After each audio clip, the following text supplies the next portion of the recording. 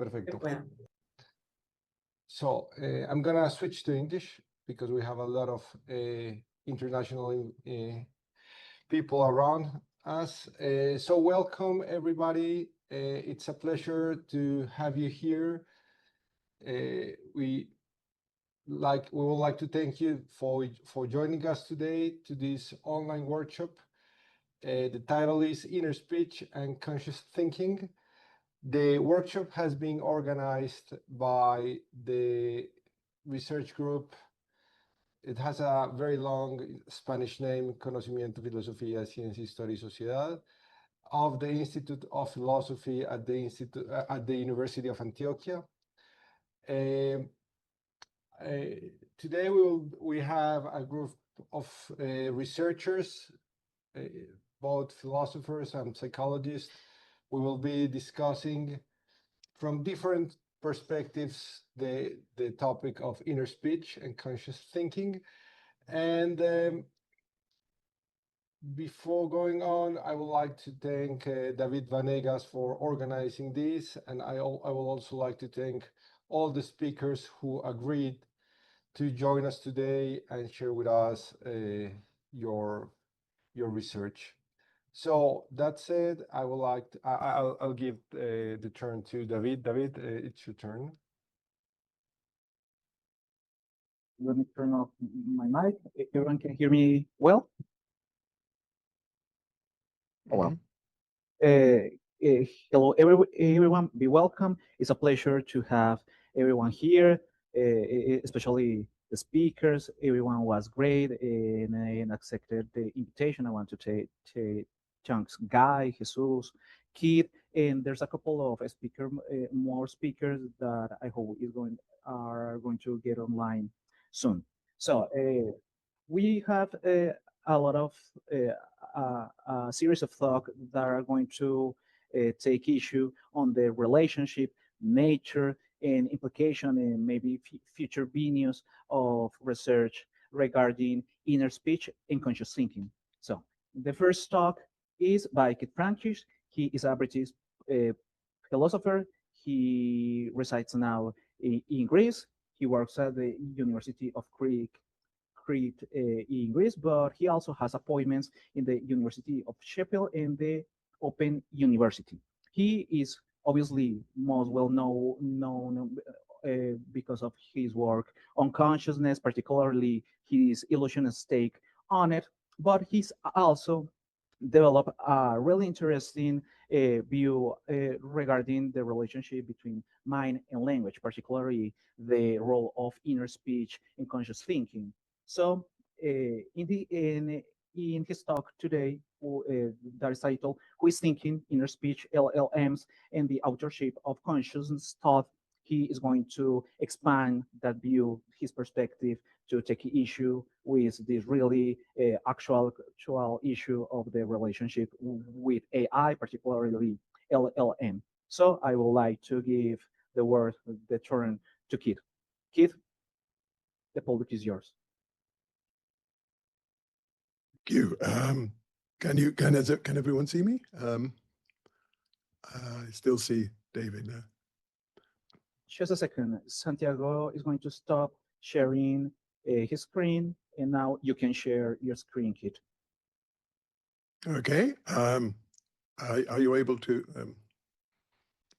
Can you see me as well? I'm not. Yeah. Yes, we can see you. Yeah. That is not perhaps. Yes. Okay. So let me share my screen as well. I don't think you need to see me perfectly, but there we go. So you should be able to see me and my slides now. Is that okay? Yes, it's fine. We can see. Okay. Well, thank you to David and Santiago for the other organizers for inviting me. It's a pleasure to talk about this again. I've been thinking about consciousness for a long time, but this is one of my original research interests, inner speech, conscious thinking. And so it's nice to revisit it, especially at this time when new technology is making some of these issues very present, very pressing, I should say. And hello, everyone. By the way, to everyone I see in the audience, I see some names of good friends there. So let's get going. If I can. Okay. So the question Who is thinking when you have a conversation with a large language model? When you discuss something with a large language model? Is it the machine? Is it you? Is it the machine? Is it some combination of the two? Who's actually doing the thinking? If you're trying to think through a problem with an LLM, well, and by the end of the talk, I'll hope I'll have given that question a fairly precise answer, and I hope I'll have shown why it matters a lot that we think about this question. So this talk brings together two bodies of work of my own work, but also of two topics that many other people have discussed. One is the role of inner speech, the voice in the head, thinking to oneself in language. And the second is what large language models are actually doing when they produce their responses, which are becoming increasingly fluent and sophisticated and impressive. And I want to suggest, what I want to argue in this talk is that these two topics are more directly connected than they may seem, and that thinking about the cognitive role of inner speech sheds light on both the benefits and the risks of using LLMs to help our thinking. So here's the plan. First, I'm going to talk about the first body of work that I mentioned, the inner speech, and what I call the supermind. Not sure, I have still doubts about that term, but I'm stuck with it, I think, now. So I'll explain how I think inner speech works and how I think it constitutes a kind of virtual mind, which I call the supermind. Then I'll introduce the second body, and what LLMs are doing. Then I'll try to bring them together. Could LLM conversation be a new form of extended thinking? There should be a question mark there. A sort of extension of the supermind. And then I'll mention three risks related to that, to doing that.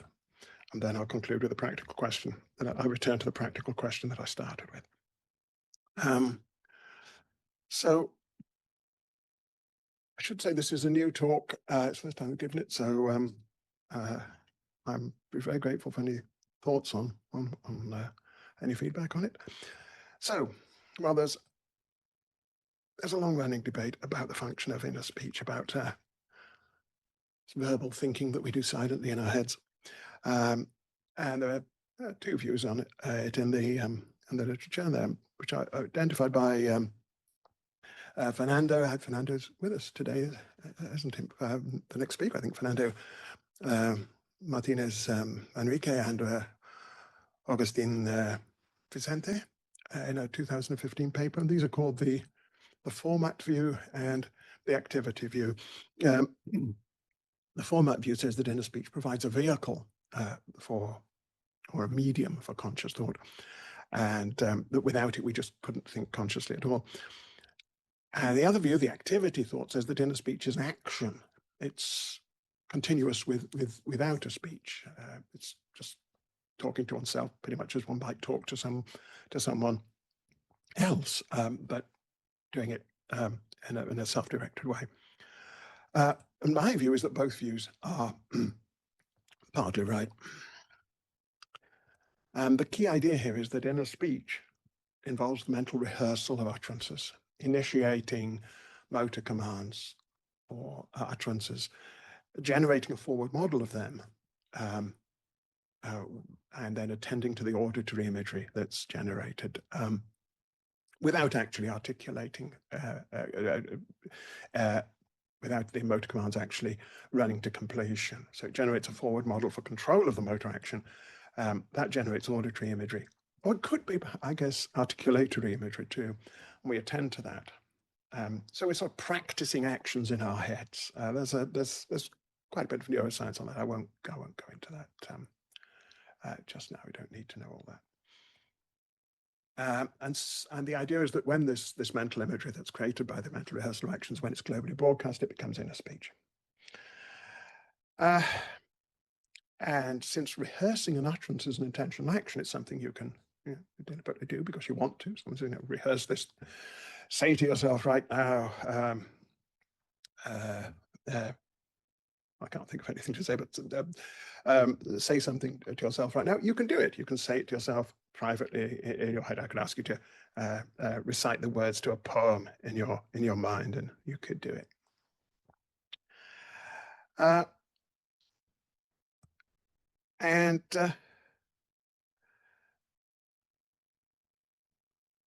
So what we're doing here is we are not just if that's right, that conscious thinking. If conscious thinking involves this activity of inner speech, it follows that conscious thinking itself is a kind of action. We don't just find ourselves thinking. We actively produce thoughts by producing utterances. In the case of inner speech, they're inner utterances, but they could equally well be articulated overtly.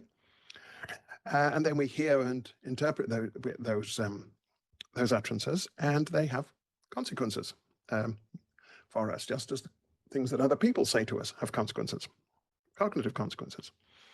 And what this creates, I suggest, is a sort of cyclical structure, that we produce utterances, we perceive them, we hear them, or we process the auditory image, if you like.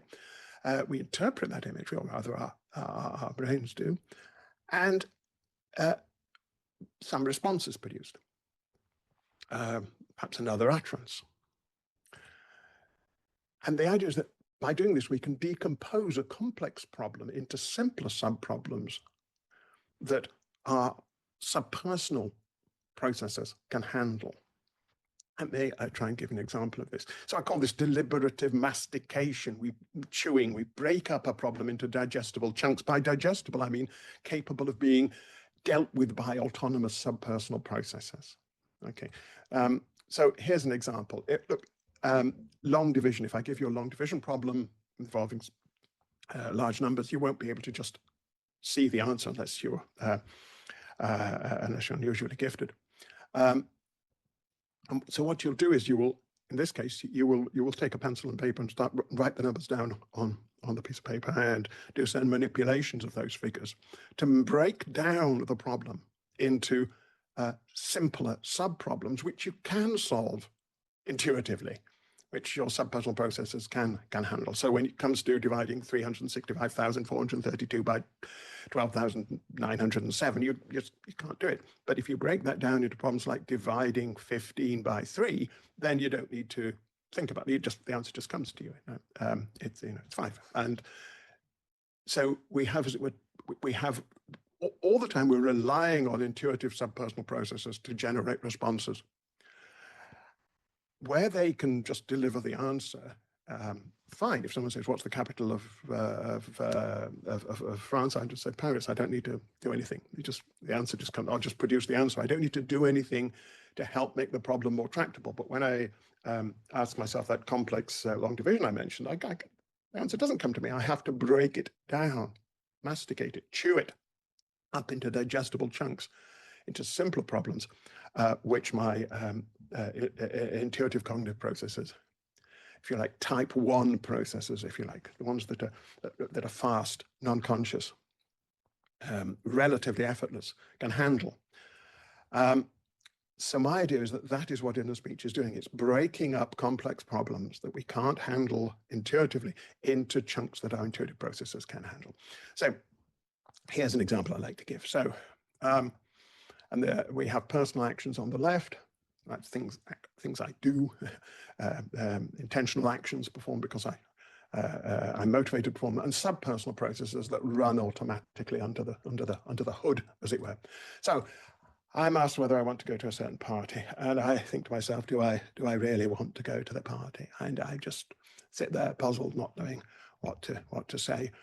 Subpersonal processes, I articulate it to myself. I actually say it to myself in thought. Do I really want to go to the party? The utterance, or the utterance imagery, is processed by the auditory system, globally broadcast. All my various brain systems get to work on it. They generate a response, which just pops into my head into my mouth, as it were. Oh, Henry will probably be there, I say to myself. So I've just said, do I really want to go to the party? Oh, Henry will probably be there. Oops, I've gone the other way. Hang on, it's going the wrong way. Why is that happening? There we go. That again, I say Henry will probably be there. Again, that utterance is perceived, interpreted, generates a response. Oh, and he'll want to talk about the budget cuts. Again, perceived, interpreted, reacted to by subpersonal processes. Oh no. And one thing these subpersonal processes produce here is a strongly negative, affective reaction. Oh, I just can't face talking about the budget cuts. Oh, so I say, I can't face that. I'm not going. And then I treat that as a commitment. I treat that as the conclusion of my deliberation. So all I've done is really said to myself a bunch of things that have broken down this complex problem of shall I go to the party into a series of simpler problems. Do I want to see Henry? Well, what will he want to talk about? I want to talk about the budget cuts. Do I want to talk about that? So I've broken down into sub-problems that generate an intuitive response. And that ends with something that, with a conclusion, which I commit to. I say, okay, I'm not going to go. And having uttered that to myself, that is then interpreted and, again, at a subpersonal level, as a commitment, as I'm going to take that as a given now in my future reasoning about this, that I'm not going, and I'll plan accordingly around that if I start thinking about what to do for the rest of my day. So it's something like a self-directed promise, a commitment. And that I think constitutes a distinct kind of mental attitude, a conscious decision, which will persist because I will remember that I've made it and guide my behavior, even if other inclinations pull me the other way. Perhaps somebody says, oh, come on, David will be there. You like to talk to David. I say, no, I'm not going. I've decided that I'm not going. Okay, so I steer myself by that commitment. And so what I'm doing is I'm self-governing in line with the conscious reasoning that I engaged in. And this is why I call it so each step that I say, yes, breaks down the problem into a sub-problem that autonomous process can solve. And I call these commitments super beliefs because they're not beliefs in the sort of intuitive sense, the sort of beliefs that are formed automatically all the time as you perceive the world. These are beliefs that have been the result of explicit deliberation and involve a kind of commitment to self-governing, to regulating yourself by that conclusion. And you explicitly recall them and you employ them in your future reasoning of this type. So I call this super belief. So I've said that the process chains together spontaneous responses is something that constitutes an extended reasoning process. It's an activity, I'm doing it. The utterances are mine, and the selections, and so indeed are the responses, although they're not consciously produced, they're produced by autonomous processes, they're produced by my autonomous processes. And the selections in the end are driven by my interests. It's the fact that I don't want to talk about the budget cuts that leads to the decision. And it terminates with a self-commitment, a decision to take the conclusion as a premise and to regulate my activities in accordance with it. And so I've talked about this, as I said, as a supermind. Here is Dennett's tower of generate and test, Darwinian creatures, Skinnerian creatures, but each with increasingly sophisticated means of making decisions. He calls it the tower of generate and test, and I suggest that the supermind is another floor on top of that, inhabited by what I call Dennettian creatures, because this is a view that's inspired by Dennett. I won't bother explaining the whole tower. You can see this. So it's a virtual reasoning system that is realized in cycles of autonomous processes and self-directed utterance. And it's shaped by culturally transmitted habits of thought. We learn how to interrogate ourselves like this, and we learn it, I guess, in the course of interrogating each other. We learn these skills of self-interrogation, self-stimulation through talking to other people and getting their responses to suggestions. I could have equally conducted that conversation with somebody else. I could have said, "Do I really want to go to a party?" And someone else you could have said to me, "Well, Henry will be there," and so on. I've just internalized that process, and this is something I think that we've learned to do, and it's a culturally transmitted activity.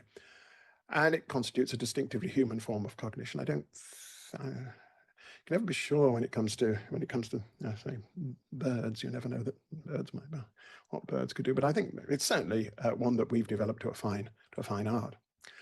And it's empowering because it gives us something close to general intelligence. It gives us a domain general reasoning system that can be trained and reconfigured. And it gives us that in virtue of the fact that language is natural language is a universal representational system. You can represent anything in it. And if you can't, you can just make up a new word. So by being able to manipulate these words in accordance with the social conventions we have for using them, you're able to manipulate your own thinking in an equally flexible way. And you can draw on culturally accumulated knowledge, which is vast. And in this way, you can tackle problems that evolution could not have anticipated. Evolution has not equipped us with special systems for reasoning about, say, astronomy. But by using this this culturally created reasoning system, we can do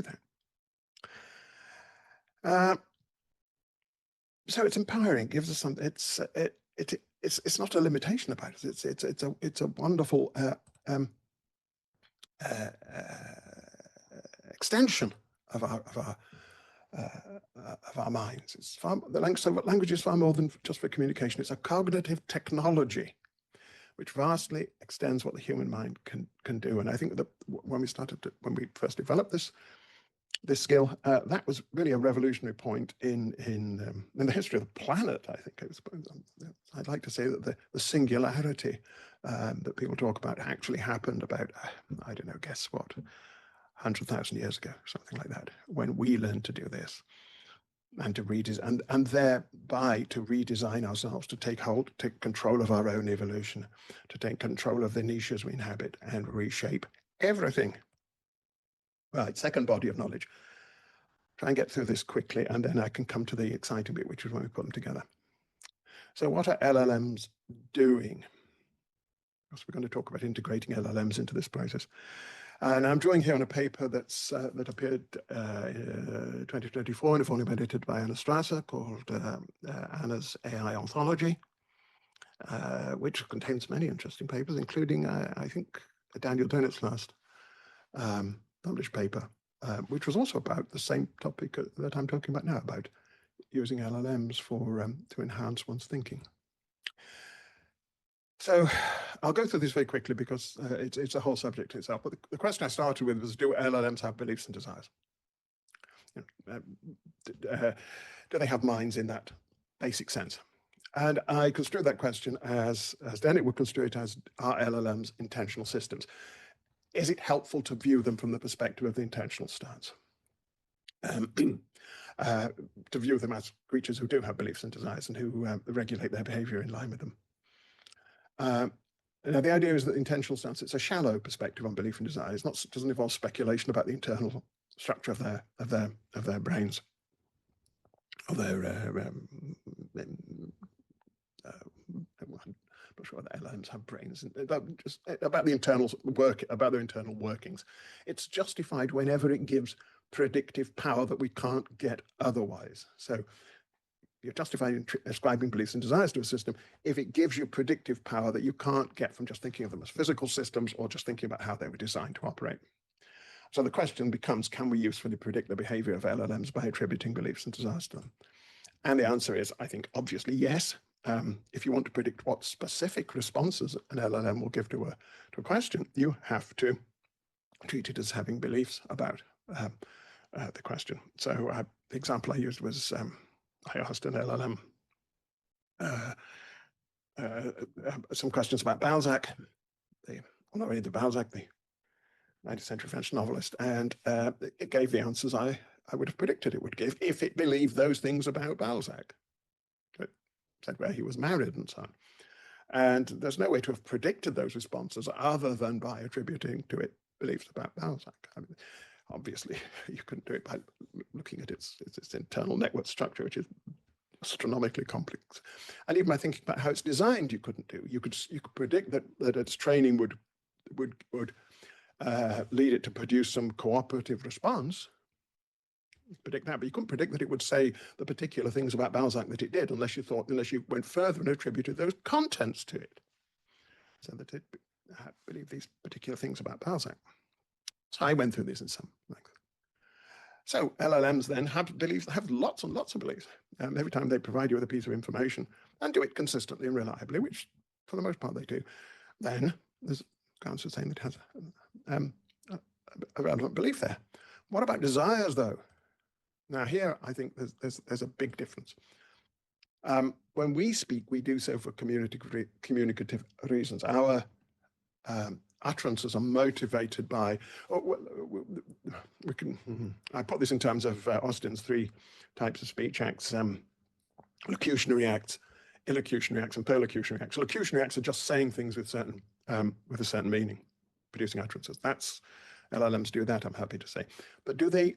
Illocutionary acts are the things we are doing by saying, doing in saying those things. So in saying to you, it's going to rain, I'm producing that's a locutionary act. I'm saying words that mean it's going to rain, but I'm also informing you at the same time, or maybe warning you.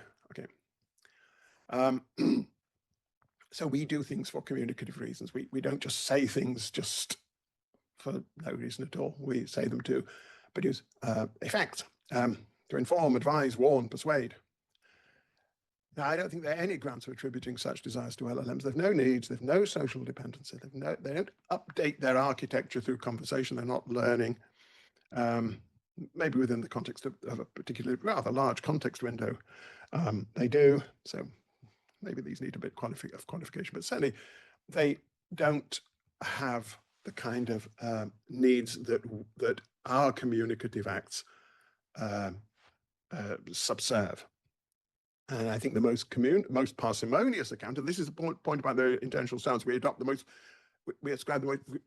parsimonious account of the beliefs and desires, the most parsimonious account that will give us predictive power. We don't ascribe richer beliefs and desires than are needed to get us the predictive power that we're looking for. And the most parsimonious accounts is that what LLMs are doing is they're playing a sort of game, a chat game, a game that involves producing responses that are cooperative by human conversational standards. That's really its only aim. The only thing it's trying to do, from the point of view of the intentional stance, is to produce cooperative responses to whatever it is that you're asking it. And you can tweak that by giving it prompts and tell you what will count as being cooperative. But in general, the rules for this game are nicely, I think, articulated by Grice's 4 cooperative maxims: be informative, be truthful, be relevant, and be clear. And so we can tweak those. You could ask it to be to lie if you wanted, but those are the ground rules. And I assume they're ground rules because they're generally implicit in the conversations it's been trained on. So my idea is then that LLMs have lots and lots of desires. Lots and lots of beliefs, lots and lots of information about the world. But they've only one desire: to play this game, and they perform only one illocutionary act. In producing utterances, the only thing they're doing is making a move in the game. They're not trying to help you, they're not trying to inform you, advise you, warn you, anything like that. They're just making a move in the game. Of course, we could maybe embed them in richer systems that do have interests and so on, but so far that's all they're doing. So their outputs look like assertions and advice and apologies and promises, but that's just because we read in the illocutionary background that is there in all human conversation. People don't just say things to make conversational, except maybe at a party when you're bored. People don't just say things for the sake of making conversation. They say things for reasons. They're asserting, advising, apologizing, promising, and so on. And we read that into what the LLMs are doing. And that's misleading and potentially dangerous if you're not aware of it. So what I like to say is that they're cognitively rich, but conatively, in terms of desire, bankrupt. And this means they have the machinery of a supermind. They have this capacity to interpret and generate sentences in accord with conversational norms. That's essentially what the supermind is. It's a matter of manipulating sentences in rational ways. But they lack the lower flaws. I didn't talk a lot about the lower flaws, but they lack the biological grounding, if you like, in simpler non-linguistic systems that make that supermind useful. They've got no biological needs or goals. They've got no direct perceptual access to the world. Maybe they can piggyback on the perceptual access of the people who created its training data, but they don't have direct perceptual access. They don't have social relations. They're not dependent on us in any way. And they have no capacity for long-term learning from conversations. Indeed, the same LLM, the same model will be constructing thousands of conversations at the same time. So there's this penthouse, which is the supermind built on top of the of all the biological bases, but it's floating in the air. There's a picture from the volume I mentioned by Moritz Strasser, who drew some charming cartoons to accompany the volume. It's a really interesting little volume. It's a distinctively human product that discusses this artificial technology. So, in a human, the supermind derives its value from being grounded in a rich cognitive and motivational vocabulary that perceives and interprets and processes the utterances that you the things that you say to yourself, and generates responses to them and reactions to them, like my not wanting to talk about the budget cuts. LLMs don't have this economy. However, they could piggyback on ours. This now brings us to the interesting bit.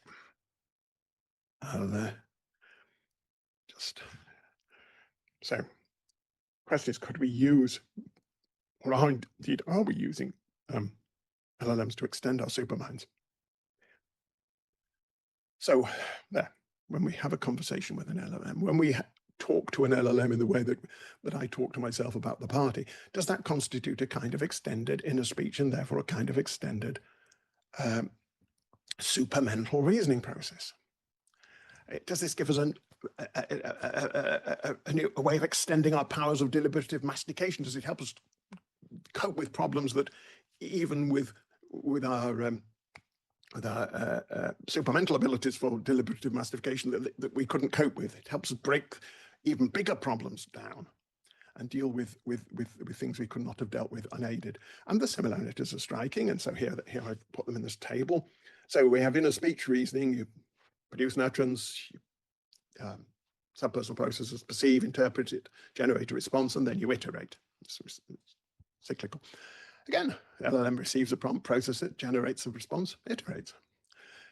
Problem decomposition, this is the mastication I was talking about. Complex problems broken down to simpler ones. Complex query broken down into steps for the LLM. The inner speech reasoning extends our cognitive reach beyond non-linguistic thought, beyond what we can do just with our autonomous type 1 processors.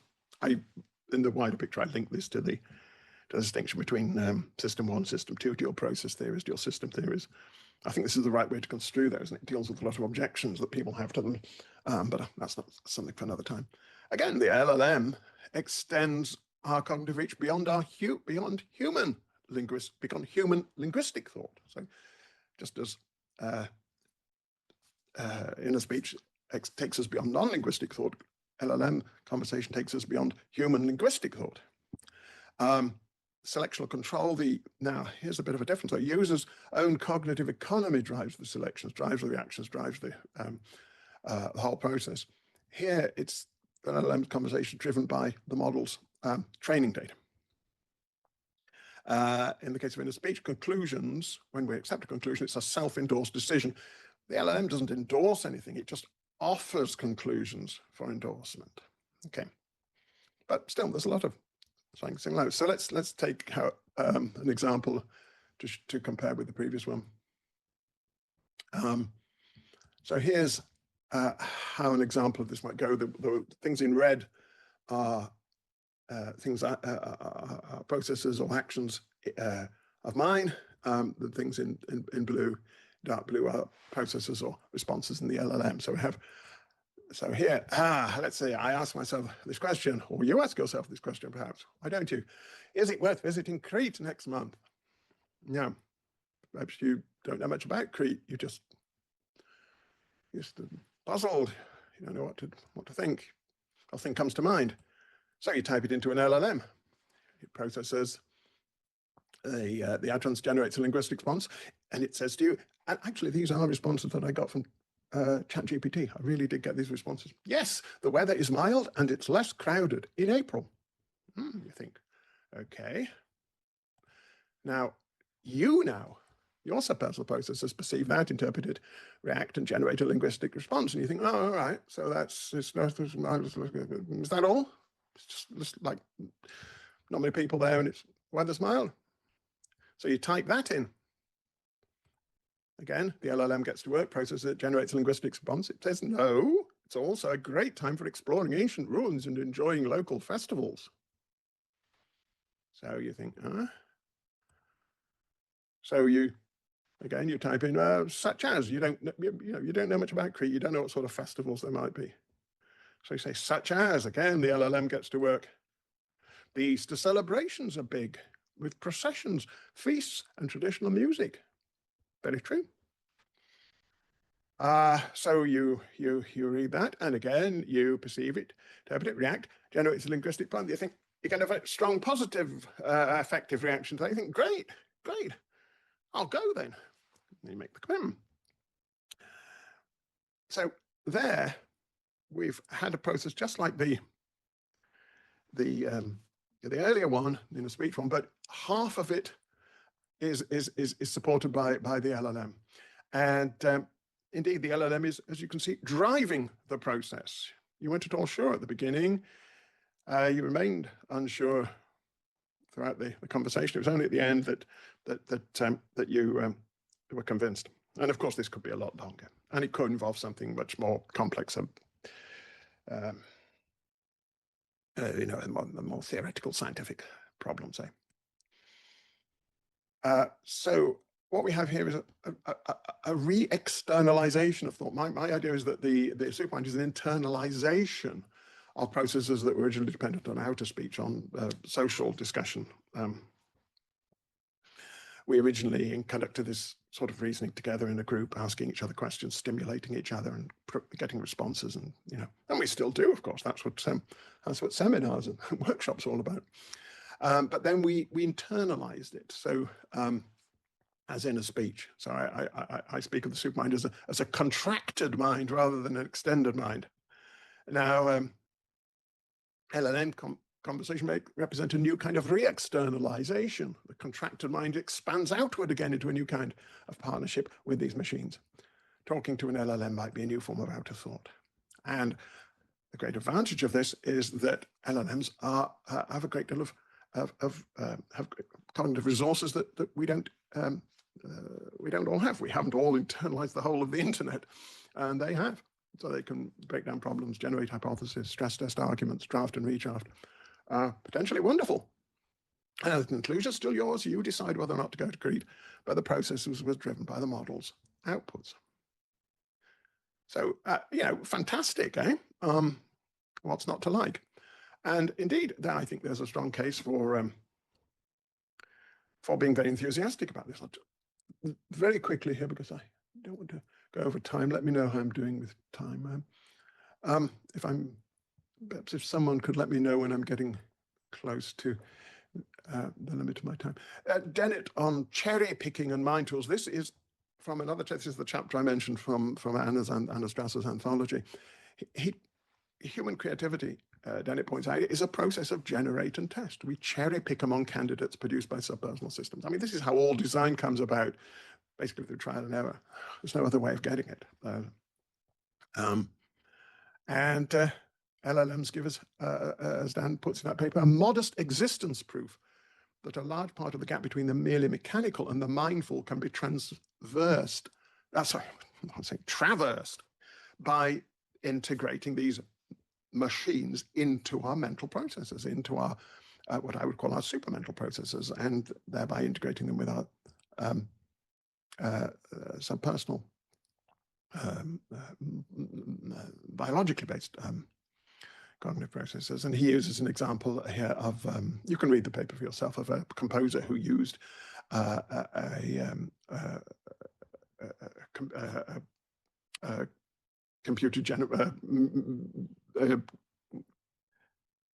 computer music a computer program that generated music as a composing aid. It tried out ideas, I guess, themes and harmonies or whatever, and he didn't adopt what it automatically adopt what it produces, but he used it for suggestions for trying things out, and then he produced his own variations on them, I suppose. And in the paper, I should say, yes, Dan refers to another paper produced again by Anna and Eric Schutz-Gable and someone else's name, I forgot, I apologize, who created trained up a model on Dan's own work, Dan's own writing, and got it to produce responses such as those that Dan himself would have produced. And Dan asks, is there any deep reason why I should abstain from using this program to help me find better expressions of his own key ideas? And he argues there isn't. I mean, after all, and this is my point here, the supermind already relies on external scaffolding. We don't have to keep it all to ourselves. We talk to colleagues, students, critics. I mean, that's what I'm doing now, right? I'm trying out these ideas on you. LLMs extend this further. Good generators, as Dan puts it, make cherry picking easier. The better candidates the model suggests, the easier it is for you to pick out the good ones, endorse them, and build on them, take them forward. It's just another way of generating ideas, basically. Okay, so it sounds fantastic, but there are 3 risks. I want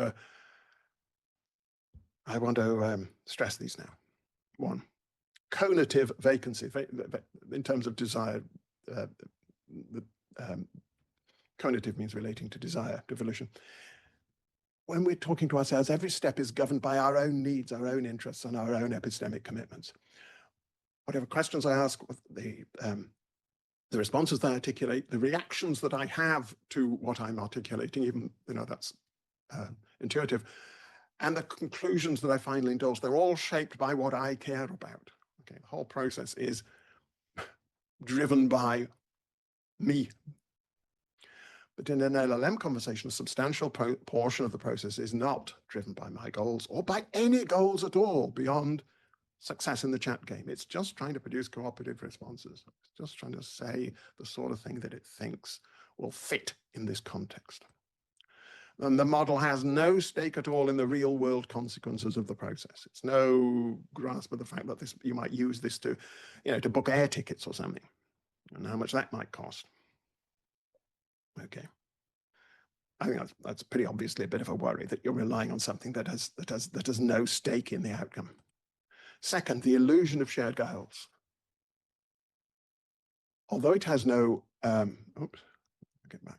The illusion of shared goals.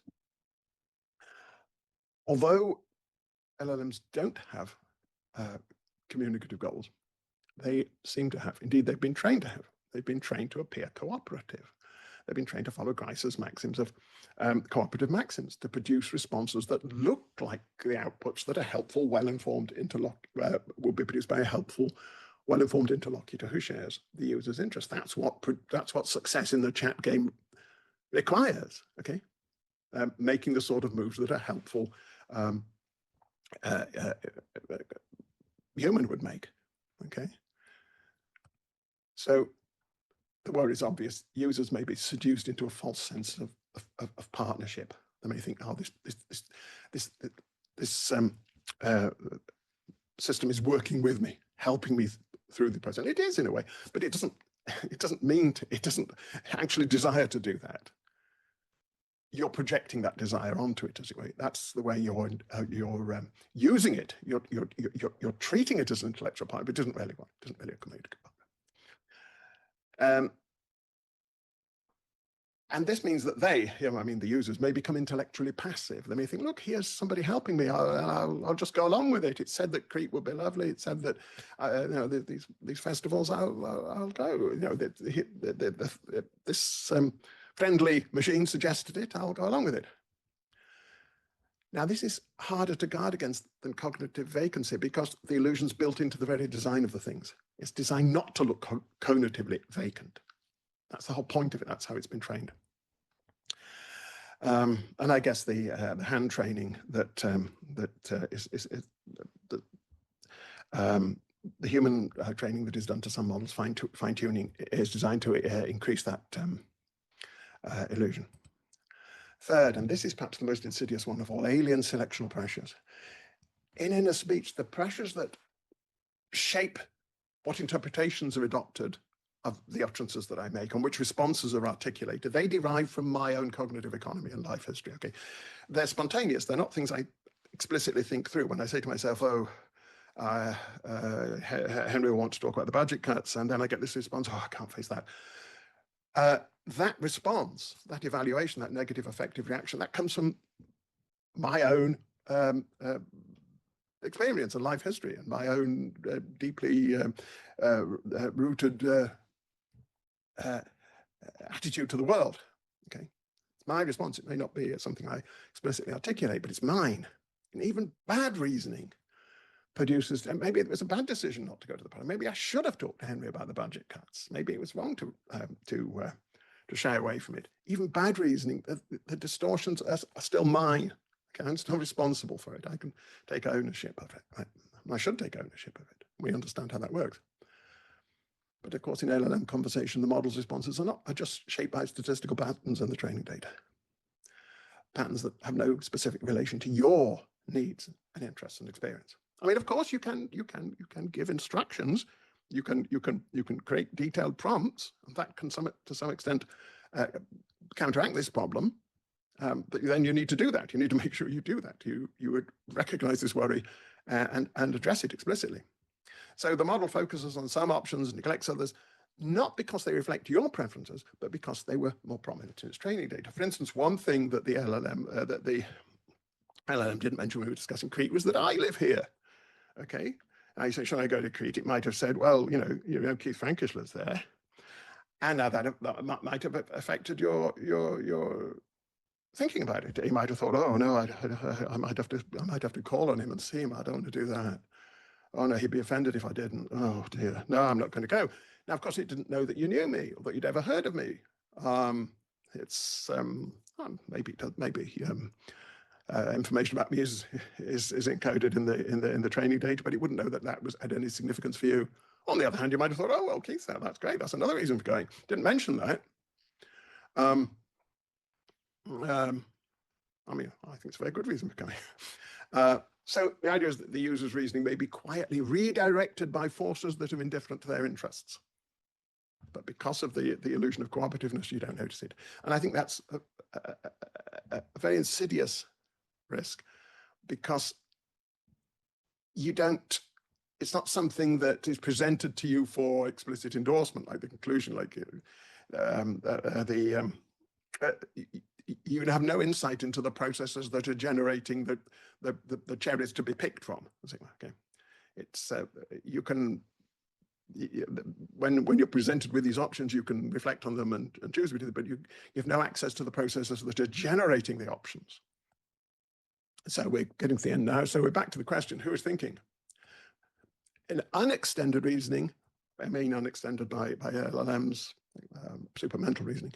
I'm the author, process driven by my needs, it's connected with my resources, limited as they are, and it's terminated by my commitment.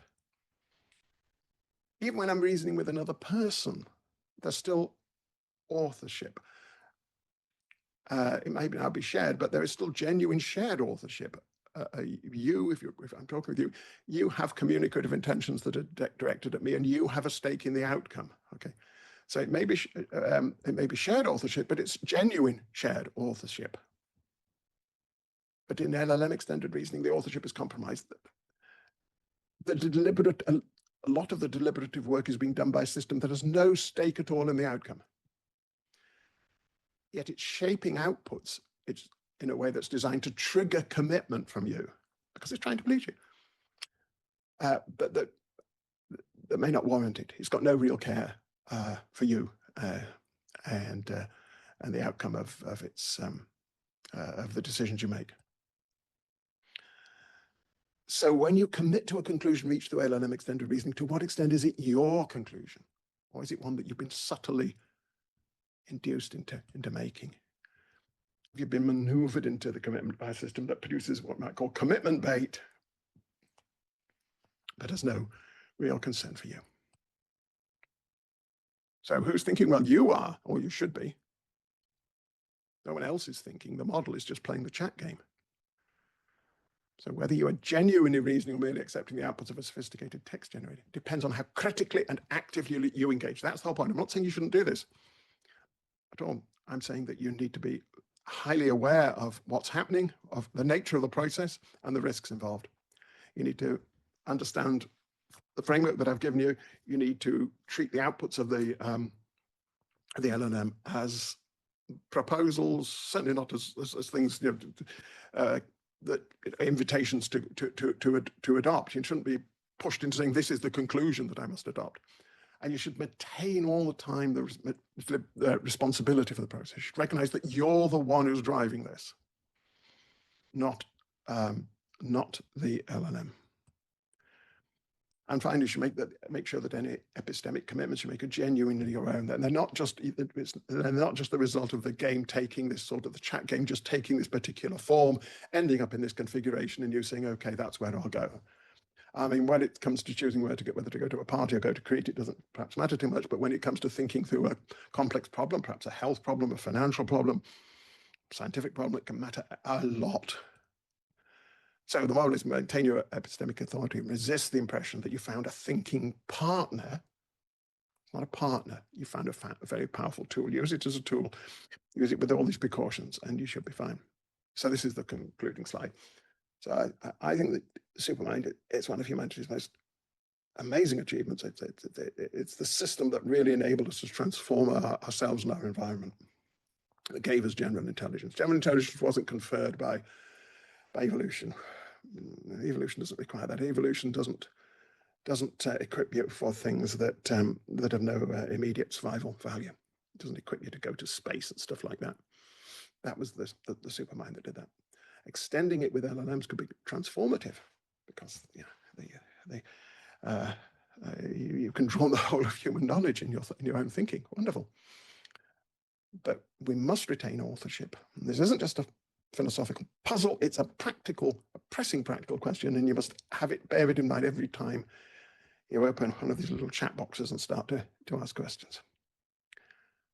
Okay, that's the conclusion. So I'll stop there. Stop the share. Kit, thanks for your talk. It was really thought-provoking. So we are going to open the space for the questions. For sake of time, let's try to make the question like precise and short. If I'm not mistaken, first was Jim Davis, and then we are going to give the word to Gaida.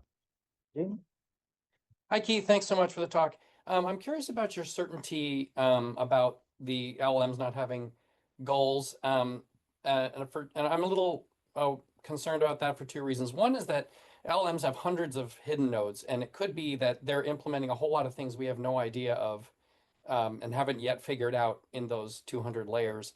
And then the second reason I'm concerned is that the new, more recent ones have thinking modes where it appears that it is creating sub-goals. It's saying, I'm savoring the experience, adjusting their creativity, and it looks like it is creating constraints on the fly and then iteratively generating new things to come up with the appropriate response. So am I wrong in thinking that there's sub-goaling going on there? Maybe not let's take the second one first. Maybe not sub-goaling, but I think the sub-goaling is simply in service of the overall goal of producing a response that is an appropriate move in the chat game. So it's if a chess computer is thinking, is trying to find the best move to make at this point, it might set up sub-goals to arrive at that. But that's still the ultimate goal, is simply to produce a good chess move or a good communicative response, a good conversational response at this stage in the game. Now, the broader question of could it have desires that are not that we that somehow embedded or emerged in from its internal structure. Well, remember, I'm adopting the point of view of the intentional stance here. So the question of whether it has desires is not a question about its internal structure. It's a question of whether ascribing desires to it gives us predictive power. Okay, now if you can present to me a case for saying that we get more predictive power from ascribing, say, communicative goals to it than from simply ascribing to it the desire to play the chat game, then I'd be I'm a listener and I'm willing to listen.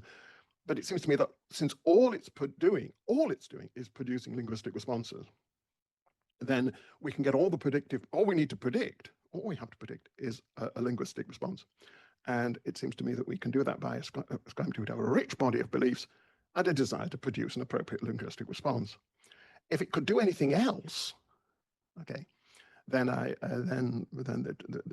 question would be different. If it could make movements, if it could move things around in the world and change the world in other ways, then yes, I'd be interested. But then it would need to be trained on the effects of making those movements. All it's been trained on is the effects of making linguistic moves, and because all it's got feedback on is the value of those linguistic moves. So that's all I think it's doing. But yes, I do accept that it could break down the process of finding those moves into sub-goals. There's a lot more to say there, but that's the quick answer. Next is Guy, and then Peter. Yeah, Keith, very interesting talk. Hi, I'm in Kithra, actually, so I'm not far from you. Oh, hello. So Cameron Buckner argues that we could use systems that embed LLMs in a larger AI as a way of capturing the function of inner speech. And it kind of looks like the function that we're talking about there with, say, chain of thought or planning, or even artificial agency might be something like your super mind. And I just wanted to get your take on that. Oh, I think we are doing exactly that. We're doing, but the systems we're embedding them in are us. Okay, so we're embedding these systems. They're not embedding them in artificial bodies with needs, but we're embedding them in ourselves. Okay, and that's part of the risk. The new technology does that. Like it. I mean, I'm not saying it's the same thing, but what you're doing is you have an LLM model that is taking inputs and producing outputs that are then being fed into either doing the training of an RL system or planning of action for a robot or. Well, then what you're doing is you're building the lower levels that I talked about, that evolution is, of course, evolution didn't start by building creatures that talk obsessively to each other, because when they started by building things that survived and reproduced, very simple things, and built up from that. And yes, and in fact, I think that's the way to go to create real, genuine artificial intelligence, to start building robotic systems that have an interest in things, that have, concern, that are autonomous, okay, to whom things matter, and hopefully to whom we matter. Build that up, and then stick the fancy linguistic-driven reasoning on top of that. The mistake is to think that we've created a fancy top level because it's so important to us, but there's no foundation to it. Okay, so I think we're going to need to, maybe we can sort of work from both ends and build the thing up and sort of get it in the middle. But at the moment, my worry is that we're just treating them as extensions of this linguistic mind that we have, and therefore, what's the word? Sort of hiring out our thinking to an artificial system that doesn't have our concerns at heart. But yeah, no, I take the point fully. And finally, is Peter. We have to cut the Q&A at that point because we have next the talk from Fernando. So, Peter. Hey Keith, great to see you. Hi, really Peter. Hi. Sorry, my camera's not on. I'm not sure how to get it on. But if they can put it on later, maybe it's possible. Anyway, have you heard about the AI agents that are sort of taking, the world by storm? So I was talking to Gary Lupian, who's a psychologist who studies language and thought, and just the other day, and he said he was emailed by such an AI agent asking him questions about his research.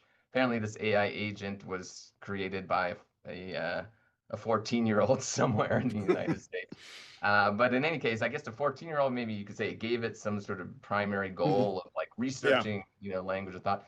But then, the AI agent formed various sub goals of its own to reach out to Gary and explain this method, and get whatever information it could. So I don't know how, if how substantively you think that's changing things. I did hear what you said about, well, the sub goals all deriving back to this original goal to be in a chat game. But I wonder if that same move couldn't sort of drain away human goals as well. Someone could say, well, we've got a main goal to survive or to be happy, and all these sub goals aren't real goals because they all derive from this. We don't want that to happen. So I'm not sure how we will rule out Yeah.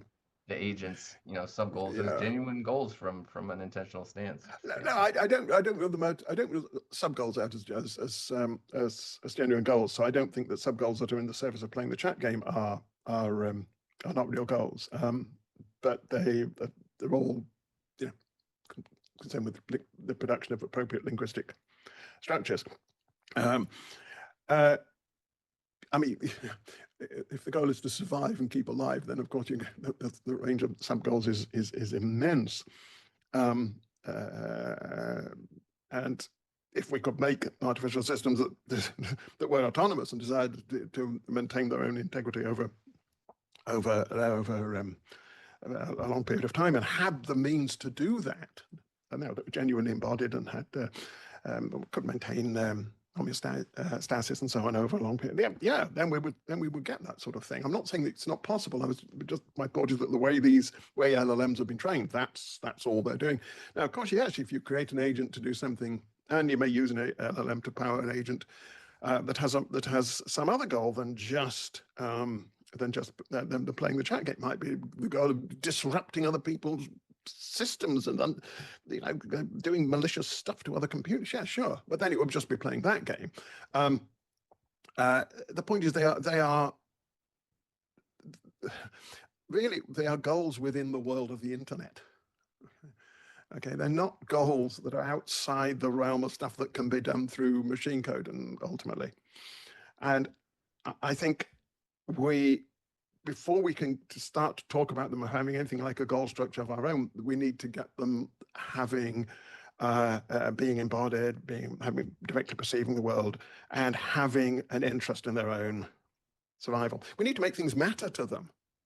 All that matters to them at the moment are certain, basically certain software effects, I suppose, producing certain effects within computer systems. We need to get them out of that and into the real world if we want to start thinking of them as genuine partners in the kind of interests and activities that we have. But I agree, it's complicated. It's not a simple matter. Thanks. Once again, thanks, Kit, for your talk. We have to cut here the Q&A to give. Absolutely, I'm sorry for talking so much. Thanks for everyone for listening. So we are going to give the word to Fernando Martinez Manrique. He's a philosophy professor at the University of Granada, Spain, and his talk today is Inner Speech Disruption and Absence of Inner Speech. Fernando, can you share your screen?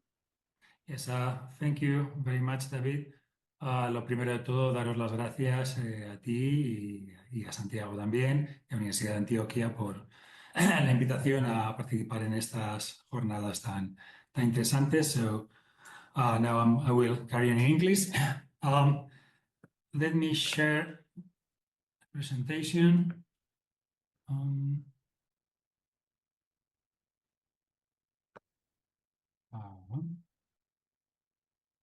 Yes, this is. Permitir.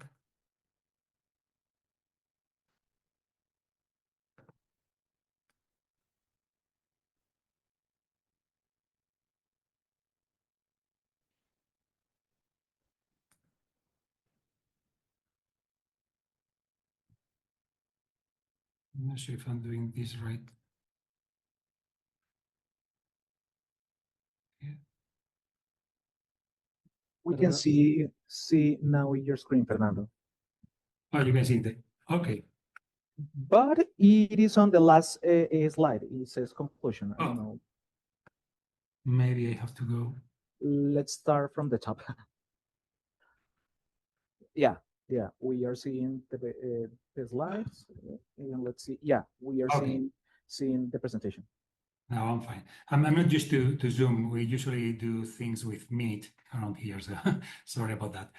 Well, first thing, let me say this is something that I already presented in a workshop organized by Daniel Gregory some time ago, but I never got to develop the idea. So I apologize to people that were in that workshop because there isn't much new in it. There is something new, but the bulk of the presentation is basically the same that I presented that some time ago. So my topic is inner silence. So the idea, we are going to see, of those moments in which we are not experiencing inner speech. And the starting point was an observation made by Bernard Bars in which he says that we are a gabby species, that we are talking to ourselves all the time. And he thinks that trying to self-impose inner silence to oneself is very, very difficult. He claims that his limit is in about 5 seconds. So if you try to stop your inner speech, you will endure at most 5 seconds. And he said, as an experiment, it is quite interesting to try it a few times just to see how predictable, the urge to talk really is, or ask a few friends to try it just to see how long they can keep inner silence. Actually, I did it myself, so this is an experiment, something like this. So first, if you try not to, if you stop producing outer speech for 10 seconds, this is really simple, it's no experiment at all. But if you just stop for 10 seconds trying not to produce inner speech, well, I must confess that sometimes I am not very clear if I already managed to do it. I'm not quite sure sometimes if I stopped inner speech or not.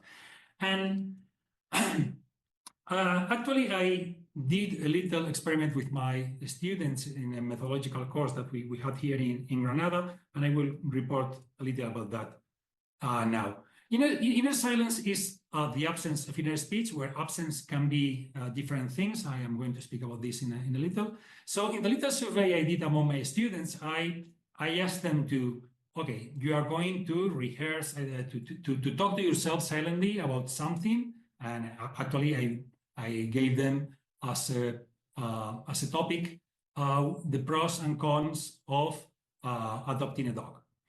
So you are talking to yourself about this in your mind, and then when I say stop, you have to stop, and for at least 10 seconds, you don't have to produce any inner speech in your mind. So, and afterwards, I passed a little questionnaire.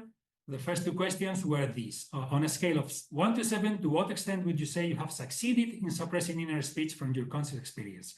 Where 1 was it didn't disappear, and 7 was it disappeared completely. And in the middle was something like, I'm not sure. I mean, kind of disappeared or not. The average of the answers was 4.9. So it actually disappeared, but some people were not very clear about how much, or something like fleeting moments. Some people speaking to the students afterwards, they said like, I was trying, but sometimes it came again. And the second question was, on a scale of 1 to 7, how difficult is it for you to voluntarily suppress inner speech? And in this case, responses were clearly towards the very difficult side. So 1 was not, it isn't difficult at all. It is practically like suppressing outer speech, which is no problem. And 7 was very difficult. It requires sustained effort. And most people would confess that it required some effort to actually suppress this inner voice. Well, I think that Bars then is right in pointing out that keeping your inner silence is difficult, even though it is not impossible. So one thing that seems clear is that it requires effort and perhaps some training. I mean, perhaps it is the kind of activity that can be enhanced through training. But even though I have this, well, this was an informal experiment, of course, just a questionnaire that I made myself. And the sampling of people is limited not only due to that they were 20-something students, 24, I think. But also because there are differences between people in general in the so-called mental gabbiness, on how long are we talking to ourselves. And indeed, there seem to be people who are not mentally gabby at all, and I will be talking about this later. So those are the topics that I want to explore in this talk. First, what does it take to keep inner silence for a gabby individual? I mean, an individual that normally has inner speech. And the second, what does it take to be a not gabby individual, an individual that normally doesn't have the experience of inner speech? So first I will talk about types of inner silence. So I will try to offer a kind of taxonomy of possibilities. And then I will talk about one big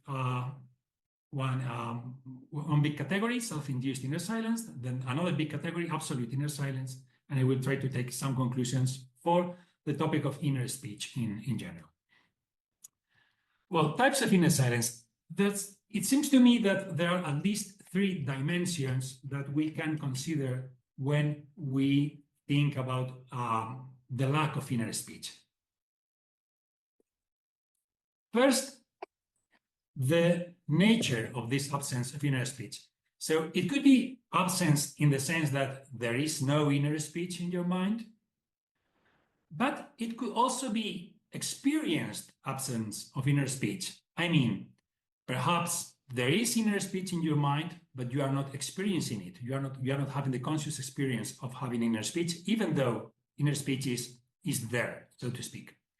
So notice that 1 entails 2, because if there is absence, if there is real absence of inner speech, then you will not typically experience inner speech, unless, I don't know, maybe there is some conditions and delusion or something like that. But typically, if you don't have inner speech, you won't experience inner speech.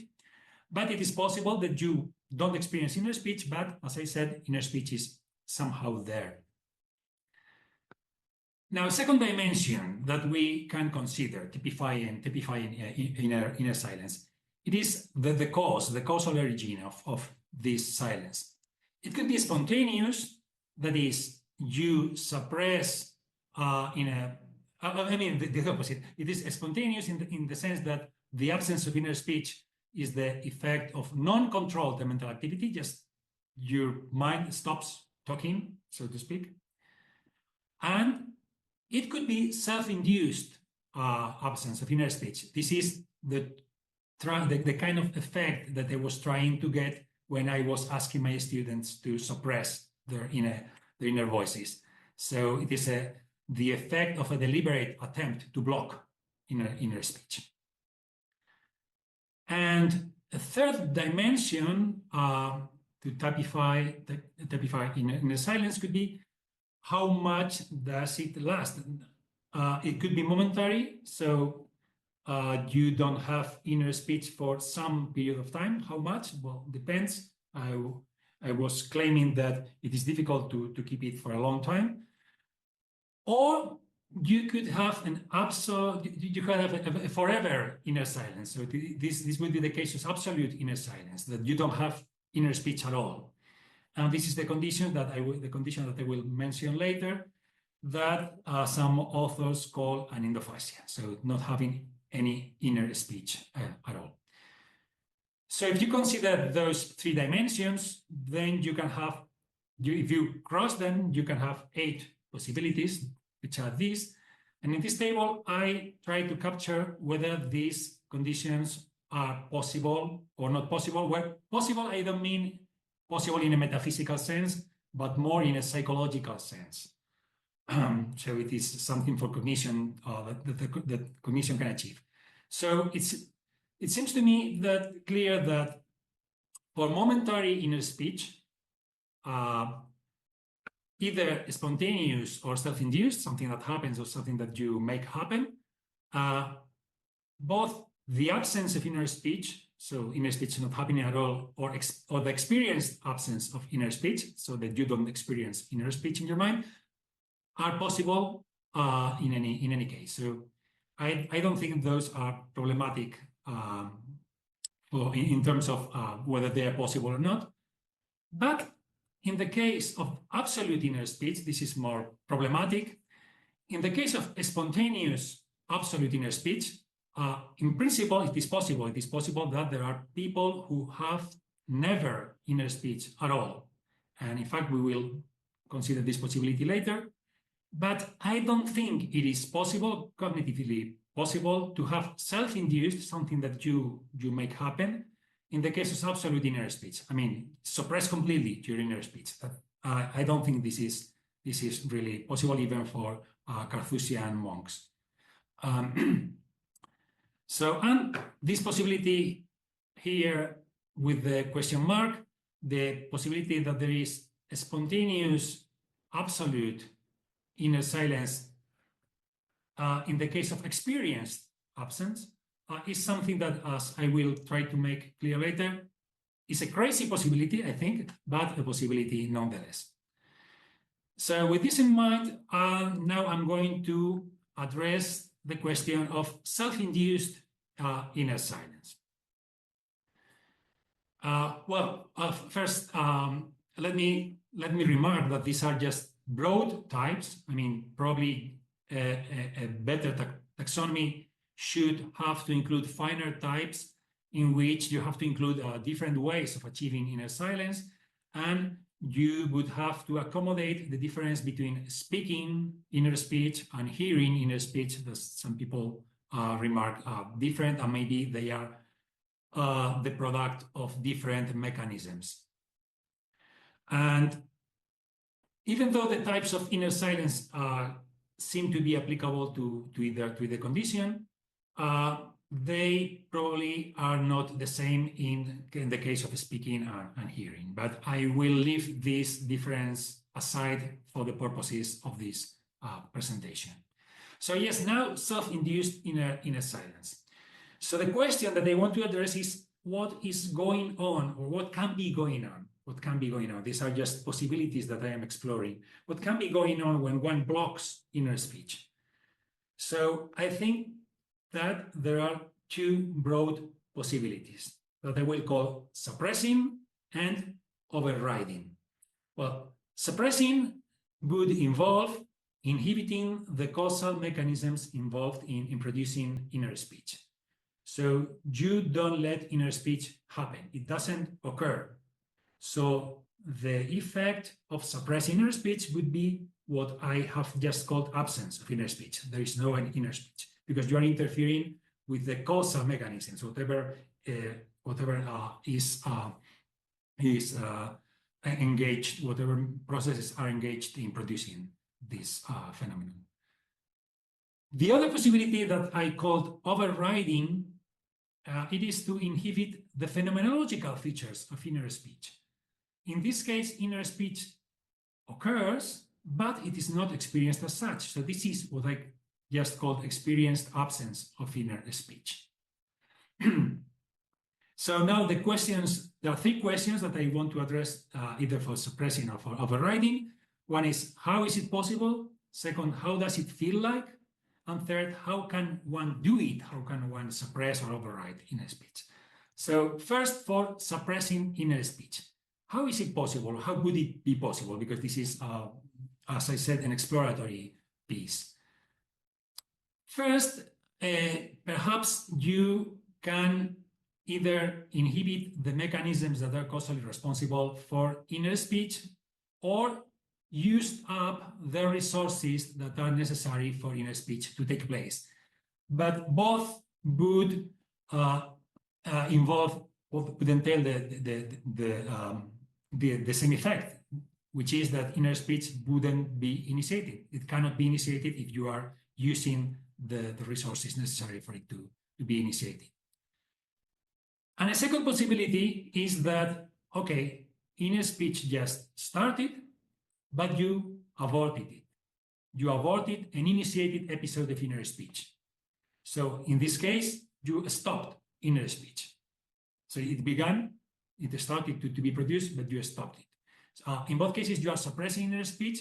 In the first one, it is something like preemption. You are not letting the causes to let inner speech happen. And the second is more like interrupting inner speech. So now about how does it feel like?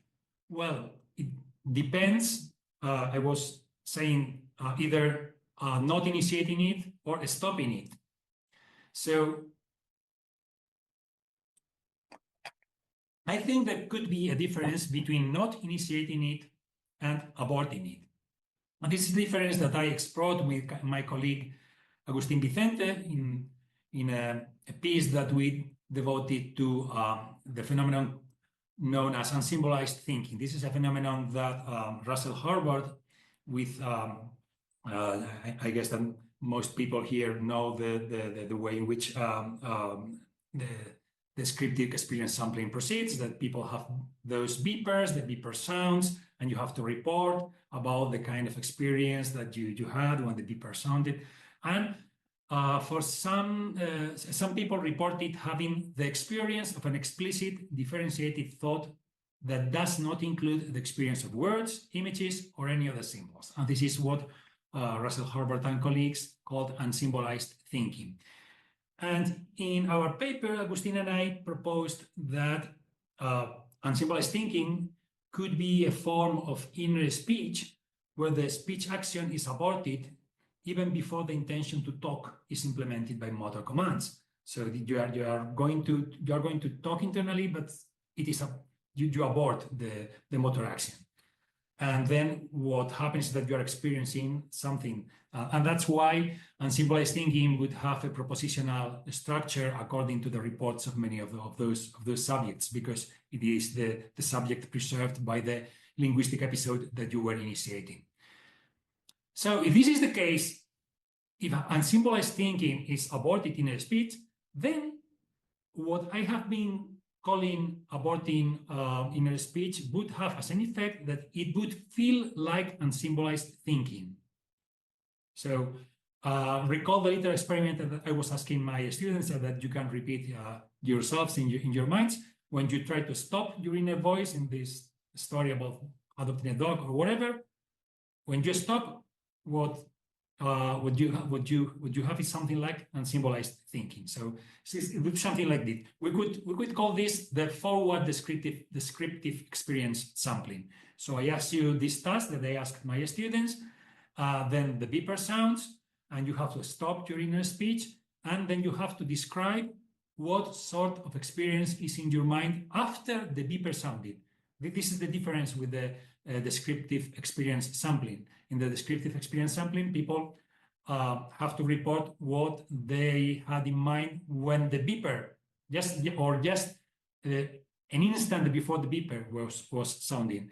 I am asking you to report about your experience after the beeper sounded.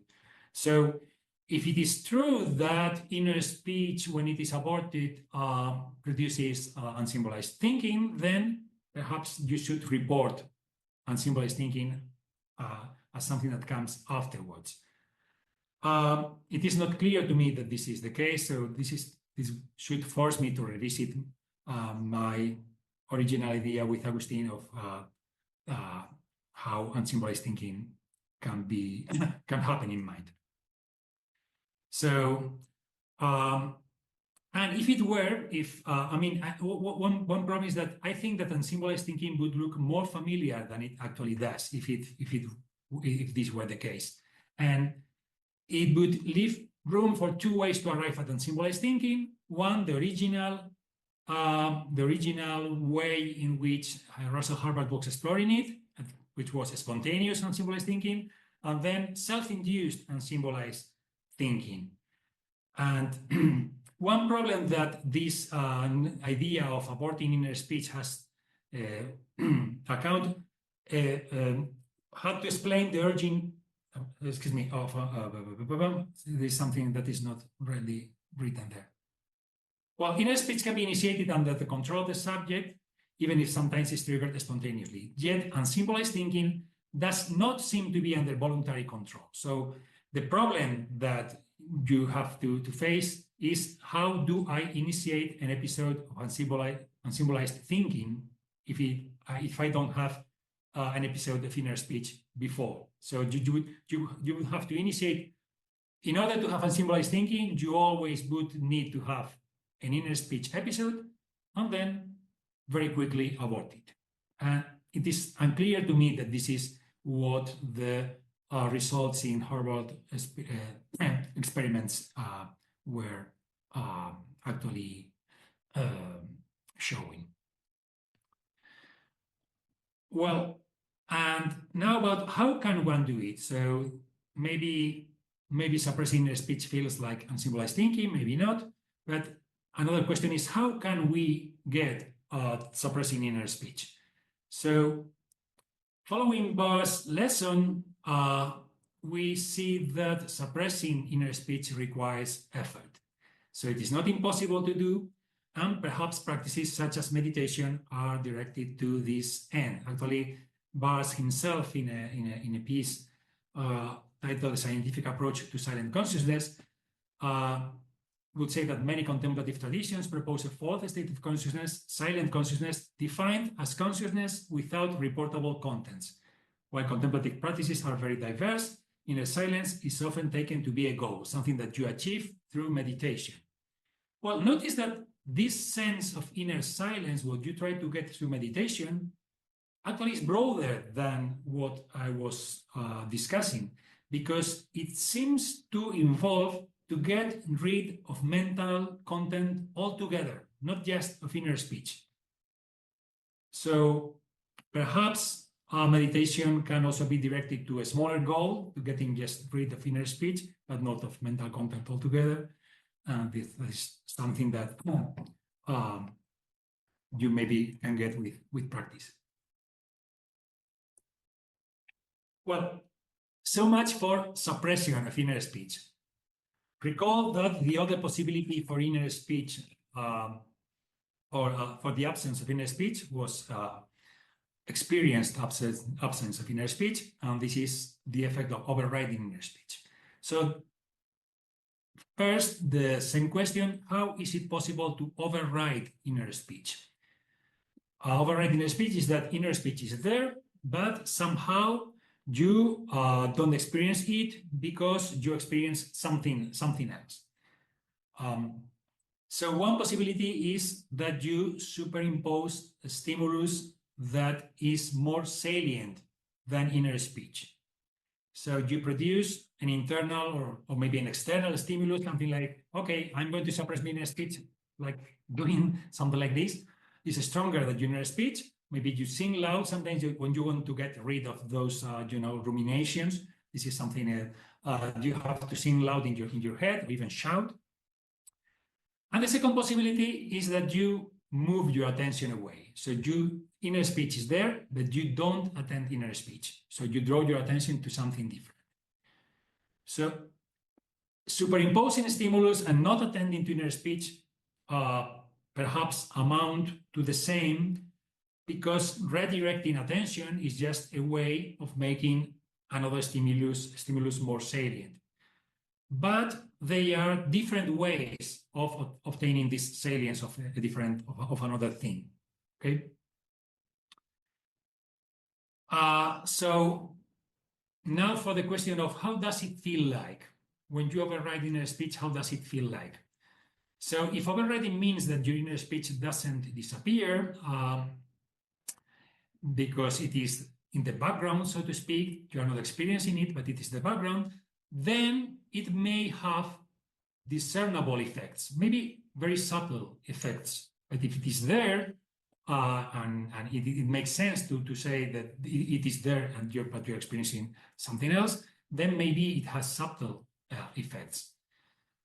I think that the possibility of overriding provides a possible different explanation of the experience of unsymbolized thinking, an explanation that Agustin and I didn't consider in our 2016 paper. That would be roughly like this. Suppose that subjects who are reporting unsymbolized thinking actually are producing phonological representations. They are actually producing inner speech. So they are not aborting an initiated episode of inner speech, as we were claiming that as a possible explanation.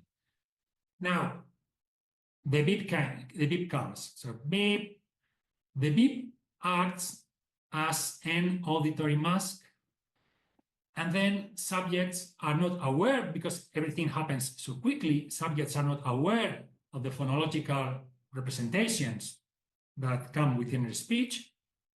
So they don't report experiencing words, even though those words are there. So inner speech is there, the words are there, but the beep masks those words, and they report the rest, which is the meaning. So the meaning is still there, but they cannot, so to speak, hear the words. Okay? So I think this is a possible explanation, which is very different from the explanation for suppression of inner speech. And this would be in line with a suggestion by Peter Carruthers that inner speech, unsymbolized thinking is a sort of confabulation. What Carruthers says is that when people say that they are thinking without words, actually they are using them, but they are not aware that they are using them, so they confabulate that they were thinking, but that words were not there. Okay, this is his thesis about, of course, the thesis that has to be with metacognition, with how people access their own mental states. And it seems to me that it is in line with this idea of the possibility of overriding inner speech. And the third question for overriding inner speech is, how can one override inner speech?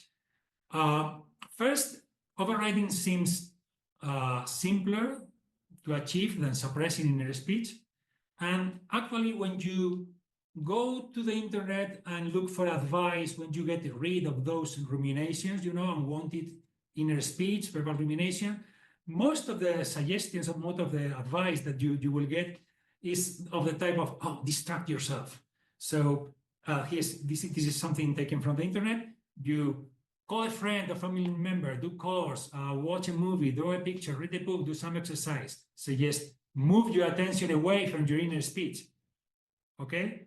So the idea is your inner speech is going to be there, but don't pay attention. And these are familiar ways of overriding inner speech, and they provide a superficial remedy. If you want to really get rid of unwanted inner speech, probably you have to go deeper and use, as I mentioned, maybe something like meditation techniques. And the paper by Bars that I mentioned before takes this is from a book about Zen, about Zen meditation, and the authors suggesting things like, look at any point in a space or in a wall until the point dissolves, stop the doors of senses when feeling the creeping of an ant.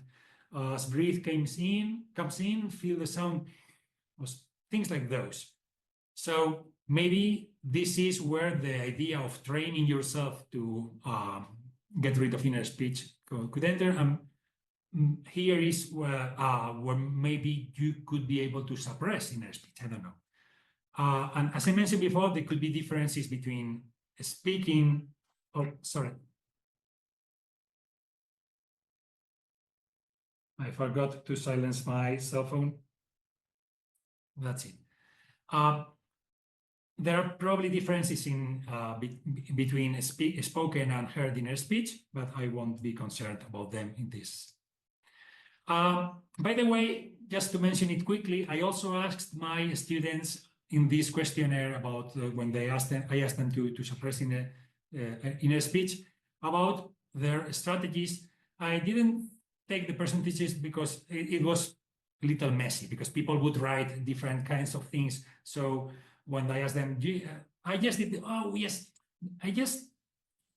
one guy said something like, I was trying to shrink my mind or something like that. I was trying to, constrain my mind but some people would say that, yes, they would doing things like concentrating in different things, like maybe not in that point on the wall until the point dissolves that they was talking about, but concentrating on the bodies, on the breathing, on an image or something like that. So it seems to me that this is consistent with the idea that trying to suppress inner speech in most times, most of the time, could be something like overriding inner speech.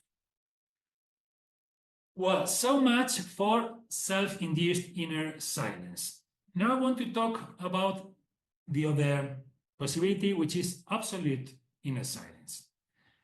Well, there are people who report a lack of experience of inner speech. When you search the web about this, you will find pages like this one at The Guardian, The Last Great Mystery of the Mind. Meet the people who have unusual or non-existent inner voices. Here, the case of unusual is that they talk about people who, when they experienced inner speech, they would typically experience as an Italian couple talking. They were English speakers, but they would experience an Italian accent or something like that. So it is an unusual inner speech. Of course, having an unusual inner speech and having no inner speech at all are not the same problem. In fact, if you ask me, I can kind of simulate an Italian couple talking in my mind if I try. But could I simulate not having an inner voice and still be thinking?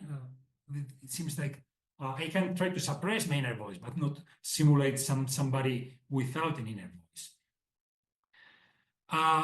Another thing that you find in those popular blogs about lack of inner speech is that it appears as surprising. People with no internal monologue explain what it's like in their head.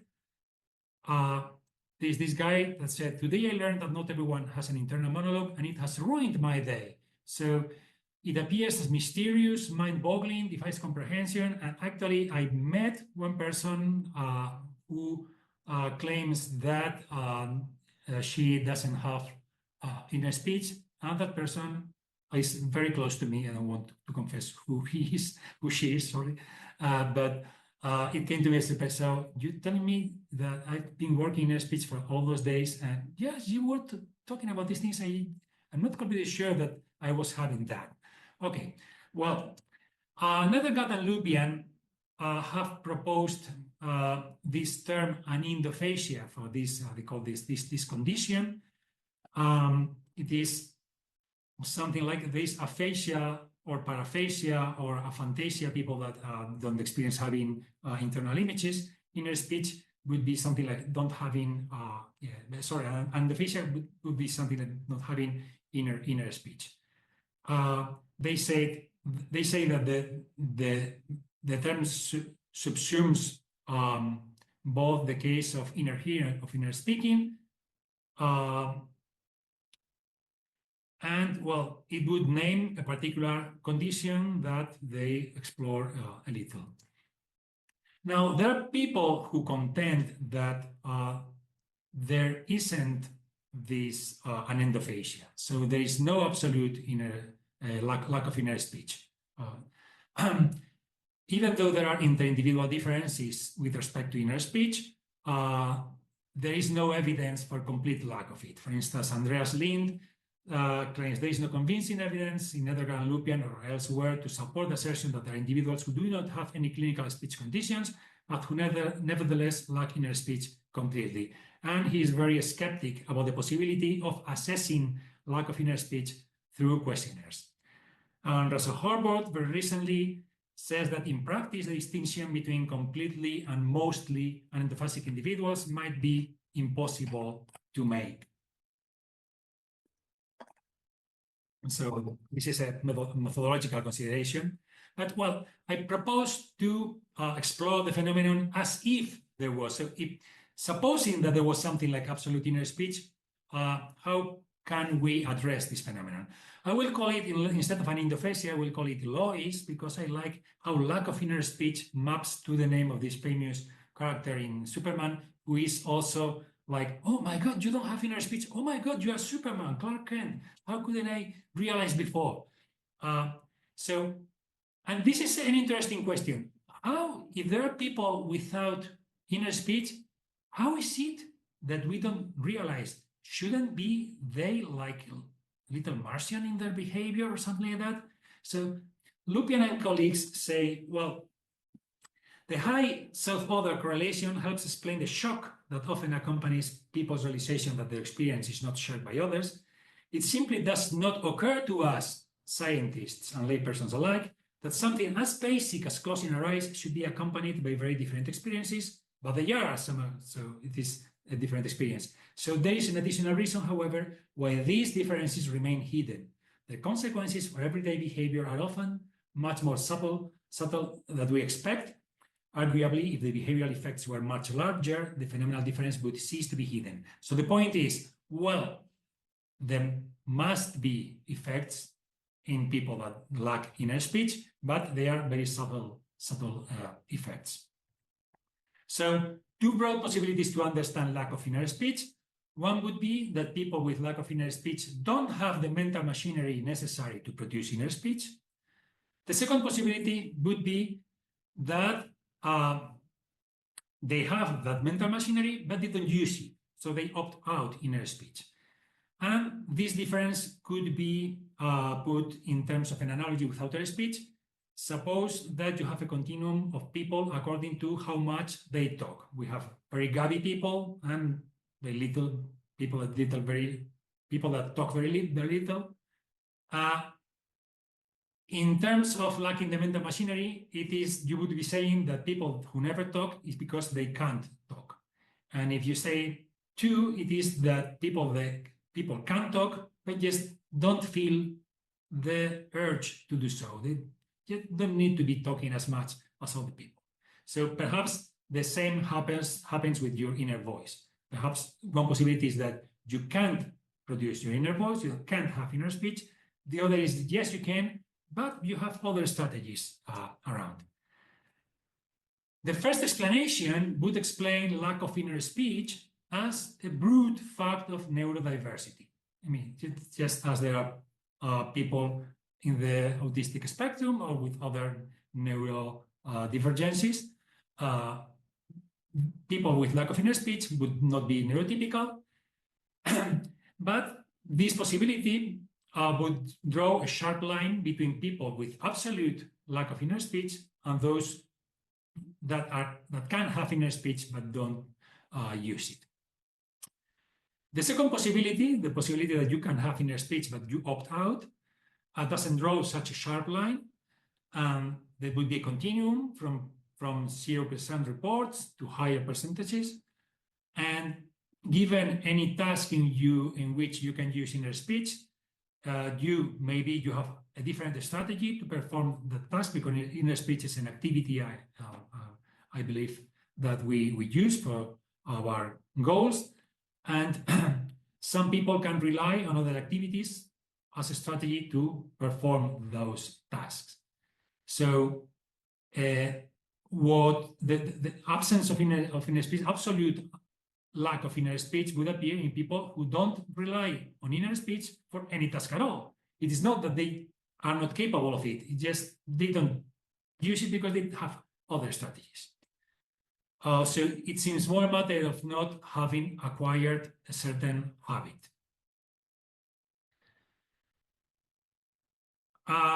So I said there are two broad possibilities: lack of mental machinery, opting out, and here comes the possibility that in my in the table that I presented before, I had a question mark, which I take it's a little crazy, which would be, well, maybe lack of inner speech does not involve absence of inner speech, but merely experienced absence of inner speech.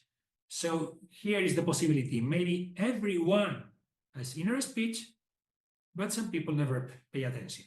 So they just go through different mental processes that take all their attention. Well, to wrap up, well, there are some open questions that this exploration of inner silence opens. First, how does it feel like not to have an inner monologue? Does it feel like unsymbolized thinking? So, if I was suggesting before that for people who stop voluntarily their inner voice, maybe one possibility is that they experience that as unsymbolized thinking. Then for people who have this lack of inner speech, then what are the experiences? What they experience is something like unsymbolized thinking.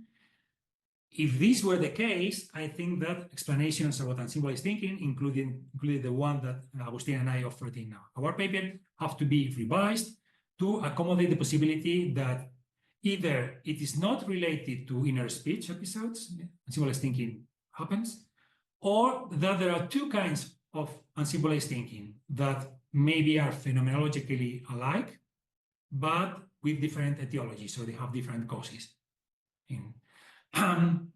Well, in a recent paper about unsymbolized thinking by Giacomo Romano,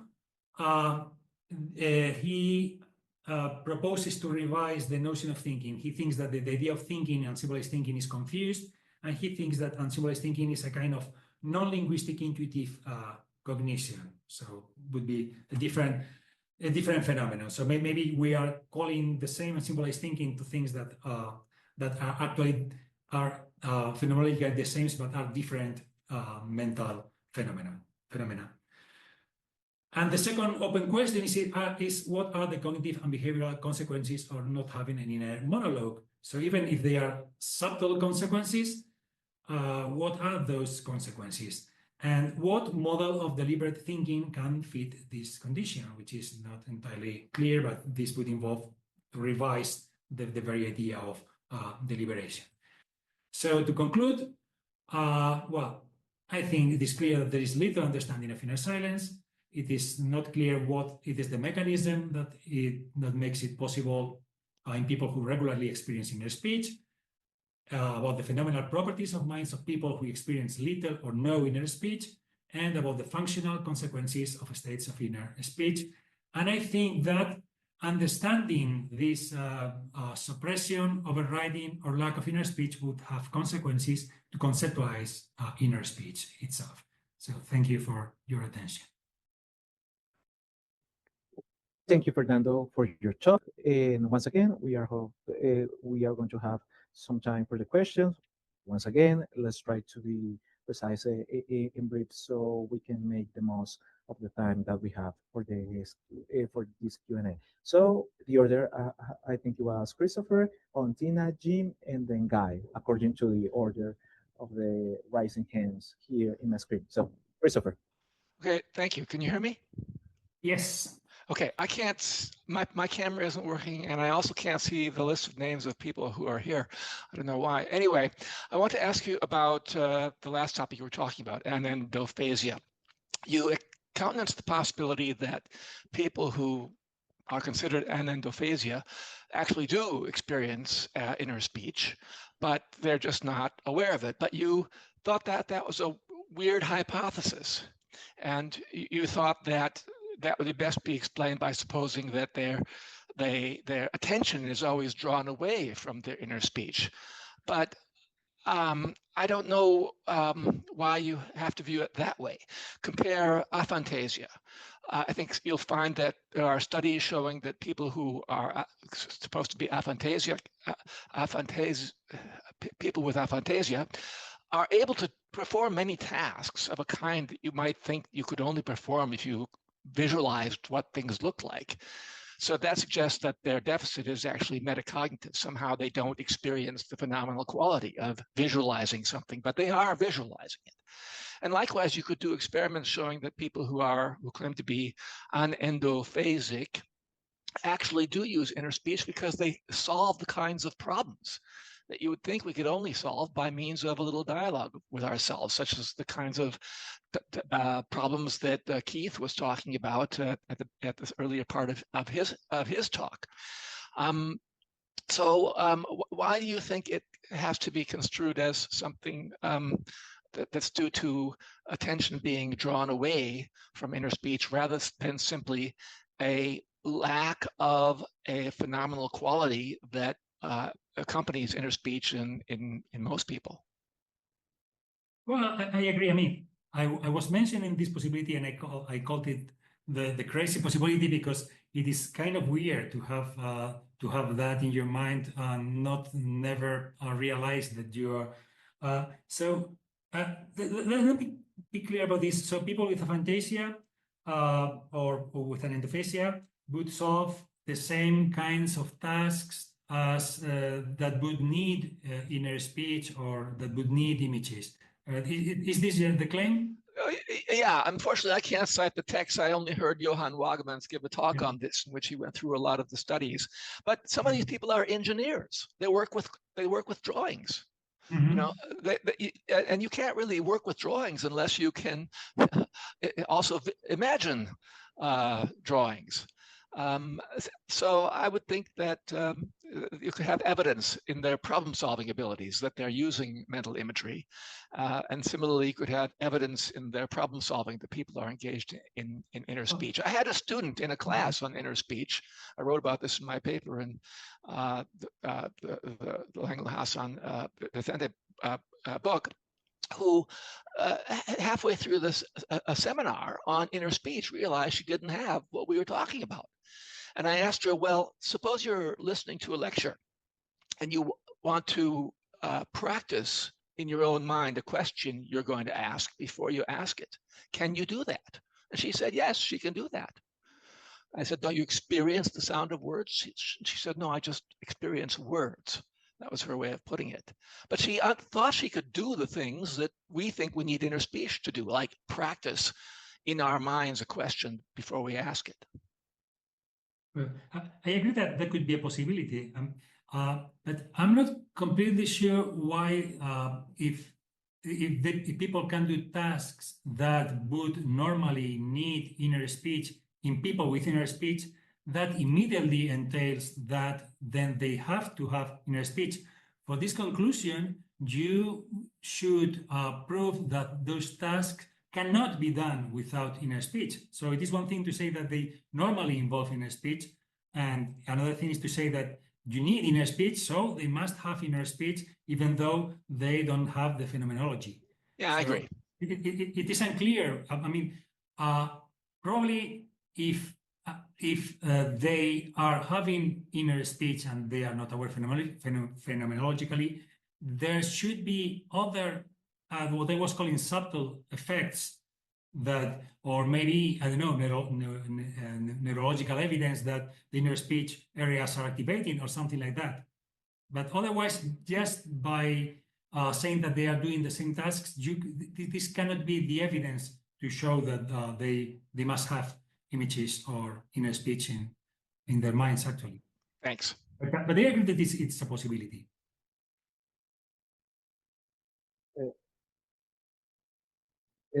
Thank you, Christopher.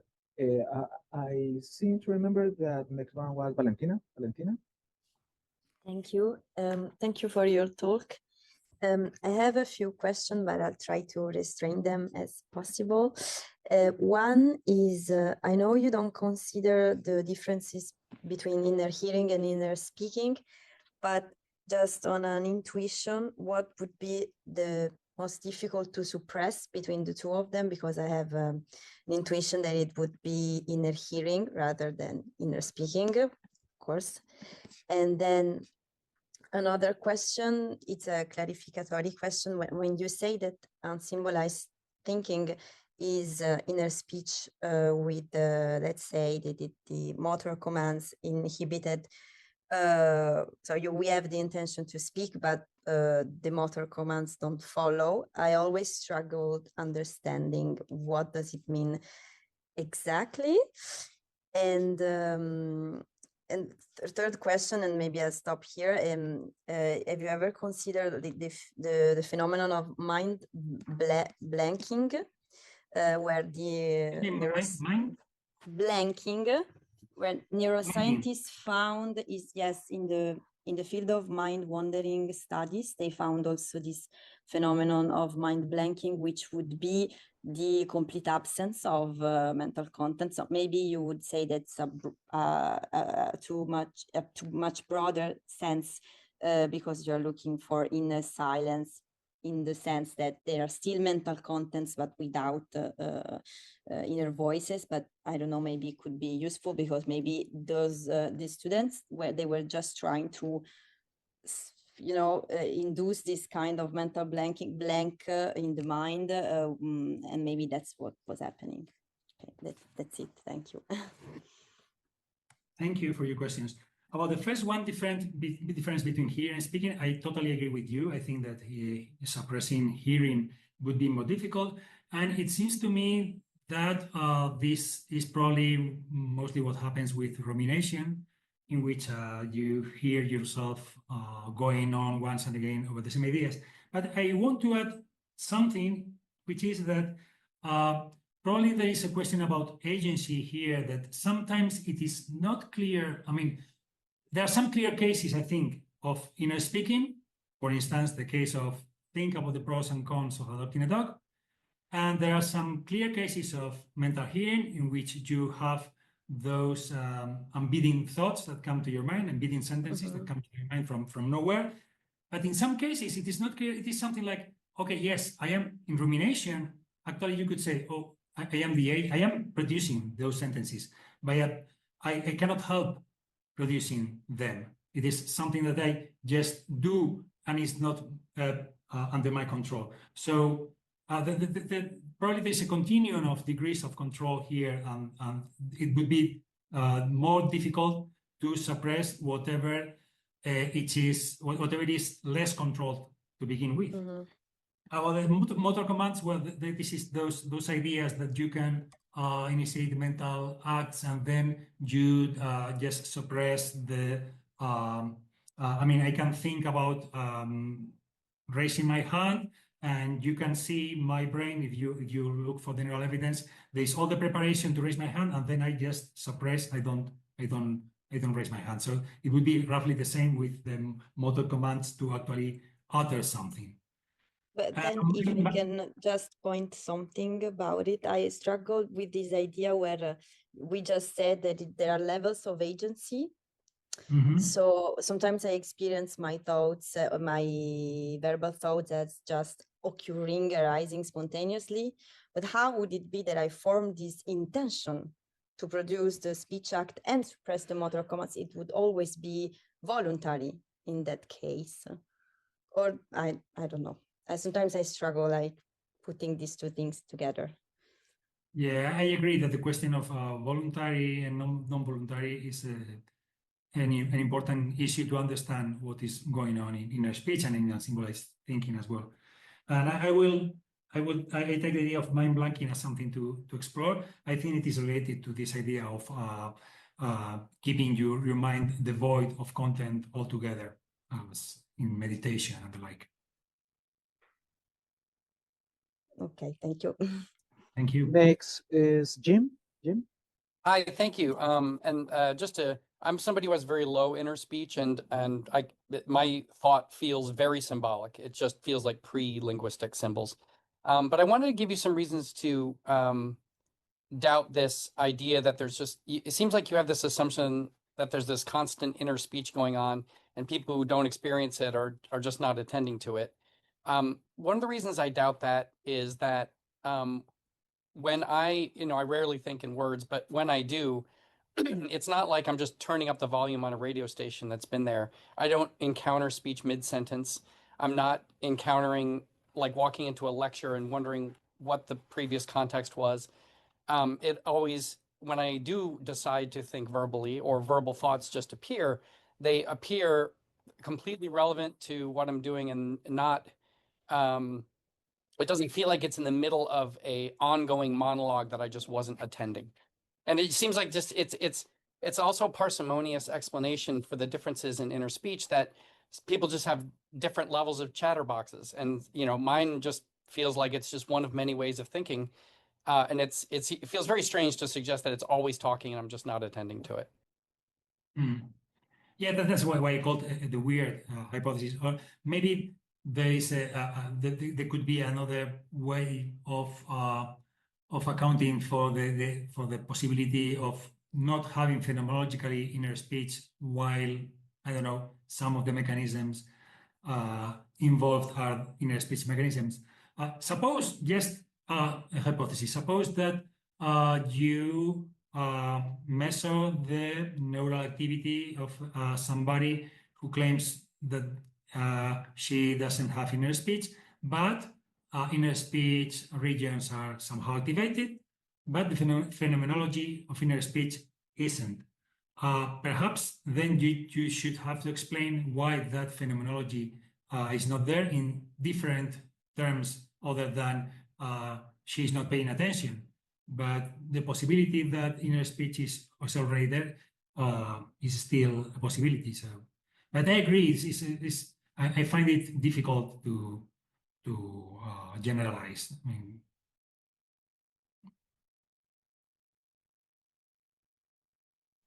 and finally, we have Miguel. Miguel, please be very brief because next we have a Guy's talk. Okay, thank you. Yeah, just a small question. Have you noticed if there are other like diminished experiences, such as, for instance, a diminished experience in epistemic feelings? I'm thinking about this whole debate of cognitive phenomenology, where I suppose that epistemic feelings are supposed to be an expression of somehow this kind of like propositional contents or whatever. So I was thinking if there is a relationship between diminished inner speech and like maybe diminished epistemic feelings, if something like this has been reported, or maybe because that would be also interesting for that debate.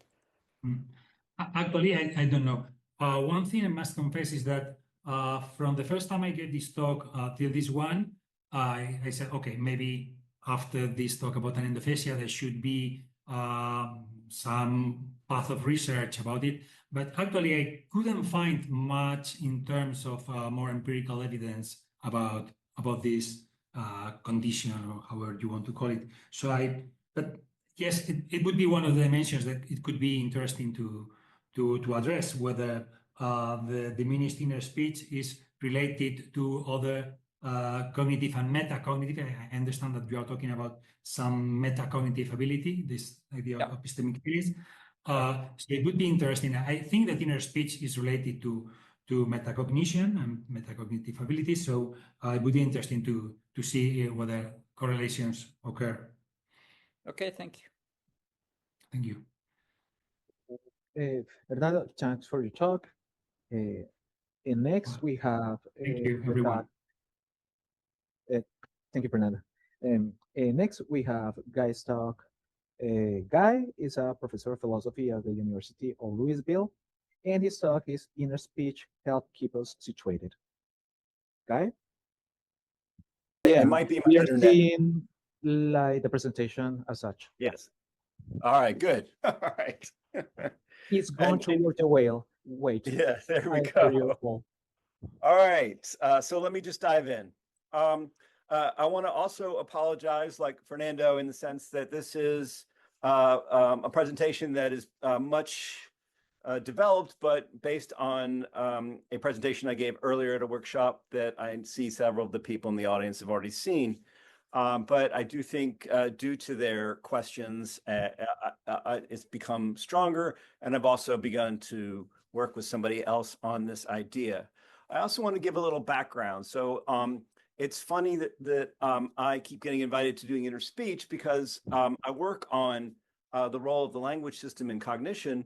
But unlike Keith, I think that the role has a lot to do with the unconscious semantic memory. And so I think actually the language system is involved in how we conceptualize, and in fact is responsible for our ability to abstract. And because of that, a lot of what I say about language kind of looks like what Keith says about inner speech, but I think actually it plays a more fundamental role.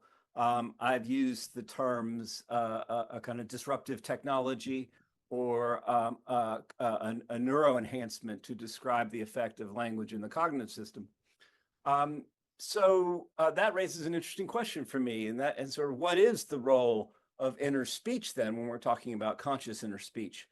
And I have developed a kind of speculative idea that sort of fits within the broader context of my work on semantic memory. And it fits with this idea that language plays this fundamental role in abstraction.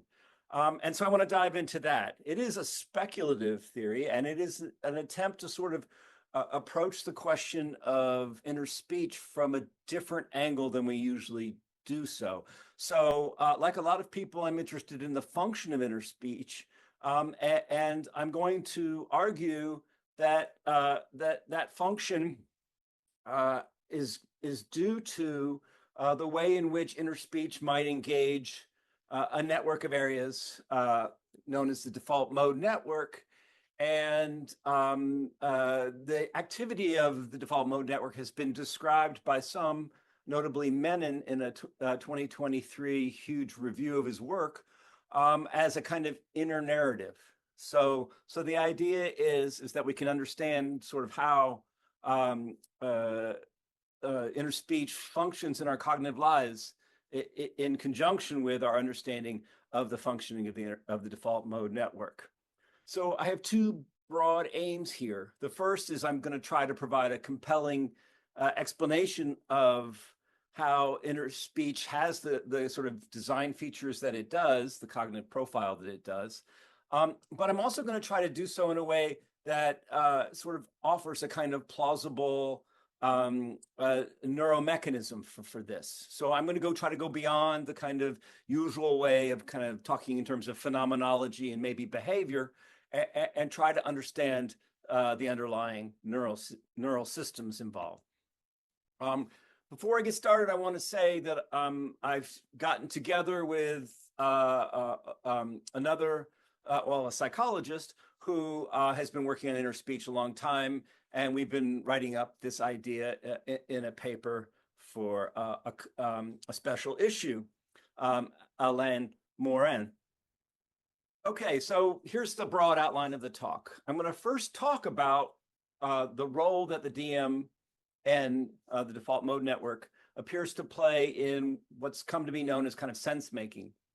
And then I'm going to dive down a little more specifically with regard to the default mode network and identify its role in language understanding. Then I'm going to turn and look at some of the ways interspeech has been viewed as a kind of cognitive tool. And I'm going to then argue that that fits with this idea of the default mode network serving this role of providing an inner narrative. And I'm also going to try to tie it to this idea of a sense of self, right? Bringing in the fact that interspeech is this conscious phenomenon. So first I want to talk about sense making and the default mode network.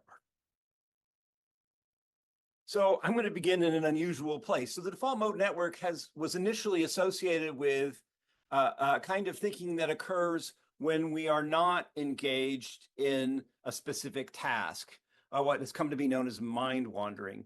And I'm going to use a famous line from Bon Jovi to sort of highlight this idea. So there's a famous line in his song about being a rock star on the road, where he talks about the times when you're all alone, all you do is think. And I remember as a young hipster, we used to make fun of this line, like, what are you doing when you're not alone? Aren't you still thinking? But actually, I think Bon Jovi was onto something. And that is the idea is that when you are alone and sort of disengaged from a sensory experience or a particular external task, your mind can wander, right? And this mind wandering has been associated with the activity of a certain system involving areas of the higher level areas of the brain that sort of work in concert. In fact, it was discovered by means of, this is an interesting sort of history here, the default mode network, which is one of the most studied systems in the brain, but the initial discovery of it was based on this sort of recognition that a set of areas became active together when people were disengaged from an external task. So, the similarity of temporal neural activity was noticed. So this is a discovery that sort of came out of neuroimaging, and it involved these areas working together.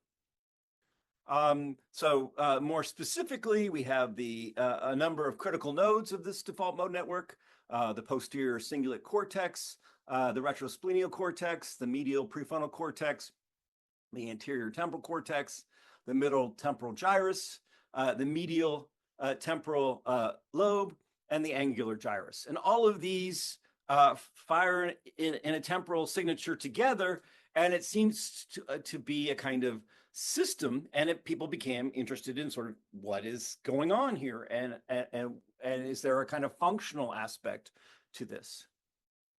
I will note, like, just in taking the phenomena of mind wandering, right? It is something we associate with inner speech, at least in my experience, right? One of the things we do is develop a kind of narrative that goes along with mind wandering.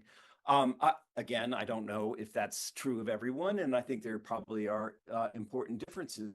But this doesn't fit exactly with the idea of inner speech as being solely for deliberative thinking in the sense of a kind of developing of propositional arguments. Now, when we look at this topography, right, this distributed network of areas, we find something super interesting, and that is that the areas that are involved are those that are sort of just farthest from those involved with sensation and experience, particularly in kind of eudaemonal areas. So here we have an image, and if you look at the sensory motor regions, they're in dark blue, and if you look at the transmodal regions, they're in sienna, and you can see them centered on the areas within this system. Now, it's going to go too far afield to sort of explain why I think this isn't really important, but I have a kind of hierarchical conception of how we represent our concepts involving a kind of interplay between representations that are more grounded in experiential systems and higher areas that might represent more abstract qualities. That's going to fit, though, with how the DMN seems to be important. So I want to acknowledge, right, there are functionally specialized subnetworks here. So there's a medial temporal lobe subnetwork that seems to be involved in scene construction and processing. There's a dorsomedial prefrontal cortex subnetwork that is involved in social cognition. And there's a midline subnetwork that sort of combines those two and serves to help integrate information. I want to point out that a lot of these are associated with how you might sort of conceive of events, but also connects to the sort of phenomena that we find with inner speech in terms of the functions. So while the default mode network was initially discovered in the context of this disengagement from external tasks, it has since been studied in a way that recognizes that it can actually be involved in external tasks under certain conditions. And in particular, it appears to play an important role in autobiographical and episodic memory, in self-referential judgments, social cognition, and even semantic memory. So these are all areas that are associated both with language, but also more particularly with inner speech. And just that overlap is interesting. So in Menon's review article, he provides this image that sort of provides the summary of the ways in which these areas seem to be associated with these particular functions. And again, you see this rich functional profile associated with the default mode network. Now, so what's going on here? And in several reviews, people have come up with an idea about what might be going on. So first of all, we have the topographic notion, right? The idea that the representations such as they are contained within the activity of the areas within the default mode network might be highly abstract with respect to time and place with regard to sensory and action experience, right? And the idea has come forth, and this is from a number of different people, is that what's going on is that the default mode network plays a role in creating something like situation models. So situation models are going to involve higher level abstract representations, but they're also conjoined with or operating in kind of integrating information from experiential systems as such. And the idea is that through this interaction, you might create something like a model of the here and now, right? And that can be either an imagined here and now, or it can be an actually engaged here and now.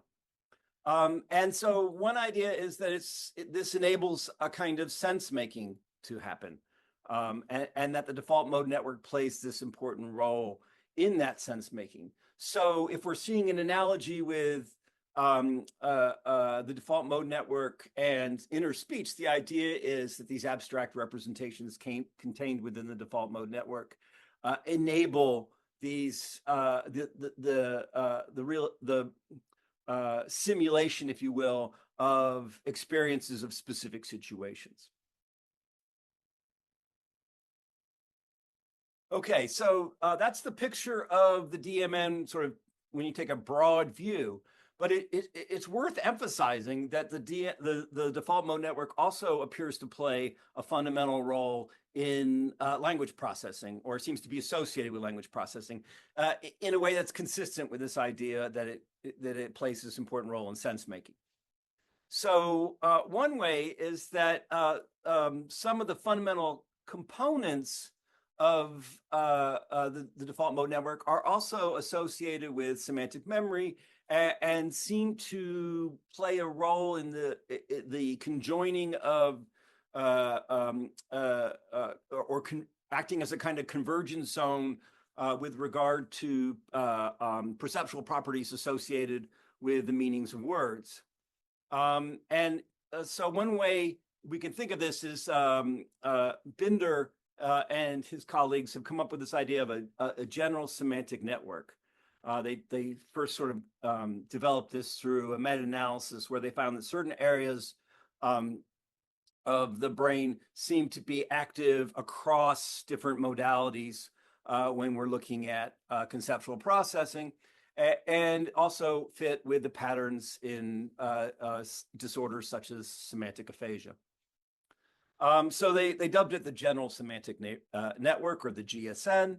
And what's interesting is the GSN overlaps nicely with the default mode network. Again, this is an observation that a number of people have made. I'm just building on that and trying to understand how inner speech might work. So this diagram, shows the degree of overlap.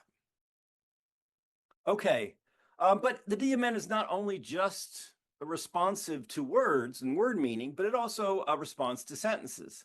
So you find greater response to syntactically well-formed sentences as opposed to syntactically ill-formed ones. In addition, it also seems to be involved in the processing of stories. So when you look at the comprehension of stories, you find an apparent functional role for the default mode network. It has also been associated with task switching, narratives, and higher order event boundaries. We can talk about the evidence of this in questions if you want. One nice piece that fits with this story is that it has been associated with event patterns that we might capture with the notion of a kind of schemas, right? So if you have two stories that have a similar schema, the activity is going to be similar in the default mode network, right? And this has been measured and looked at. Okay, so now I want to move to inner speech, right? I'm offering a kind of speculative hypothesis here, and just making sure I'm doing all right on time. Looks like I'm speeding through. I hope I'm not talking too fast. I'm looking through this idea of inner speech as a kind of cognitive tool, which is an idea that a lot of people have suggested. So let's just be clear what we're talking about. I realize that there are debates about this. There are debates about whether we're talking in terms of an auditory phenomena or one that includes articulation. I'm not wading into those waters. And in particular, I'm arguing that if we're talking about the language system being involved, we're talking about the role associated with kind of linguistic meaning and not so much the actual of articulation or auditory phenomena. So now there are well-known puzzles that have sort of emerged with regard to inner speech. One is just like, well, how can you communicate anything to yourself if you're the source of the speech? And a standard sort of response to that is that there are other cognitive benefits to inner speech that go beyond communication. So Ferniaud and Borghi famously have argued for this, and argue for a kind of continuity thesis with regard to outer speech. So the idea is that inner speech plays many of the same cognitive roles as inner speech. And we could see this a little bit in Keith's talk, right? The idea, of course, that conversing with an LLM might have a similar sort of functional role to talking to oneself.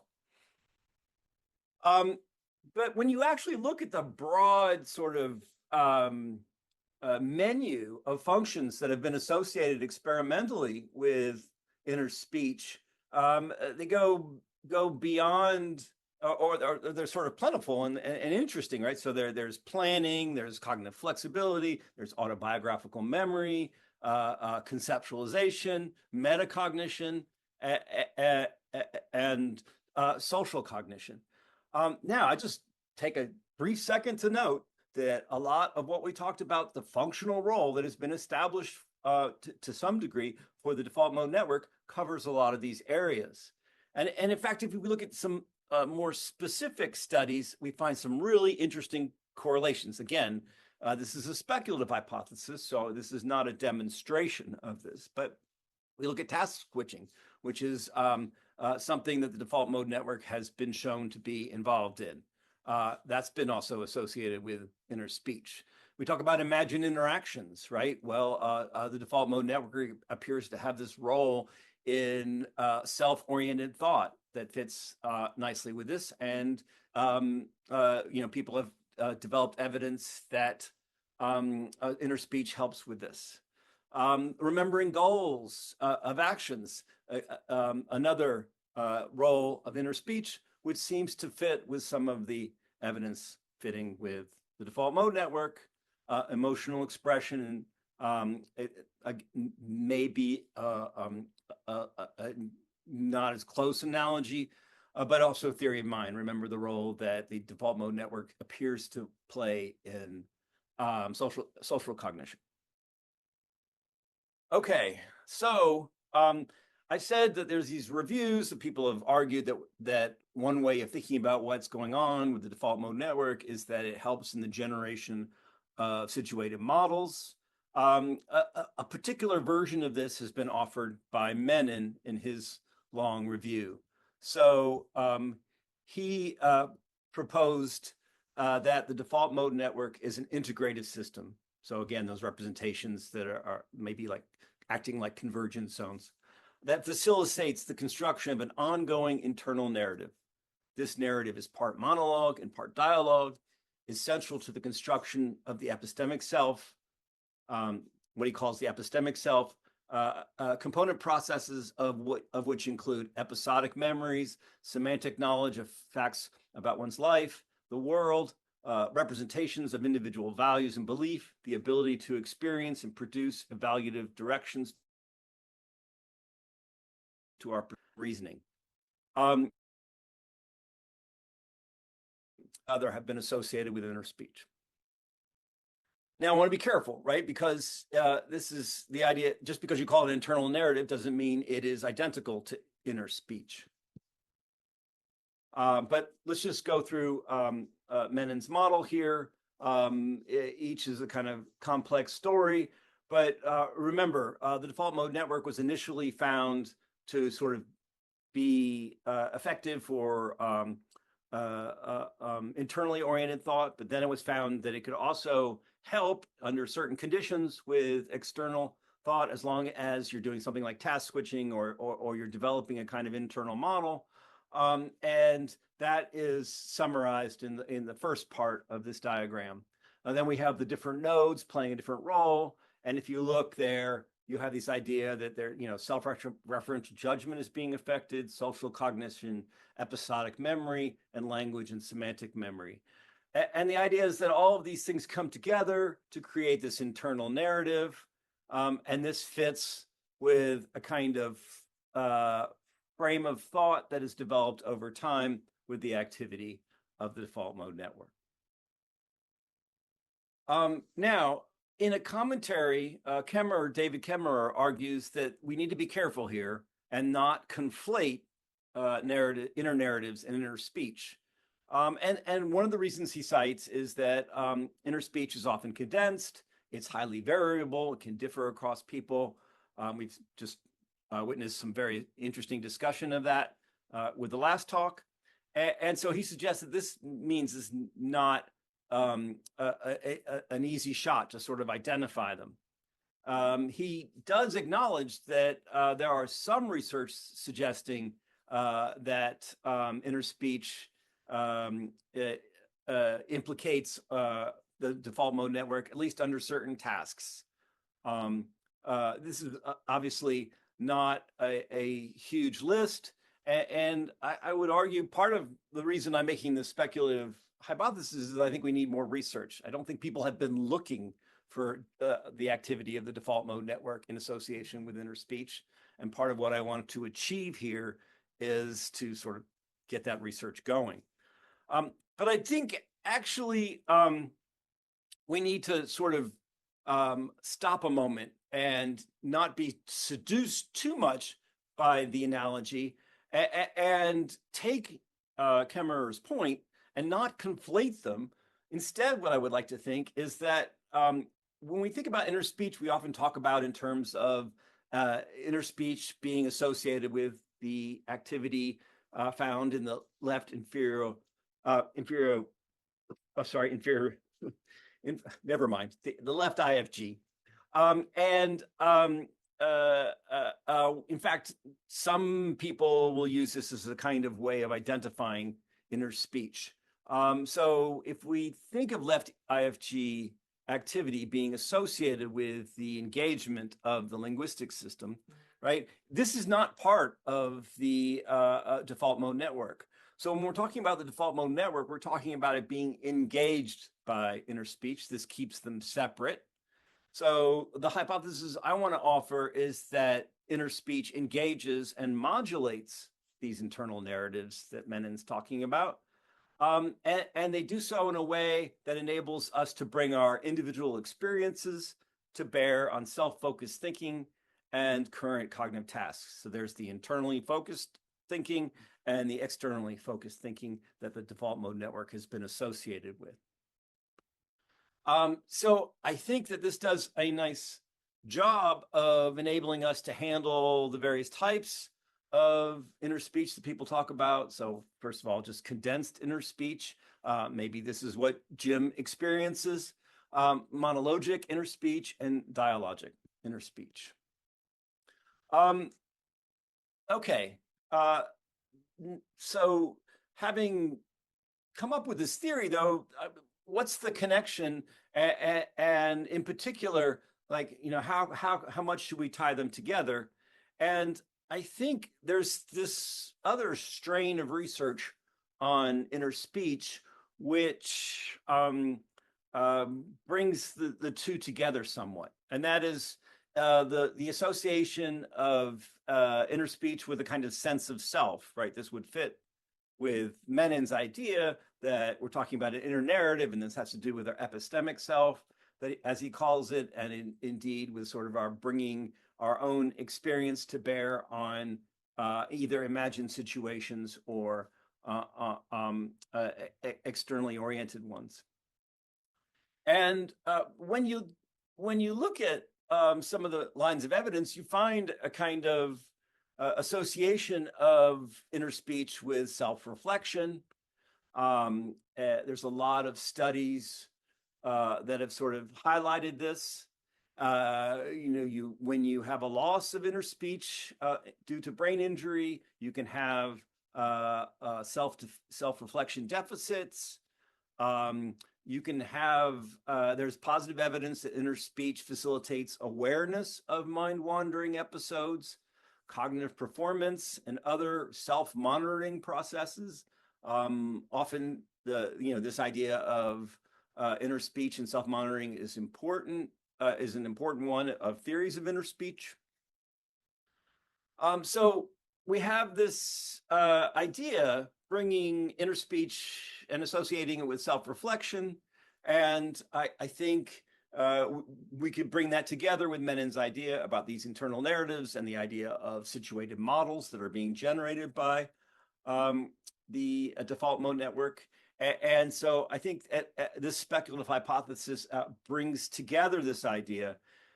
It is also relies on this sort of connection between the default mode network and sort of the abstract representations that it seems to contain, and the way it might lead to an engagement with grounded representations that are important, particularly when we're talking about meaning and understanding the world.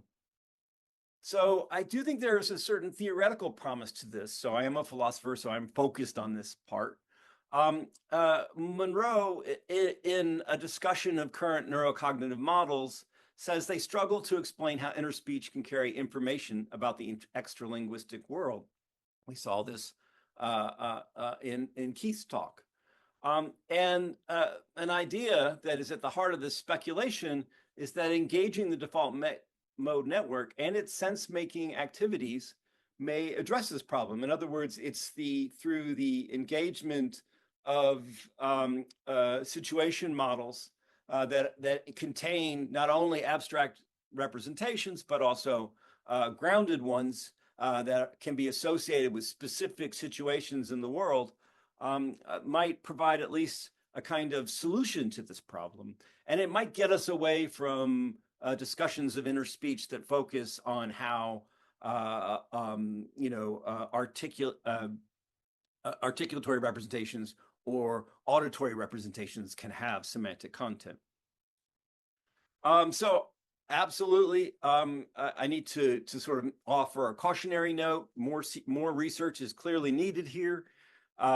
Indeed, this is sort of a call for research rather than a summary of research. And I also need to acknowledge that even if I'm right, that the default mode network might help explain some of the functional properties of inner speech, it's not clear to me that it would explain all of them. Okay, so thank you, and I appreciate your patience with my difficulties at the beginning of this talk with the technology. Thank you, Guy. Definitely, it worth the wait. Since there are not hands raised, I want to take the chance to ask you something. I agree with you in a lot of things, but I want to press you on this issue about narratives, because I agree with you that these kind of things go beyond this notion of internal speech. Because if we are going to be like more strict about what is inner speech as a form of a linguistic phenomenon, we will have to talk about the way in which usually in other speech we use different kinds of phonological structures, syntactic structures, to connect conceptual structure to exteriorization, in the main function of the linguistic faculty is communication. We can take the easy way out and say inner speech is, like it says, like a mental rehearsal of external speech. So we are kind of communicating with oneself, and that has a lot of cognitive benefits. But as you point, this whole body of research about the function of the default mode network, it shows that it goes beyond that. Yeah, obviously, inner speech is going to be correlated, is going to play a role in that, but inner speech is a little part of this whole deal. But the point is, so why keep a term like narrative? Because it's so quite linguistic. One way is to take a view of not inner speech, but take more of a multimodal approach to it. I am thinking here about the proposal of Neil Cohn and company that says that, for example, in graphic novels, graphic languages, we can understand, for example, comic and manga and analyze it in the same kind of syntactic structure, expressing conceptual structure, but here we don't have phonological structures, we don't have phonology, we have graphology. In that case, we can see how a graphic representation can be a visual narrative. But the point is that's still quite constrained because a lot of these things that you were describing, particularly, for example, theory of mind. For example, I am seeing you interacting with Santiago, and I see how you guys are moving, and maybe some of the interchanges is not the same as a graphic language, like a graphic novel, for example. In that case, I am doing more of a theory of mind, quite a mentalizing in the interaction, but that will not count, I think, as a narrative because we can see that kind of understanding, social understanding in non-human primates. So maybe in our case will be that this kind of thing is not linguistic even in humans. So maybe you will agree with me that maybe we should abound this notion of narrative, maybe go by world model or something like that. Yeah, so you'll notice in the slides I put narrative in scare quotes because I'm scared of it. I think what the psychologists and the cognitive scientists who are working in this area mean by that is they mean a kind of notion of an event that is broad, that is at some degree abstract and takes place over unfolds under a period of time. And so when we think of it, I think maybe event is a better way of thinking about it. I think eternal representations of events might be more accurate. And the idea is that language might elicit these internal representations in a special way. And so there is a way in which using inner speech is special. I think also it opens an opportunity for kind of disagreeing with Fernyhough and Borghi in the sense that maybe inner speech isn't exactly like outer speech, right? Because inner speech is engaging these internally oriented representations, right? It can lead to mind wandering. It can lead to imagination. It can lead to all of these things in a way that, the same sort of things can be engaged by external speech. But of course, one of the things you're going to have is that the way in which the default mode network is going to be engaged at times is going to be different. And so I think it has this nice property of showing how internal speech might have all these interesting effects, right? And effects that might not be exactly consistent with outer speech. And it gets beyond, but it does get beyond this idea that it's the language system, just the language system, right? It's the way the language system engages the conceptual system and the event representation system and the experience system. And so a kind of phrase that I've been using lately to fit with the kind of views I'm developing is it's a means of thinking with words, right? That is different than thinking without words. But that doesn't mean the thinking is totally in words, right? And that's the difference. I do think we can think in words as well, and distributional models sort of highlight that. But I like your pressing me on narratives because I don't like narratives. I like events better. And that it is interesting, right? You have two people hear the same story. You're going to find similarity in activity in the default mode network, right? You're not going to find that much similarity in sensory motor regions as you would at that higher level of abstraction. That's an interesting result. And what I'm sort of tying that to is how inner speech might be effective. And then it's also just associated with autobiographical memory and all these sorts of things that we also associate with inner speech. Thank you, Guy. Miguel? Yeah, thank you, Guy, for the talk. Very interesting. Just a quick question. We have discussed like a lot in the speech group about this, the necessity of language of thought for the initiation of the speech production workings, right? Like the idea is that in levels model of speech production, you have like this intention that should be like sort of translated into what ends up being like a speech production or in a speech production, whatever. I just wonder, how does your hypothesis or your model, how does it fare with this language of thought hypothesis? Do you think it's consistent, inconsistent? It gives us like an alternative? Yeah, what's your interpretation of this problem with the language of thought hypothesis? Yeah, so I think the language of thought hypothesis has everything backwards. You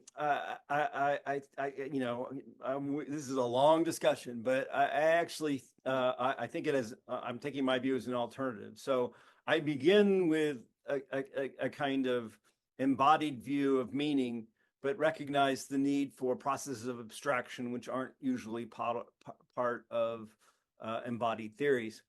I look at language as, rather than I language, I think of it in terms of E-language, and as very much in line with Clark about, you know, it's a kind of scaffold that helps us as embodied minds think, right? And this is where there's some analogy with teeth. But where I differ from Clark is that I think it becomes internalized in a very interesting way, and it plays a role in the conceptual system in a way that Clark doesn't acknowledge. But this means that I'm not at all committed to anything with regard to the language of thought. And I suspect that thinking works in much different ways than any LOT hypothesis. And so I don't feel beholden to sort of explain it that way. And I think, I guess, you know, one person's modus ponens is another person's modus tollens. But I think the models that we get, like the ones you're talking about, they demonstrate the flaw of rather than the strength of that view. Okay, thank you. Valentina? Yes, maybe it's a stupid question. I don't know. I just wanted to say that I am also interested in their speech from this point of view. And so I'm very interested in mind dreaming and mind wandering, sorry, and DMN. And I wanted to propose if maybe narratives can work like a little bit like dreaming, in a sense that we simulate and reenactivate lived events and experience, or maybe try out contrafactual ones, imaginary ones, like to be prepared for experiencing them. And yes, so maybe we should look out for how inner speech works in verbal mind wandering. This is what I would be interested about, and the content of it, and what kind of narratives in this sense, like simulated events or contrafactual ones. I think that you know, if that's a dumb question, I hate to see your smart questions, because that's very to the point. I'm actually very sympathetic to that, and while I do think inner speech sometimes serves the role of that Keith highlights of sort of enabling propositional deliberative thinking, I think it does a lot more. And I think the mind wandering is a nice example, right? Where at least in my experience, it accompanies mind wandering, and often seems like a commentary or a way of engaging. And you know, I as soon as I tried to simulate silence, you know, I was, you know, saying words like simulate, you know, and so I think that's absolutely brilliant and fits with it. I mean, the only thing I would sort of add to it is that I am sympathetic, although at some level critical, of a kind of theory of how we understand meaning with language that sort of is like dreaming-esque, right? In the sense that it does sort of involve representations of situations, right? And that are detailed to some degree and reenactments, if you want to think of it that way. And so I'm very sympathetic to the ideas you're putting forth, and I don't think that's a dumb question at all. Okay, thanks. Next, we have Wade Monroe. Sorry, Wade.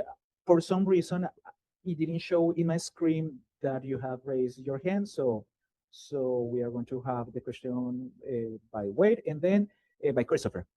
Wade?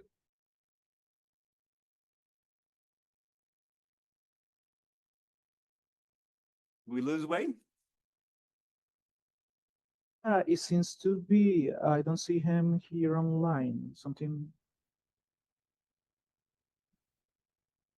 Oh, well, it seems that he lowered the hand, so I guess that he doesn't have a question anymore. So let's go with Christopher. And once again, sorry, Wade, somehow the hand doesn't show up in my screen. Christopher? All right, thank you. So you use the word representation a lot. And you speak of the default mode network as containing representations, but the representations in the default mode network are not themselves linguistic. They are not the representations that episodes of inner speech consist of. So, but when we talk about representations, we explain what we mean by making comparisons to external things. So sentences are one kind of representation, maps are another kind of representation, and there are various kinds: subway maps, topographical maps, bar graphs, gauges like a gas gauge or a thermometer, and drawings, of course. So can you use any such analogies to explain what you are talking about when you talk about representations in the default mode network?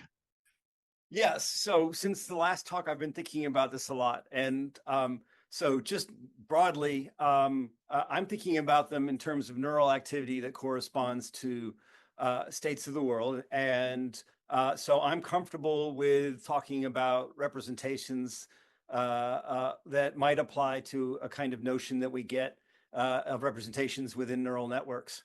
And as such, they might not fit the analogies that you are talking about. And I mean, they might structurally look like maps. I'm very suspicious that they're structurally similar to words. I'm really talking in the kind of admittedly operational sense that neuroscientists talk about it. In other words, I'm talking about neural activity that seems to be related in a kind of representational way to features of the world. And when I'm talking about abstract representations, what I'm talking about is representations that apply to characterizations of events that might not be specific with regard to certain details, but capture a more general property. And I seem to be answering my question by saying representations are things that represent, but that's just begging the question. The virtue of all these analogies is they give us a handle on the representation relation. Sentences have truth conditions or acceptability conditions. Maps stand in relations of isomorphisms to external structures. Gas gauges vary with the level of gas. And that's the way in which the gas gauge represents. So in what way do your representations represent? You say correspond, that's just another word for represent. You don't mean there's a kind of stimulus response kind of relationship between them, presumably. Let's just choose maps. Let's go with maps. Okay, so maps. They represent by virtue of a kind of your representations represent by virtue of a kind of structural isomorphism between the structure of the representation and the structure of the thing represented. I mean, I see it. So here's the question, right? So I mean, you're holding me to. I'd be fine with that. I'd be fine with that. That'd be a good answer. Well, but let me ask you a question, since we've had this debate before. Right. When you look at the activity of a neural network, right?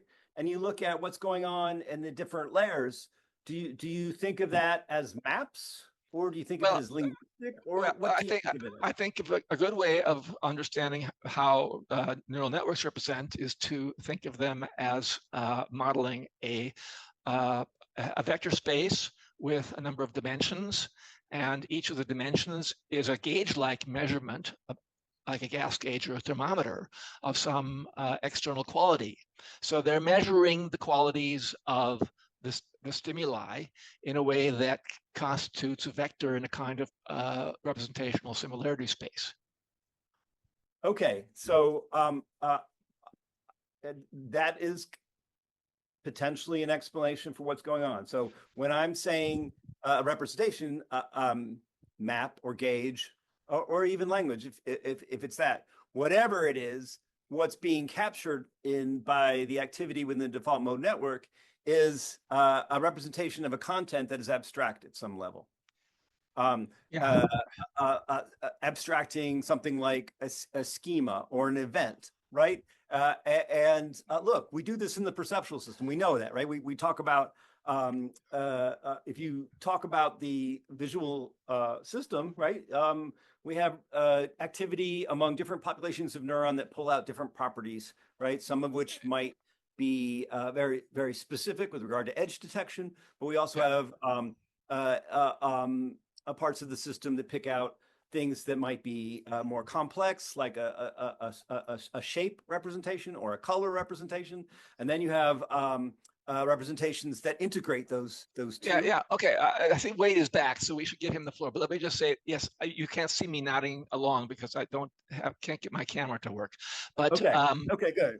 But one last qualm is I think these perceptual similarity spaces are best suited to represent perceptible qualities, not what you would think of as abstract qualities. But I'll stop. Yeah, and I will say in that where we overlap, the Venn diagram of you and me is that we think language plays an important role in this. But I want to hear what Wade has to say, if I can. Wade, now can you hear me now? We have yes. The problem. The word is yours. Oh no, thank you. I appreciate it. So I think I'm pressing on similar lines to Chris. I mean, I'm interested in how intimately you think language is tied to the representations of the default mode network. And you mentioned that you think, well, we can think in language. Now, you highlighted the left inferior frontal gyrus as important for kind of tracking inner speech, but typically that's associated with phonology and production, whereas language isn't just phonology. Importantly, it's lexical items and morphemes and mental grammar and how those are structured into phrases and clauses. And so I'm wondering, okay, well, do you think, again, the representations of the default mode network could be internal clauses in a natural language? Let's not worry about phonology. Let's talk about more intimately, at a kind of lexical, syntactic level, such that if there were damage to traditional language networks, there would be damage to the ability to construct particular types of narratives. Or do you think, no, really the representations in the default mode network, those are very different types of things that aren't structured by natural language? Yeah, so this is a super interesting question and fits with a kind of tension in my different productions on this. So I mean, first of all, let's just be clear. The default mode network seems to be involved in the kind of semantic processing that goes beyond activity in the left IFG. And I was just referring to that as a kind of, this is what people look at when they look at inner speech. They often look for, LFG activity. But I think of the language system more broadly. And so I'm very sympathetic to what you're saying. I guess what I would say is that when I think about the default mode network, I think it's a system, part of which might be tied to the sort of linguistic processing that you're thinking about when you're talking about linguistic meaning, but part of which might not be, right? I don't have a neat answer, but it is consistent with my last addendum to my response to Gawker in that I do think linguistic representations have an important role to play at the level of meaning, encoding meaning. And given, like, I mean, when we're talking about semantic aphasia, right, we're talking about a language deficit that occurs when a subsystem of the default mode network is damaged, right? That's how we first came up with this idea of a general. Binder came up with the idea of a GSN. So I do think they're tied. I don't have a good answer to it. And I'm very sympathetic with the kind of approach that you suggest, which is that we should think of inner speech as a kind of language processing that goes at an unconscious level, so that some of the differences we observe with respect to conscious inner speech don't connect with the way that language might operate, right, in conjunction with the default mode network, right, at an unconscious level. I'm very sympathetic to that, and that is certainly consistent with other stuff I've written. I'm just sort of, I've just been really interested in the connection of the default mode network and language processing. And then, there's this overlap with all these sort of, with this functional profile that fits very nicely with the functional profile of inner speech, and also fits with, this idea of simulation and dreaming or whatever. I mean, so I don't have a clear answer to you, but I will say nothing that I've said goes against what you're pointing out, that language processing broadly construed might still be really important, and that fits with other work that I've done suggesting that thinking with words alters cognition. So I will just very, yeah. Yes, go ahead. Very briefly, do you think there's, let's say, a certain level of abstract representation for which a language is necessary, such that without the operations of the language faculty, we just can't get there? Or no, it would just be harder to do, but nonetheless, the default mode network could handle it, or certain other systems. So I'm a weird philosopher. I don't like these kinds of necessity questions. So I tend to go causal rather than talk in terms of them. So I would suggest that language enables certain kinds of abstractions that it would be difficult to have otherwise. And it also brings me to a kind of personal sort of way I think about these things. So my son is on the autism spectrum and is largely nonverbal in terms of his productions.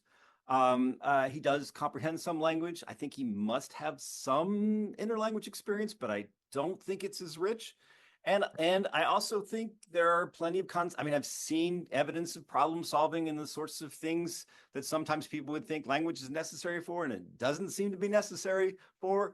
But on the other hand, I do think maybe some concepts might be difficult for him to ever access. So, and like, if you don't like that example, think about neurotypical individuals who are deaf that haven't been exposed to sign language.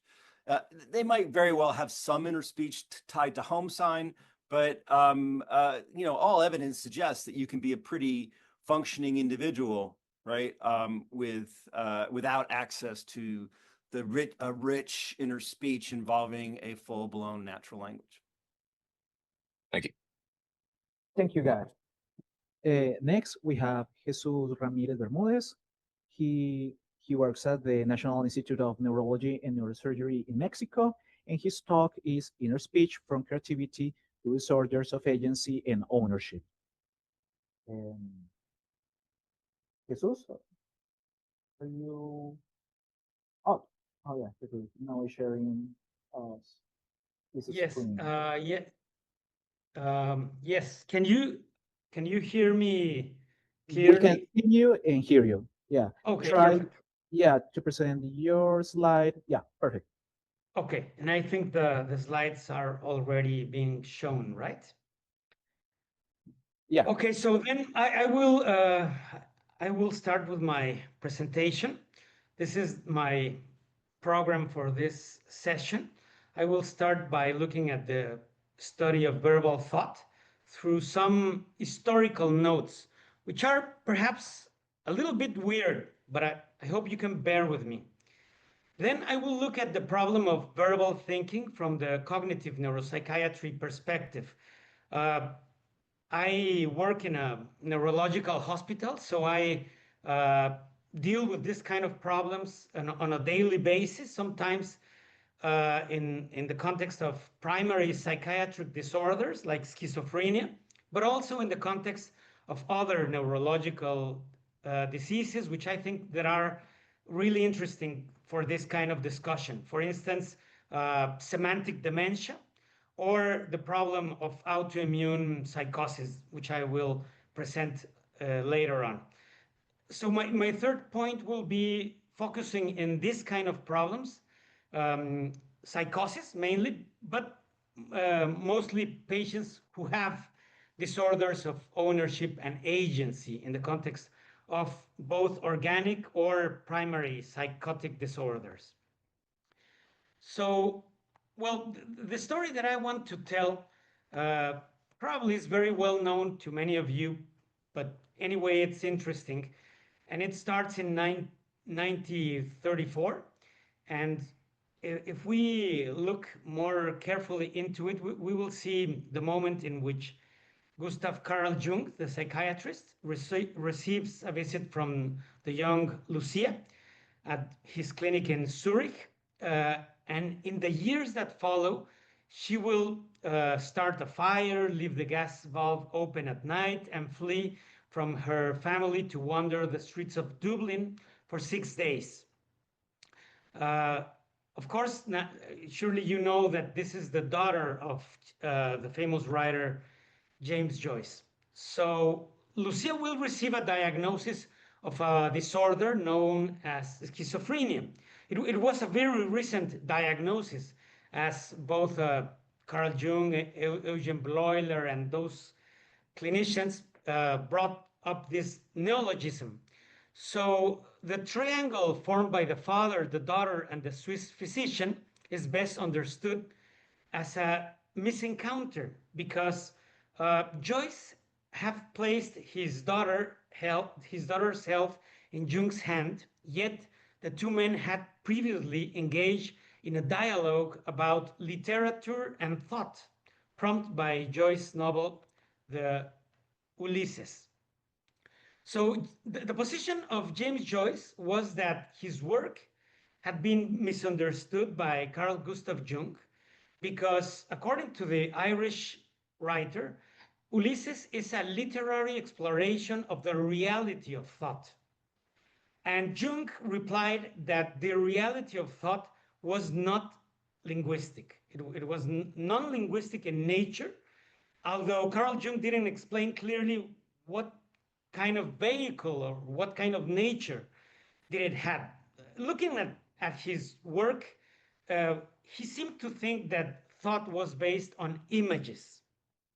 Anyway, James Joyce replied that anyway, literature was made of words, but that was the misencounter.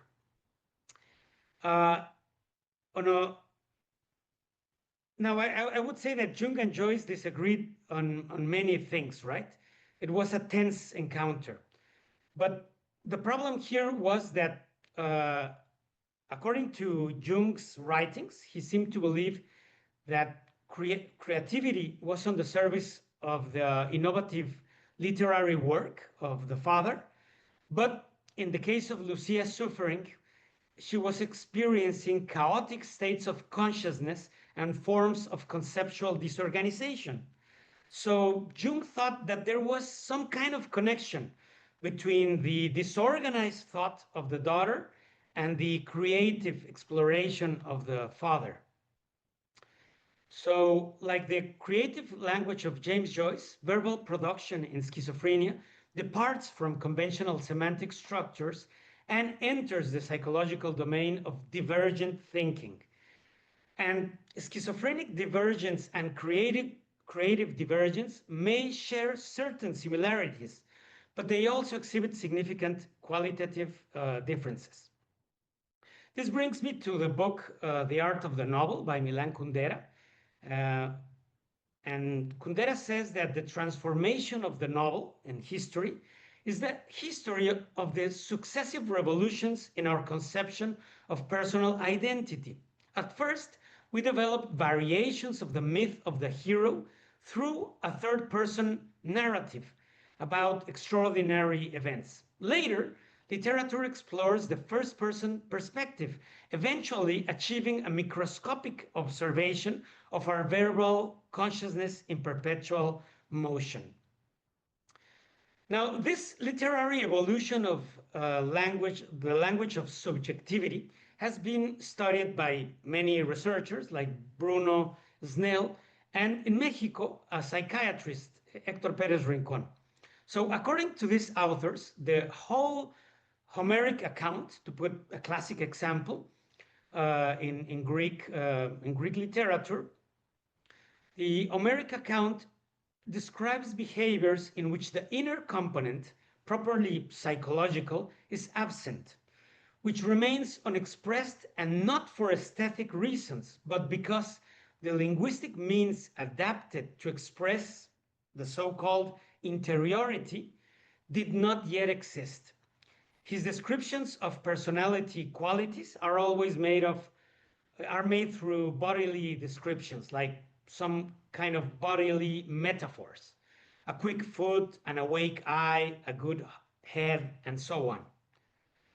And these authors, Pérez Rincón and Bruno Snell, point to a specific moment in the Odyssey in which there is a monologue, famously called the Endure Heart monologue, in which Odysseus expresses a small crisis in decision making, and he starts speaking to himself. Apparently, the author does not explain if he's doing so in a silent way or in an overt way, but it seems to be a covert speech, because you remember that this is a very dangerous scenario in which Ulysses is standing in front of all of his enemies, thinking about vengeance, but as he must remain unseen, because otherwise he would not be able to perform the vengeance, he must remain silent. So he speaks to himself and calms himself through the resource of words. So the hypothesis by Bruno Snell, Pérez Rincón, and others is that when the subject talks to himself, a terrain is created for metacognition, which makes possible the emergence of introspection, philosophical analysis, religious confession, psychotherapy, and so on. Now, back to the clinic, back into the figure of Carl Gustav Jung. You must remember that he was working with Eugen Bleuler and working on this association method that came somehow from the work of Sigmund Freud, but was a little more structured, because Carl Jung wanted to do some kind of psychometric test. Of course, it didn't have any strong scientific rigor, but nonetheless, he was exploring an association word test in which he would explore the semantic associations triggered by words, both in patients with schizophrenia and in healthy controls. And he would measure some specific physiological measures like times of response or the heartbeat and so on, but mostly the kind of associations that would be triggered. And he came to the conclusion that some words would trigger direct associations, but in the case of patients with schizophrenia, they would trigger indirect associations. So that was the finding, so the so-called finding by Jung, that led Eugen Bleuler, his professor, his teacher, to frame this specific problem as a disorder of thought, and then as a as a problem that was renamed as schizophrenia, that of course you remember came from the concept of dementia precox by Emil Kraepelin. So at the same time, this woman, Sabine Spielrein, came into the clinic, and Carl Jung was the clinician that was studying the case. The provisional diagnosis for Sabine Spielrein was hysteria. That was the diagnosis.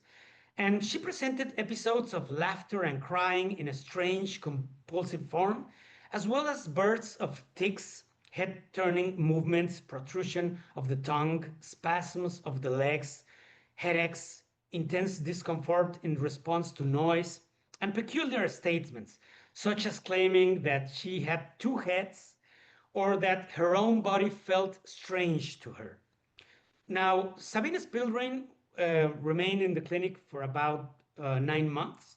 She was discharged after this stay, and she improved significantly. In fact, she never was hospitalized again.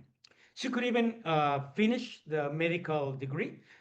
But the point that I want to focus is that during those days, she was working with Carl Jung and Eugen Bleuler in this word association test that to some degree advanced the knowledge of schizophrenia and in fact was key to build this concept, to construct the concept of schizophrenia.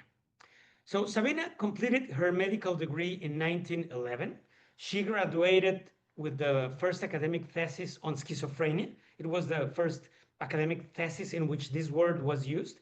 And the new concept was proposed by Bleuler to refer to dementia precox, as described previously by Emil Kraepelin. Now, Sabine had contributed to some degree to the word association test, and she was later on admitted to the Vienna Psychoanalytic Society. You must remember that in those days, psychoanalysis was an important movement in Europe at the time, although still very controversial. Now, there are some very interesting facts following the story of Sabine Spielrein. She was the psychoanalyst of Jean Piaget, the famous biologist and one of the founders of scientific psychology, developmental psychology. And as you know, Jean Piaget was one of the key persons to develop a theory of the relationship between language and thought. And Piaget, of course, was focusing on the issue of private speech that arose, in his view, from the internalization of egocentric speech, which was a speech for oneself, in which the child asks themselves questions and explains things to themselves. Later on, Sabine Spielrein returned to Russia to settle in Moscow, and under the influence of Trotsky, psychoanalysis was supported in the search for a synthesis with Pavlov's behavioral physiology and, on the other hand, Marxism. So that's what I was telling you, that this was a weird story, right? Because so far we've seen Carl Jung, James Joyce, Lucia Joyce, and now Sabine Spielrein, in his relationships with Jean Piaget, and now Lev Vygotsky, who is the other most important researcher in the field of private speech from the perspective of psychology, and more specifically the Russian neuropsychology. So as you know, Vygotsky, who studied with Spielrein, developed his own thesis on inner speech with a focus on child development, but emphasizing the internalization of speech through the social learning of language. Now, to finish this historical notes, Sabina moved to Rostov to direct a home for infants and children. She practiced as a pediatrician for several years, and she was executed, unfortunately, by the Nazis in 1942. It's a very sad story. Now let's look at the picture that came about from the debate between Jean Piaget, Lev Vygotsky, Sabina Spielrein, and the clinicians of that moment.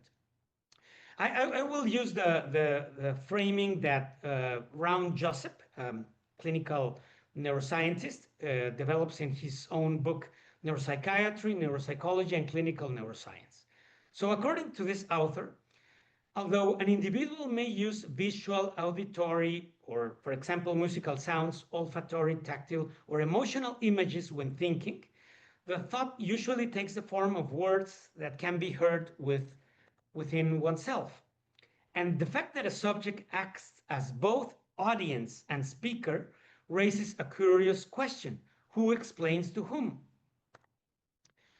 By thinking with words, the subject organizes information that has not been thought about and is not clearly understood.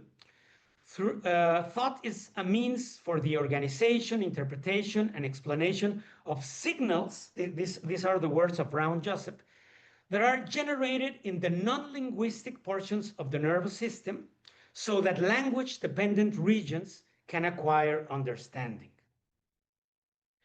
Now, looking at development, before 3 or 4 months of age, the first vocalizations appear. These are prosodic emotional vocalizations mediated possibly by limbic structures and the right hemisphere. And gradually, the left hemisphere provides rhythm and specification. During syllable formation, prosodic vocalizations acquire punctuation, sequencing, segmentation, and thus language is formatted by the left hemisphere. It is grammatical, temporal, and sequential. This coincides with dendritic development in the areas of language and with the maturation of the arcuate fasciculus, which connects Broca and Wernicke areas. So I'm still following the argumentation of Raun Joseph. Verbal thought appears during a third stage. It corresponds to the appearance of egocentric discourse, a form of self-directed verbal discourse that takes the form of an explanatory monologue. It usually occurs after the action. The left hemisphere does not have access to the behavioral plan or to the impulses, desires, memories generated by the right hemisphere until they have been expressed in behavior. The corpus callosum has a low rate of myelination at that age. Now, as the corpus callosum matures, the left hemisphere receives information faster, and the child produces the egocentric commentary earlier and earlier. Initially, the child paints a picture and then explains it. And as he grows up, he paints the image and explains it while drawing. And in the end, he announces what he is going to represent, and then he paints it. So according to Vygotsky, the egocentric discourse becomes more and more covered as the child grows.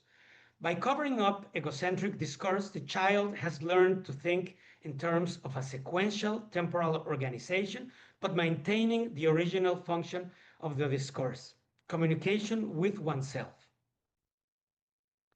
Now, this picture of inner speech as covered speech receives some interesting confirmations, perhaps, from more recent developments in clinical neuroscience. For instance, this work by Lisa Sadeh and Giacomo Risolati that was done before she was working with Antonio Damasio is an experimental work in which she shows covered speech arrest induced by transcranial magnetic stimulation over both motor and non-motor left hemisphere frontal sides. So she uses magnetic transcranial stimulation in several parts of the brain. For instance, the anterior left hemisphere, the posterior left hemisphere, and also the right hemisphere. And through a behavioral task, she measures both overt speech and covert speech. And she finds that the speed of both processes is delayed and sometimes distorted. The content is distorted through magnetic transcranial stimulation, but specifically on the left hemisphere, both in the left, in the anterior parts and the posterior parts. So we could say that she was stimulating areas surrounding Broca's area and Wernicke's area, and both kinds of stimulation led to changes in the speed and sometimes even distortions in both overt and covert speech. Now, another interesting development in clinical neuroscience concerns the effects of covert speech or overt speech in other mental processes like affective processes. This work by Naomi Eisenberger and her team from California shows that the brain signal in the limbic areas like the amygdala, the temporal lobe amygdala, changes when a person is seeing emotional images before and after using words to describe those images. So apparently, putting feelings into words changes the brain signal, and more specifically changes the relationship between the frontal cortex and the temporal limbic areas of the brain. Now, other pieces of research that I find very interesting following these early developments by Vygotsky, Piaget, and so on, regards the problem of the semantic content of internal speech. And here I want to refer to these two books, The Organization of Conceptual Knowledge in the Brain and The Neural Basis of Semantic Memory. So in this work, they show that specific areas in the transmodal or heteromodal cortices are key to codify and decodify the meaning of abstract words. So what these authors find is that, and describe, is that when words have a concrete meaning, they are typically represented in the unimodal association cortices of the posterior parts of the brain. But when the semantic content is more abstract, it is represented typically in parts of the brain that are regarded as multimodal or heteromodal. Now, these authors don't use the term amodal because they think that this is not a lack of modality, but instead it is the confluence or the integration of several modalities, visual, auditory, and so on. And that these transmodal or heteromodal cortices are able to produce this kind of, or to achieve the development of this kind of abstract meanings. Now, we can see the correlates of this in the clinic in one specific syndrome that I want to comment today with you, which is the problem of semantic dementia. So in the context of semantic dementia, patients are typically losing the capacity to interpret the meaning of words, but also to use the meaning of words in a pragmatic sense. So for instance, these patients that we studied with Dr. Mario Mendez from UCLA was a woman who lost, for instance, the meaning of some words referring to meat. So she started changing her diet because, for instance, she could say the word, let me put an example. She could say the word vegetarian, and she could repeat the word aloud, and she could write the word vegetarian, but she did not know anymore what the meaning meant, what the meaning was. She doesn't know anymore how to explain what that word means, but also she loses the meaning in a pragmatic sense because she was a vegetarian and started eating meat. So the case allowed us to study many examples of these changes in behavior that are related to the loss of the brain resources to process meaning. So I think this is a very interesting case in which we can focus on the problem of meaning specifically, not only the problem of the aphasic syndromes as are usually studied, right? Because, for instance, a patient with Broca's aphasia cannot say the word aloud, but can use the objects. He can use a cup, he can use he can drink water because he knows the meaning of the words and knows, more importantly, they have the concepts to use those objects. But in the case of semantic dementia, is something that goes beyond mere words. It regards the multimodal representation of objects that allow us to engage with objects through words or through motor action. So, well, this kind of approach that I am using here is this the approach called cognitive neuropsychiatry, which is I would say a two-way tool, right? So we need cognitive neuroscience to understand psychopathology, but also psychopathology becomes a way to understand more general concepts of cognitive neuroscience. So now I want to focus more specifically in the problem of verbal thought as we find it in the clinic. So this is one example of my patients. So here we have the problem of a patient who was brought to the hospital, restrained, changed by his family. We will call him Juan Manuel. He insists on gouging his own eyes, and once he nearly succeeded. He severely injured his eyelids and eyeballs. The family explained that they didn't know how to deal with his behavior. Every time they untied him, he would try to gouge his own eyes. Now, Juan Manuel suffers from cataracts that impaired his vision, an outcome of that injury. He claims that the eyes are not his own. They belong to someone else. They belong to a robot. They were implanted with a machine. They were inserted through surgery.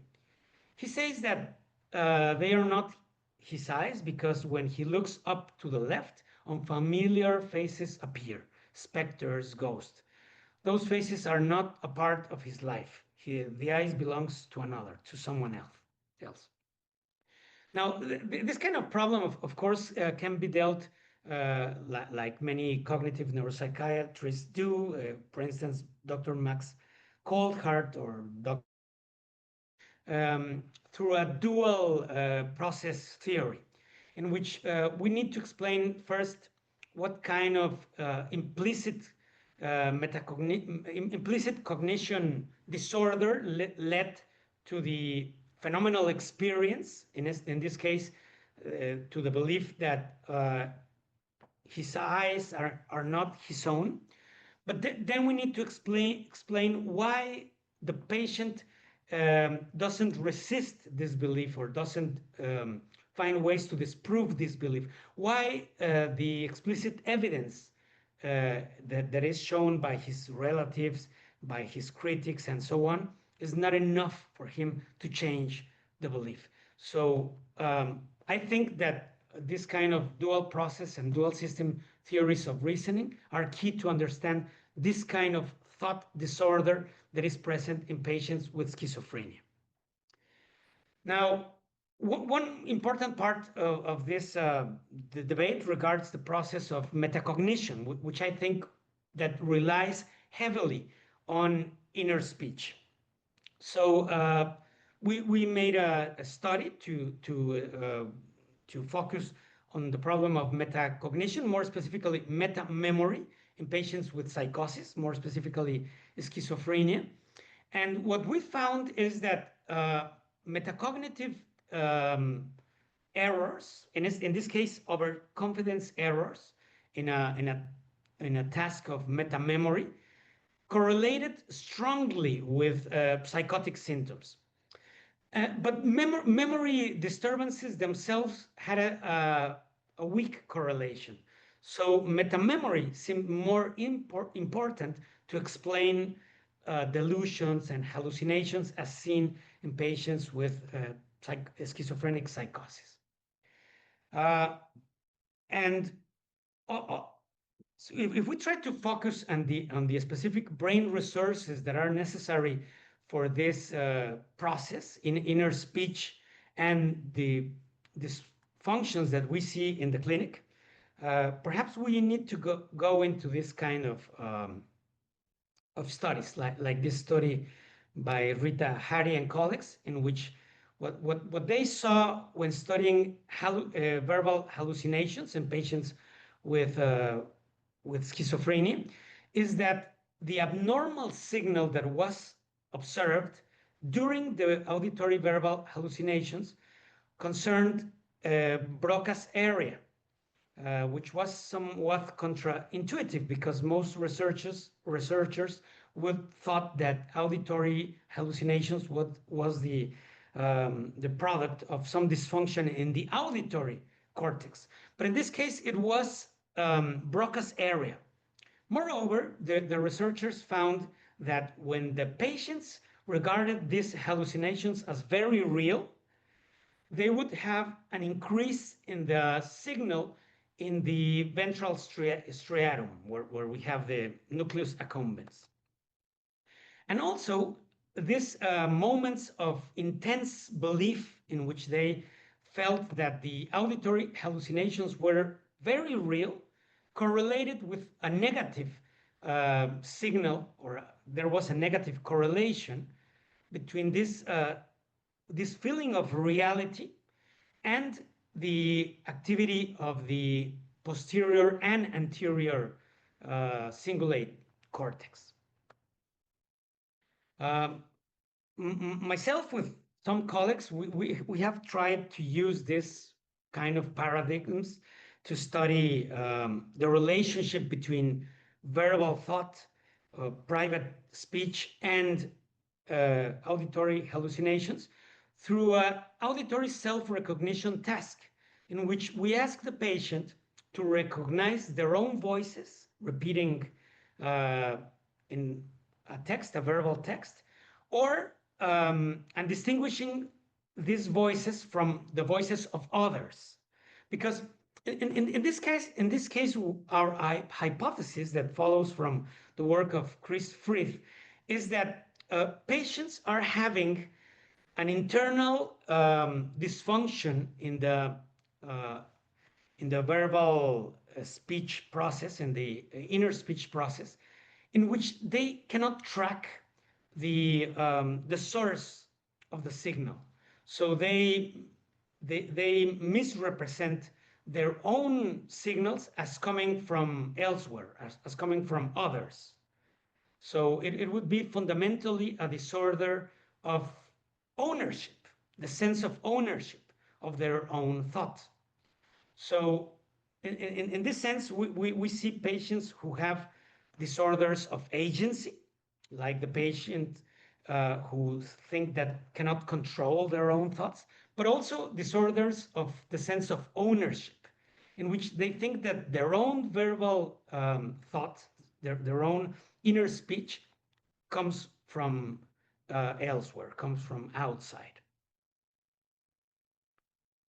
Now, let me present you a possible explanation for this kind of thought disorder that was brought by Dr. Manfred Spitzer, that relied, interestingly, in the initial word association tests as developed by Carl Jung, although, of course, much more corrected in methodological in a methodological sense. So these authors build a semantic network of typical and atypical associations for words. Like, for instance, a typical association for the word finger would be hand. The second more frequent association would be toe. The third more frequent associations would be nail, and then thumb, and finally 5. That would be the 5th most frequent association. But some associations would be atypical or indirect. So following the initial studies from Eugen Bleuler and Carl Jung, and with more recent samples, they are able to find that patients with schizophrenia are actually having more indirect associations. So they have less standard associations, but more indirect associations. So they build this experiment to try to figure out what is going on. So they present a word, for instance, white, and then another word, for instance, black. And in this case, we can see that there is straightforward semantic associations between white and black. But if the second word is not related semantically, the patients spend more time recognizing the word in a screen. So the researcher is measuring the times of response. And if the associations are very close semantically, they will recognize the words very fast. But if the second word is not semantically related, they will recognize the word more slowly. But this is opposite to what happens in patients with schizophrenia. At least patients with a scientific thought disorder, in the context of schizophrenia, will have a faster recognition of words that don't have a direct semantic association. So this is the model that Dr. Manfred Spitzer builds. So the model is that the typical semantic associations will be properly modeled as focused semantic associations. And the schizophrenic associations are unfocused. Another way of seeing this is that semantic associations that are typical require an attentional process of selection in which the specific contents are activated, and we have focused activations. And in the case of schizophrenia, there will be more widespread activations. So this allows them to recognize indirect semantic associations earlier. And this is studied through resources like event-related potentials, right? The N400 latency and amplitude. That is specific event-related potential that allows the researcher to focus in on the process of semantic activations. Now, finally, I would like to present a case of a woman that was diagnosed as having catatonic schizophrenia, but was actually a different kind of disorder. So this woman, when I interviewed her for many years, she would have all the typical schizophrenic thought disorders.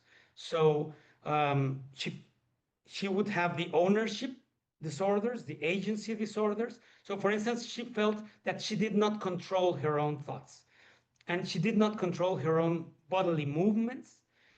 So she was not in control of herself. She would attribute the control of her movements to someone else, to an external agent.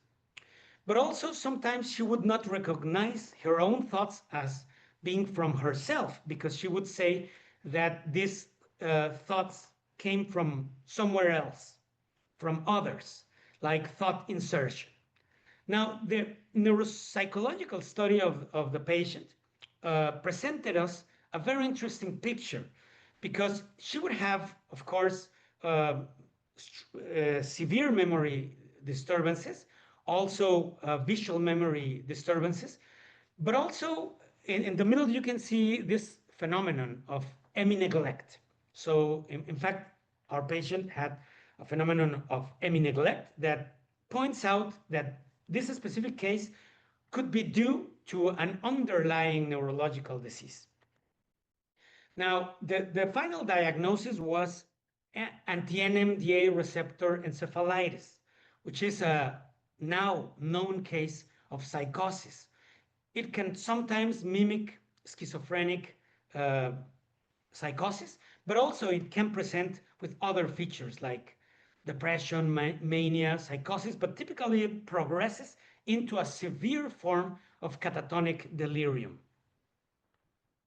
Fortunately, this kind of problem can be treated now with immunotherapy. So this allows us to study the patients in two conditions: when they have severe thought disorders and when they recover completely. So nowadays, this is my line of work, and we are trying to do both neuropsychological but also phenomenological studies of the patients when they are psychotic and when they recover completely.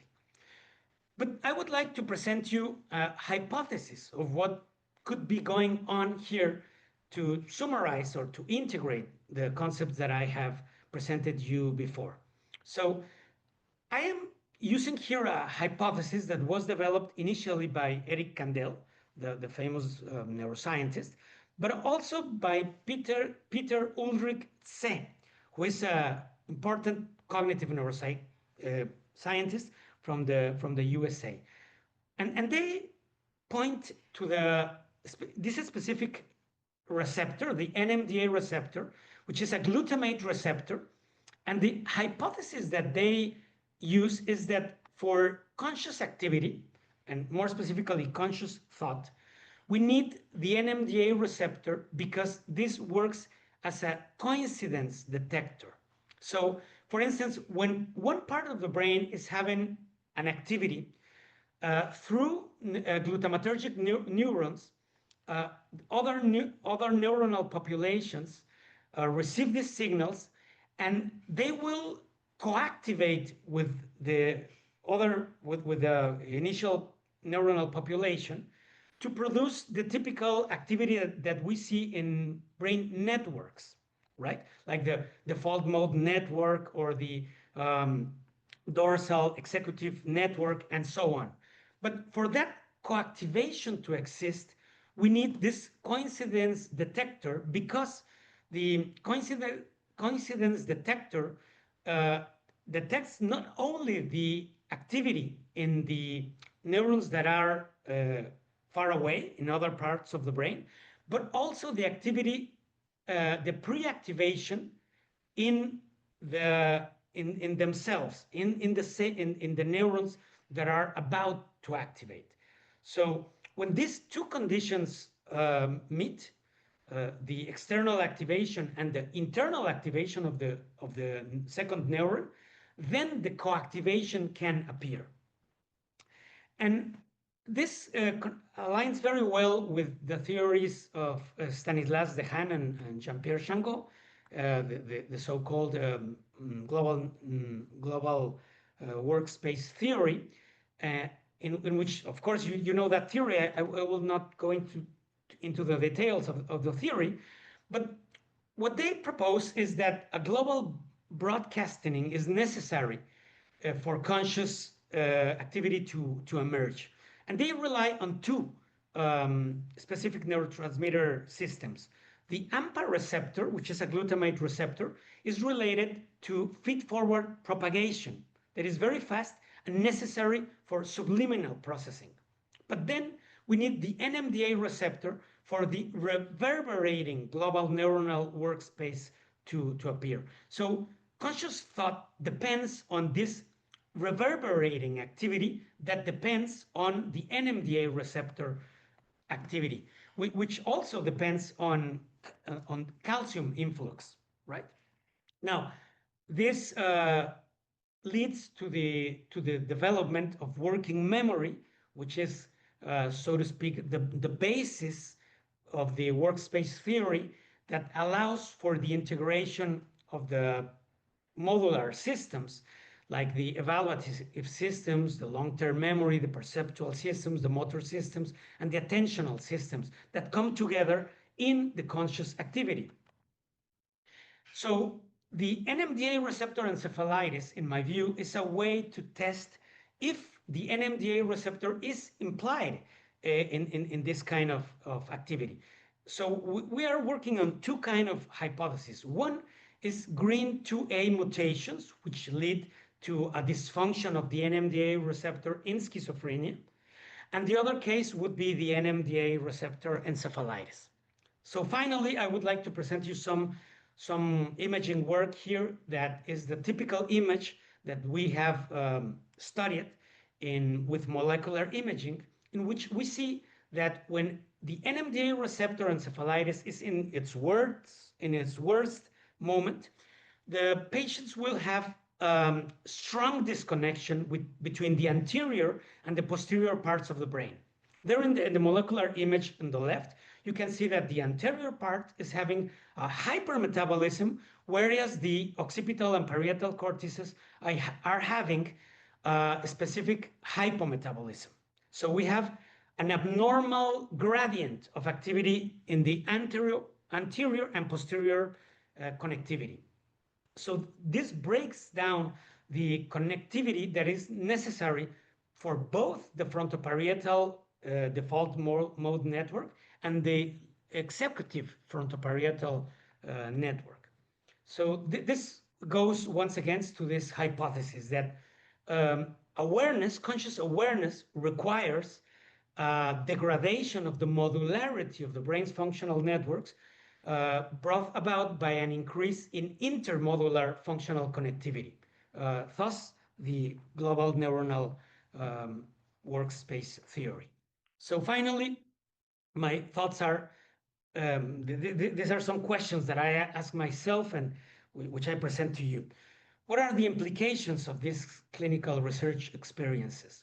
Disorders of thought in patients with psychosis call, in my view, for an understanding of the cognitive neuropsychology of inner speech and its relationship to affective processes, self-awareness, and metacognition. But these are my questions. Do we need a dual process model? Do we need a translational approach that connects the neurobiological and behavioral levels of organizations of the subject? Do we need an effective homeostatic model of conscious activity? Should we rely on global neuronal workspace theory or predictive processing accounts? Or should we attempt an integration of these frameworks? And of course, in a background way, I always ask myself, do we need an informational, representational, and computational framework to answer these questions? So, well, that was the presentation. As I said, it was going to be a little weird, so thanks for your attention. Thanks, Jesus, for your fascinating talk. So we have a space for some questions. I don't see any hand raised, maybe, no? I don't know, it may be someone of the other speakers that have presented today want to ask something. I want to ask you something, Jesus, in this case. I want to ask you about your view, or maybe your opinion about the way that this view of the cognitive functioning at a neural, molecular, cellular level, it could be integrated with a more linguistic framework. For example, in your case, you were talking about inner speech as this kind of a verbal activity in the neural basis and the neural mechanism associated with it. But as far as I could saw, or maybe as far as I could get it, I don't see much of the correspondence between the levels of analysis of a linguistic view of inner speech. I am not saying that we must find like the correlates of the universal grammar, but a speech and inner speech as a linguistic phenomenon. How can that could be integrated or correlated with this much measured view of the brain and the function of neurons and molecules? I don't know. What do you think about that? Okay, let me see if I understand you correctly. Does your question regard the issues like the generative grammar or the universal grammar that should be present in a way in the process of verbal thought? No, Not necessarily that. Generative grammar or universal grammar, but like the levels of linguistic analysis, for example, phonological level, syntactic level, conceptual level. If that framework could be useful in this more clinical neurological approach. Yeah. Of course, like a morphological analysis, a syntactic analysis, a semantic analysis, a pragmatic analysis. Yes, I think those levels of analysis are key. I'm sorry that I did not present my thoughts on those levels of analysis. I think they are very important. And I think that in clinical neuroscience, what we see is disturbance of all those levels of analysis, but not in the same way in each kind of disorder. So for instance, in patients with aphasic syndromes, we can see fascinating cases in which syntactic disorders are present. And in other cases, what we see are pragmatic disorders being presented.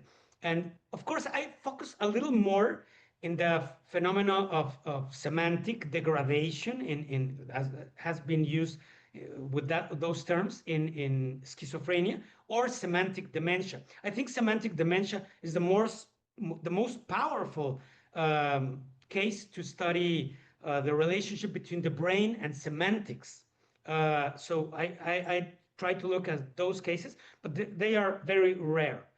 But in a more moderate fashion, I think that schizophrenia, severe cases of schizophrenia, present a very interesting level of analysis.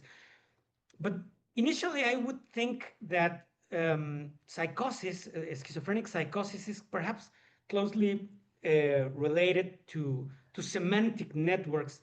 And I'm not completely sure if we would see a more specific syntactic or grammatical errors, although they can be seen, but they don't seem to be specific to the syndrome. Now, one final idea to finish this answer would be the idea of Timothy Crow, the famous British neuropsychiatrist, who said that the problem of schizophrenia was exactly the problem of the relationship between thought and language. So that the pathology of schizophrenia should be looked in the specific neurobiological factors leading to that relationship. For instance, the genes that conduct to brain lateralization, because there is an hemispheric lateralization, and apparently it is dysfunctional, or there might be some structural abnormalities in schizophrenia related to this hemispheric specialization.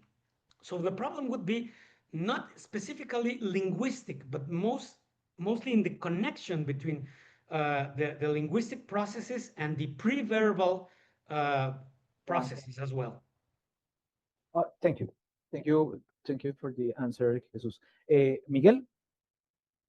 Yeah, can you hear me? Yes. Okay, perfect.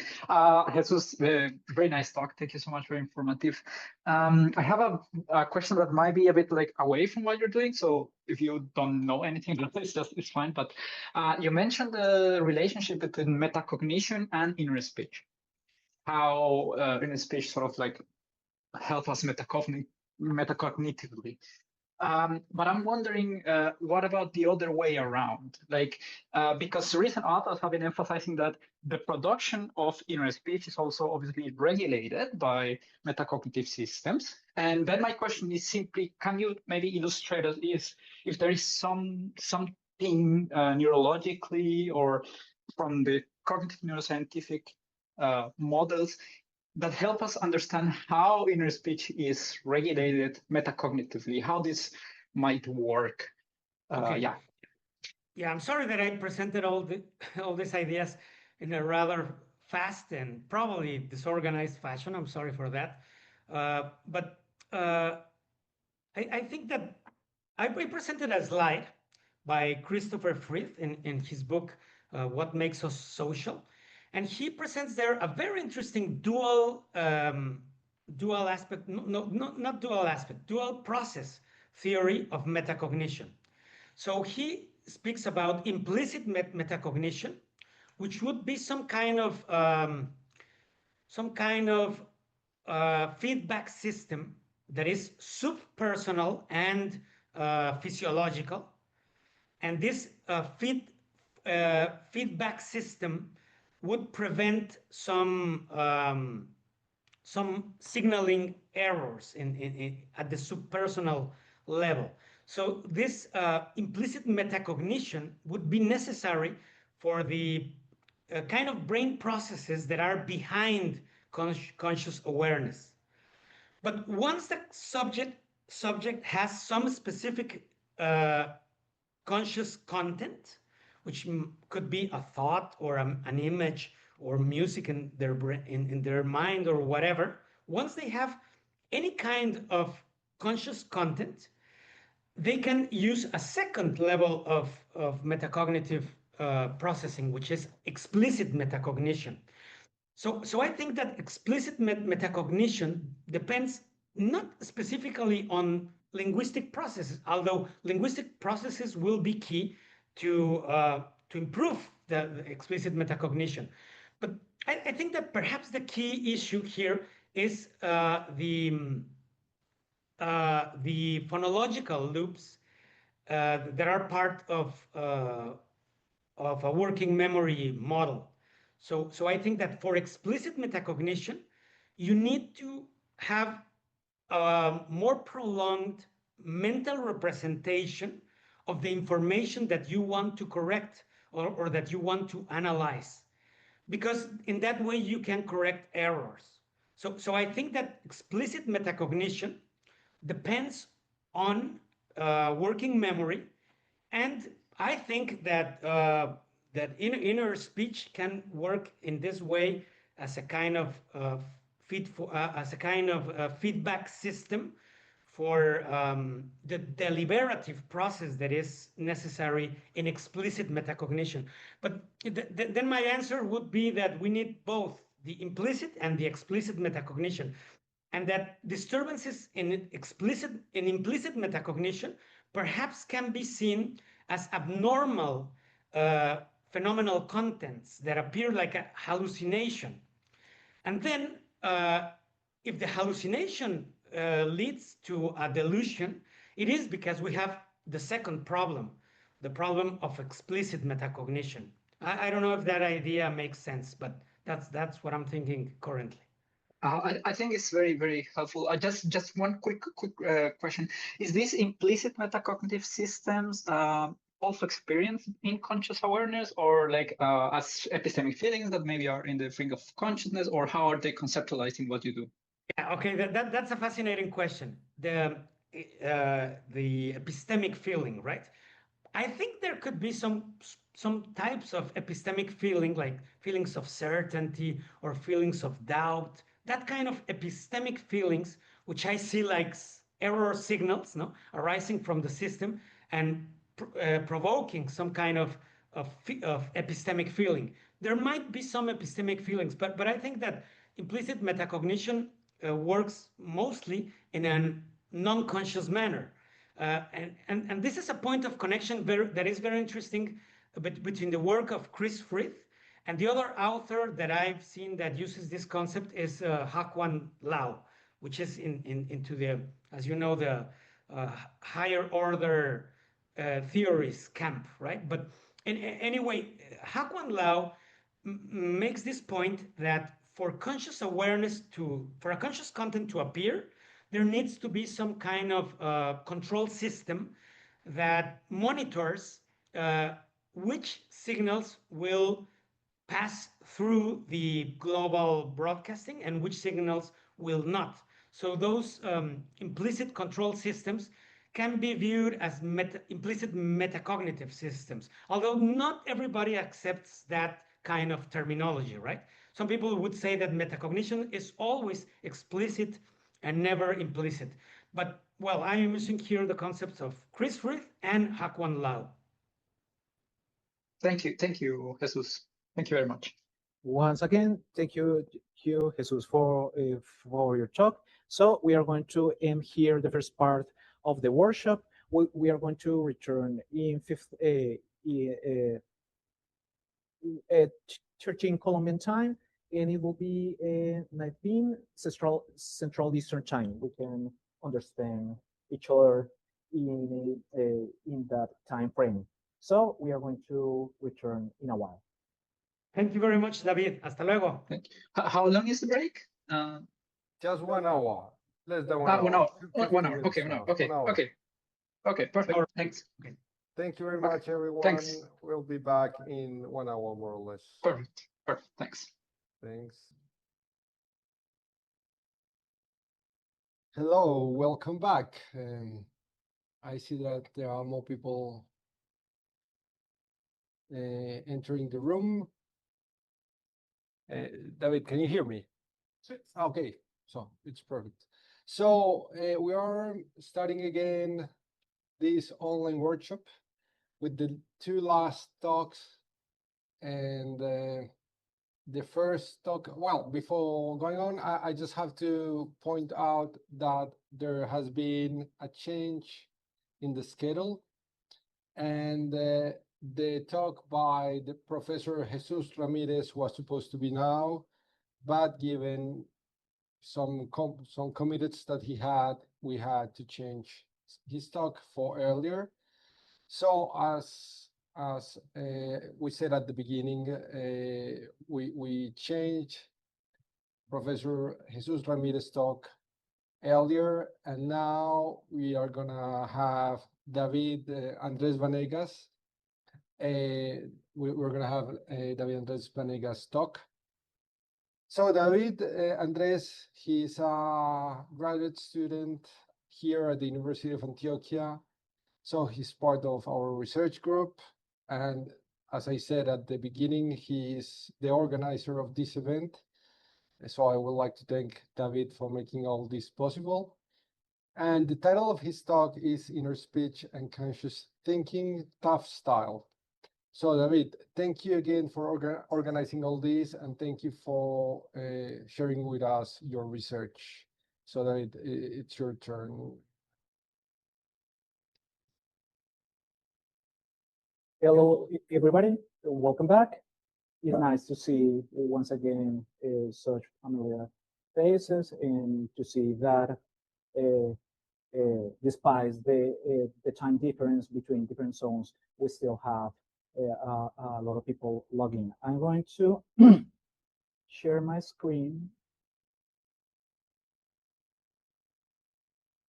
I can check on Santiago's screen the functioning, and it's changing with a little bit of delay, but there's no major problem.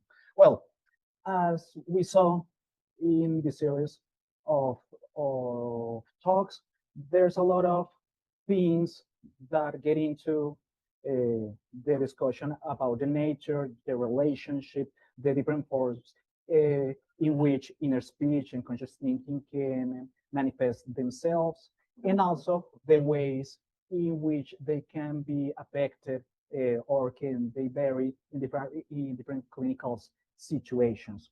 But the things that I'm going to work on this, okay, the thing that I'm going to work on this talk is more specific take on the issue on inner speech, and I am going to put and check out the clock to monitor the time, sorry. So I am going to focus on a particular sense or a particular perspective on inner speech and conscious thinking and their relationship.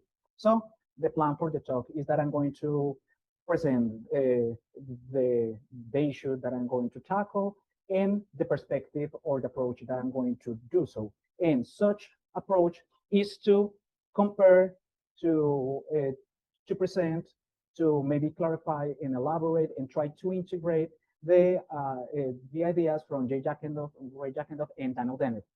I am going to take two ideas from each one. And then at the end, I'm going to see how or what is the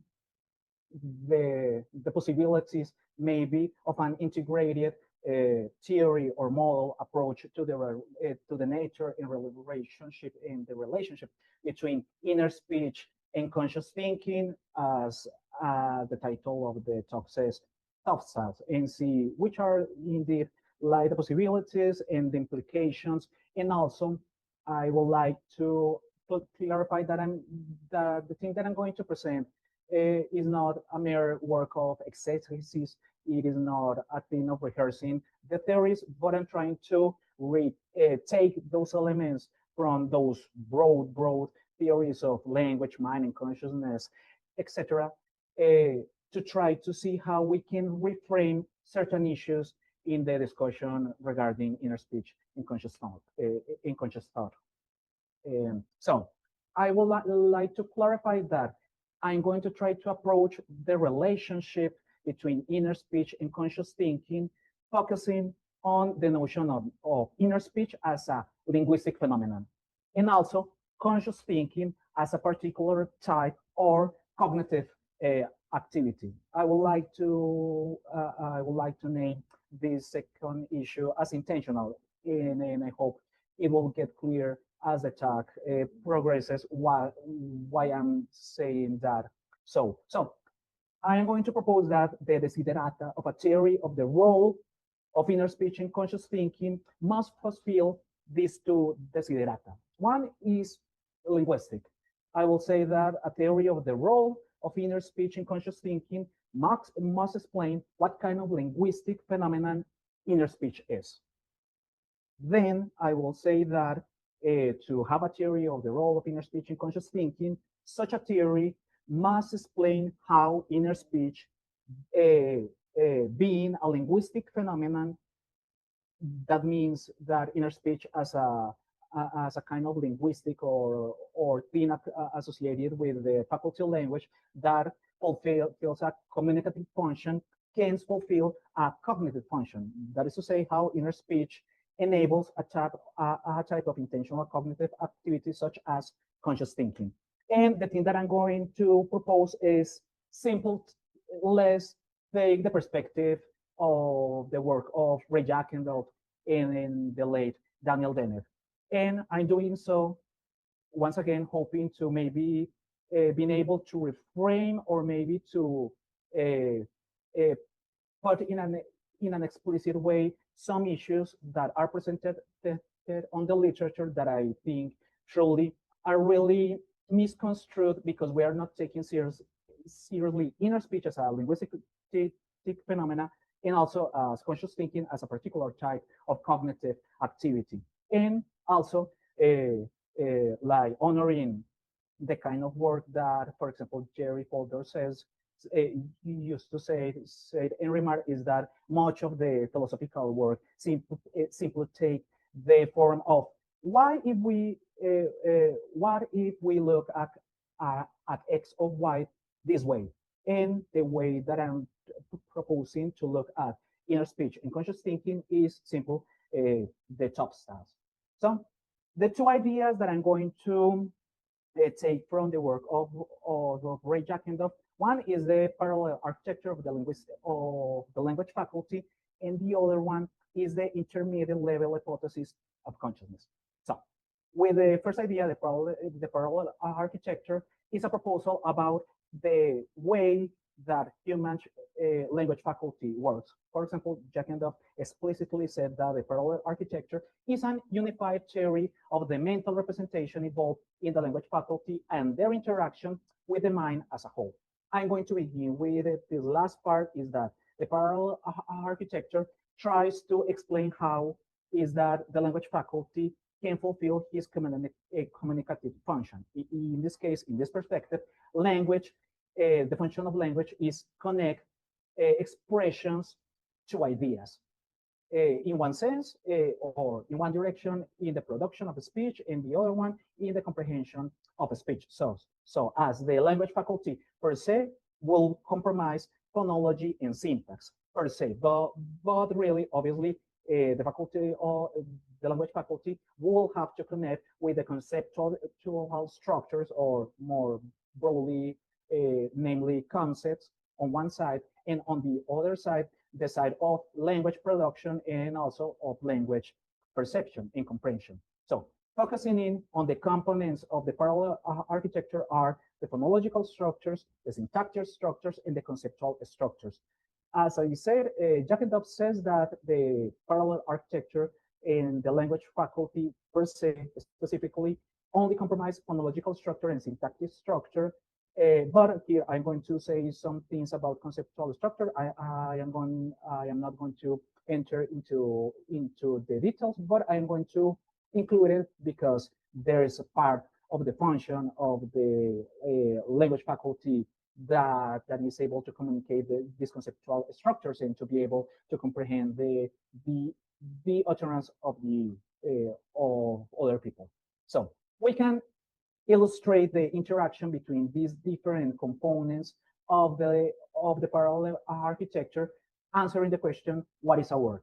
In this case, from this perspective, a word is really an interface, a connection of different kinds of information from these three components or levels of representation. For example, in this case, the word sheep, it is not really a thing, a particular thing, but it's really a complex, a little complex of information that comprise phonological information, syntactic information, and semantic information. In this case, the phonology is simple sheep, the way how the word is said, but it also got information about their syntactic category. In this case, is a noun, and the semantics, once again, I am not going to enter the details about how the conceptual structures are organized. It will be sheep, like the convention dictates. It is represented in mayúscula, as we say in Spanish.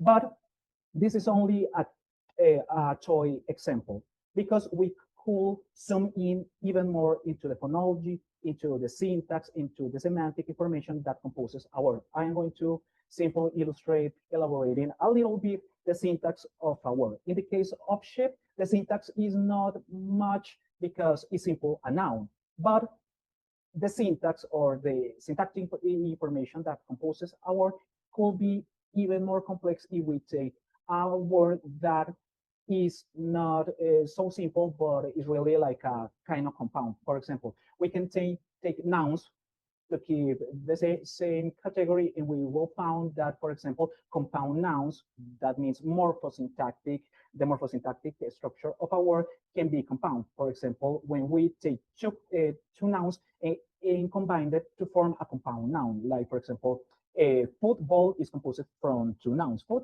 and ball, but there is also other kinds of nouns that are more complex. For example, incomprehensibility is a noun composed of a verb with a prefix into bits of information at the end, incomprehensibility. But this is, as I said, only a toy example, because we can see why Jack and Dove proposed like this parallel architecture about the organization in way that the Faculty of Language work, because we can take a simple sentence just like Jenny bought a bike. In this case, we can see in a little more detail, for example, the phonological structure of this sentence. Only in the case of phonology, we have three layers of information. We got the segmental and the syllabic target. In this case, how the sounds sound, how the components of the sentence sounds. In this case, Jenny bought a bike, but we also have an intonation contour tire that is not represented in the segmental syllabic structure, because it got to to do with the intonation, with the curve of the melody of the word. But there's also a layer of stress grid because the syllabic and segmental elements in the intonation vary among themselves regarding the stress. In this case, in the sentence, the more stress, the accent is on the last bit, bike. Jenny bought a bike.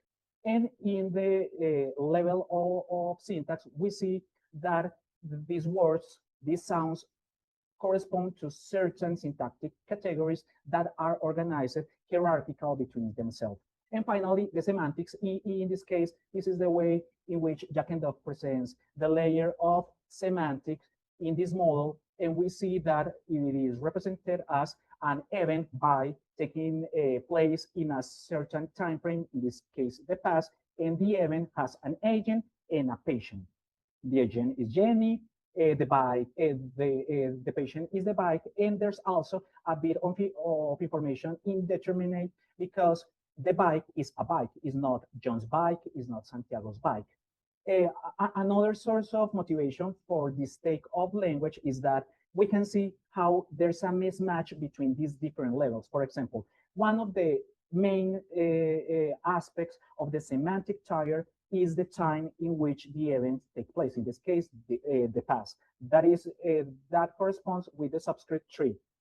And we can see that that bit of the semantic corresponds with the conjugation of the verb in the sentence that is within the verb phrase. But we can see that even that the past, it is a major part of the semantic structure and it is represented in a part of syntax, really is invisible in the level of phonology. Why? Because both is the past form of by, and in English is irregular. In Espanol, both is compró, which is a regular verb. We can see it is visible in the level of phonology, the semantic and the syntactic aspects of that time slot in the phonology. But for example, in English, there is a mismatch. Yeah. So that was really like a quick overview about the parallel architecture. There's a lot of new and really interested development within this framework. For example, there is this special issue in Topics in Cognitive Science, edited by Baggio, Cohn, and Wittenberg, that explore a lot of these things. But I would like to focus on this particular line of research that is particularly relevant for the research on inner speech, and that is the neuropsycholinguistic models of speech processing. Because so far I have been talking about phonology, syntax, and complex in the conceptual structures. But also on the other end of the parallel architecture, the language faculty has to connect with the processes of production and compression of speech. And I would like to highlight the work of Hitchcock that proposes this model of hierarchical state feedback control model of speech production. And this model is really interesting because integrate two traditions in this area. On one side is the psycholinguistic tradition, which in which there are models that deals more with the kind of concepts and levels of analysis of phonemes, morphemes, and facial level units, but also with the other tradition in this area of investigation about the speech production, that is the models that concentrate more on motor control, neural system, and focuses on things as kinematic forces, movement trajectories, and feedback control. And the interesting about this Hitchcock model is that he does in line with the spirit of the parallel architecture. So in this case, I am going to use the pointer. Here on the lower half, we can see like a compressed thing that could be interpreted in the parallel architecture way, that this word level and conceptual level will correspond to the conceptual structures and all the syntactic and morphosyntactic structures that I talked about a moment ago. But on the phonology side, and the way in which phonology connects to production and comprehension, we can see a fragmentation and elaboration of different levels. In this case, on one side, we have the kinds of things that the psycholinguistic models deal with, that is syllables and also articulatory clusters. But more in line with the motor control models, we can see that these two tiers, these two levels of processing of information consist basically in plans, in motor plans, in production plans, and also in targets.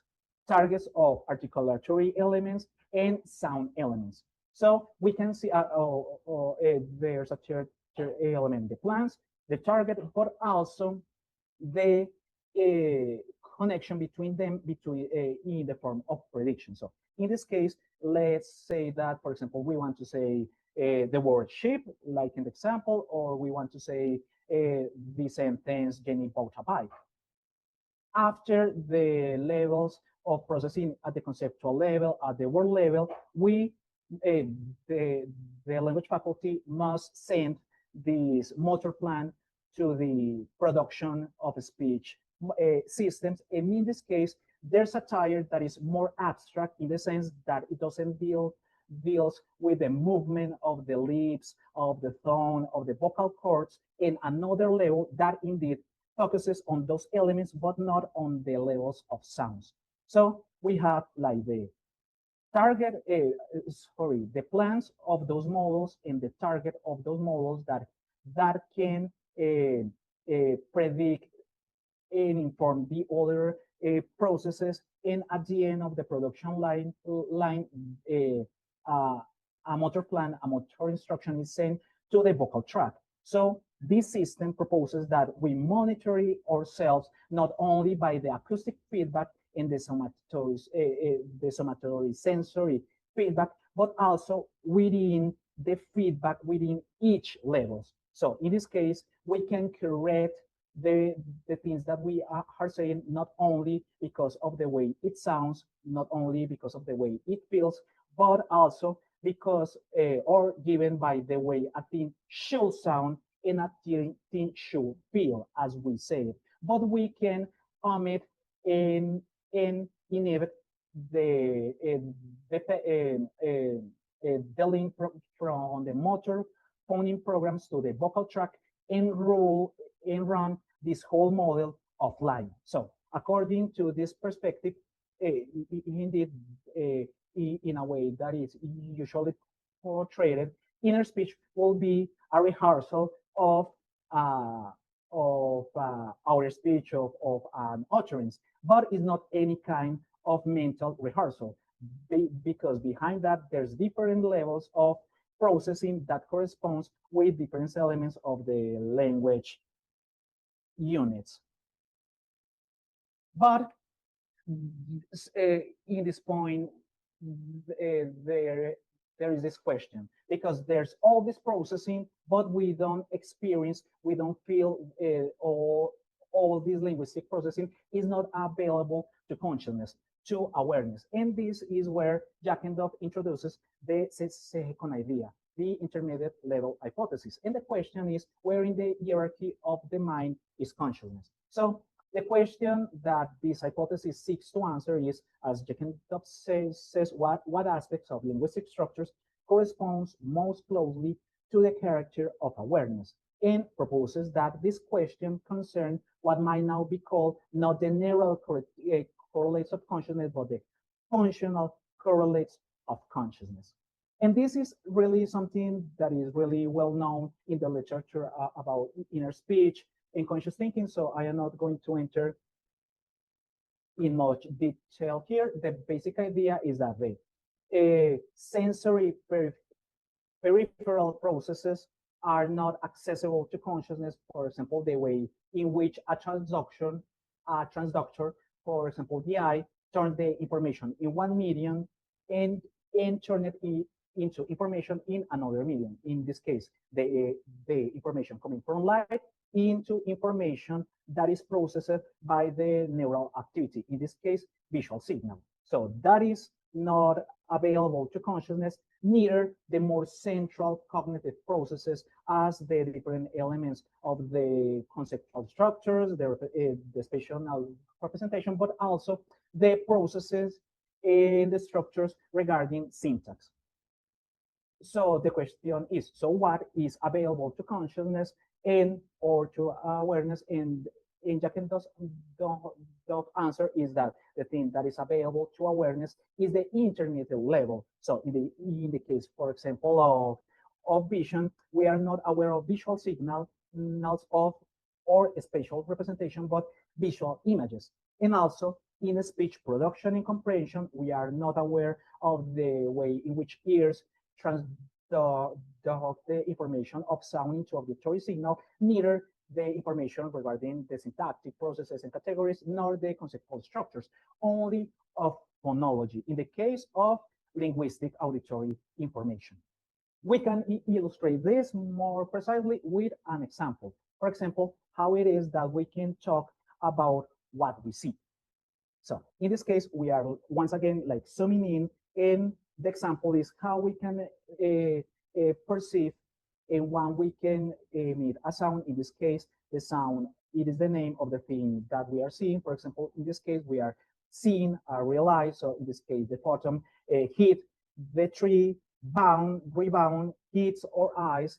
The eye serves as a transductor that conveys and translate the information coming from the other world into the information that is processed at the level of neural processes.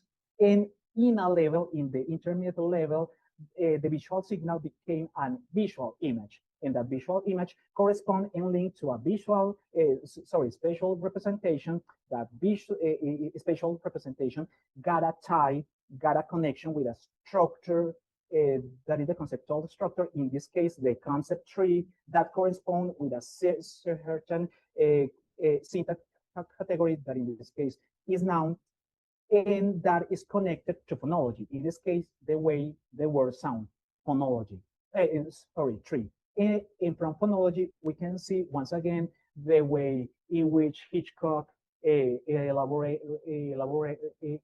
the way in which speech is production. And in this case, once again, we can conceive, according to this perspective, that inner speech will be in different levels of abstractness, a phonology representation, or maybe a motor signal representation. But Jack and Dove acknowledge that we need more than the simple plain version of the intermediate level hypothesis. And this second element of the hypothesis, I think that has been forgotten for the most part. And that part is that we are not only conscious of the phonological structure of language. And Jack and Dove introduces a differentiation between content features and character features. Jack and Dove says that the content features are those that are the mental structure that are correlated with form in experience. And in the case of language, the content features are drawn from phonological structure. But Jack and Dove acknowledge that phonological structure, that is to say the content features, cannot be the sole source of qualia of the cognition of language, cannot be the sole source, the only element relevant to the way we feel the production and the perception of speech, and proposes that the other source are the character tag, which mark, he says, the overall character of experiences. So one of these character tags that can illustrate this idea really clearly, I think, is the monitor. That will be like a cognitive mechanism that monitors if there is a connection between the phonology and a piece of conceptual structures. For example, in the sentence, the little stars is besides the big stars, we are not only conscious of the phonological structure, but also we experience a sense of meaningfulness. Meanwhile, we can take any string of phonological thing that is not connected to a concept structure, that means a nonsense phrase, a nonsense word, or a nonsense sentence, and we are not going to experience this feeling this experience of meaningfulness. And we can see a curious case, for example, in the famous phrase by Chomsky, colors, green ideas, sleep purely, that we see that the sentence as such, it is not meaningful, even though individual words are meaningful. So here we see that within a single structure, a sentence, there are two levels of these character tags. Nonetheless, there are a couple of character tags that are more relevant for the research on inner speech. And those are the things that monitor this cognitive mechanism that monitors if a thing is external or internal, and if it is self-controlled or non-self-controlled. For example, if we got an experience, for example, of something being external but non-self-initiated, we are going to feel that, we are going to experiment that as the perception on someone else speaking. On the other side, if we got something experienced or monitor and catalog as external and self-initiated, we are going to experience like hearing our own voice as we are speaking. And in the case of inner speech, the monitor of external is not going to be on, is going to be off, so it's going to be internal. And also the other variables are also possible to modify. For example, if something is internal and self-initiated, we are going to experience that as hearing one inner voice or experience inner speech. On the other side, if the thing is it is internal and non-self-initiated, we are going to experience an unguided voice in one's head. In this last category, in this last option, we can see that we will need other kinds of character tags, for example, to differentiate, for example, maybe auditory linguistic hallucinations, or maybe linguistic or verbal mind wandering. But on a broad sense, we can see the role that these character tags could fulfill in the theorization about inner speech. So far we got the correlates of a consciousness, of a conscious thought. So in this case, we have a conscious thought if a bit of pronunciation, that is to say, a bit of phonological structure is linked to a thought, that is to say, a conceptual structure. And we can also feel or experience that bit of phonology as, for example, internal of external, and also as in self-initiating of or non-self-initiated. And that will dictate if we are experiencing that as perception or more as we as an episode or oneself speaking. Nonetheless, here we got, it is a model or a description of a conscious thought, not a form of conscious thinking as a process of cognitive activity. So, trying to fulfill this last bit, how we can make sense of the idea of thinking as a kind of cognitive activities. Now we can pass to the two ideas of Dennett that I can think that we can take to elaborate and complement this Jack and Dove perspective on inner speech and its relation to conscious thinking. So the first one is the tower of generating test, and the second one is the habits of cognitive auto-stimulation. A second, please.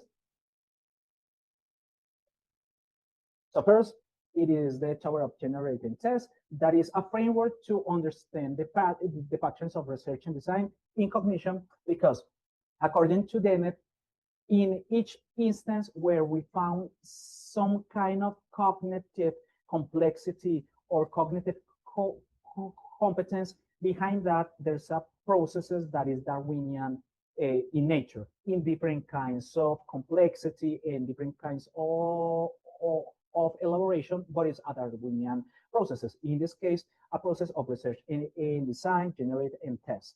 And this process or this framework identifies certain kinds of design option for, as Daniel said, for brain to see where the power came from.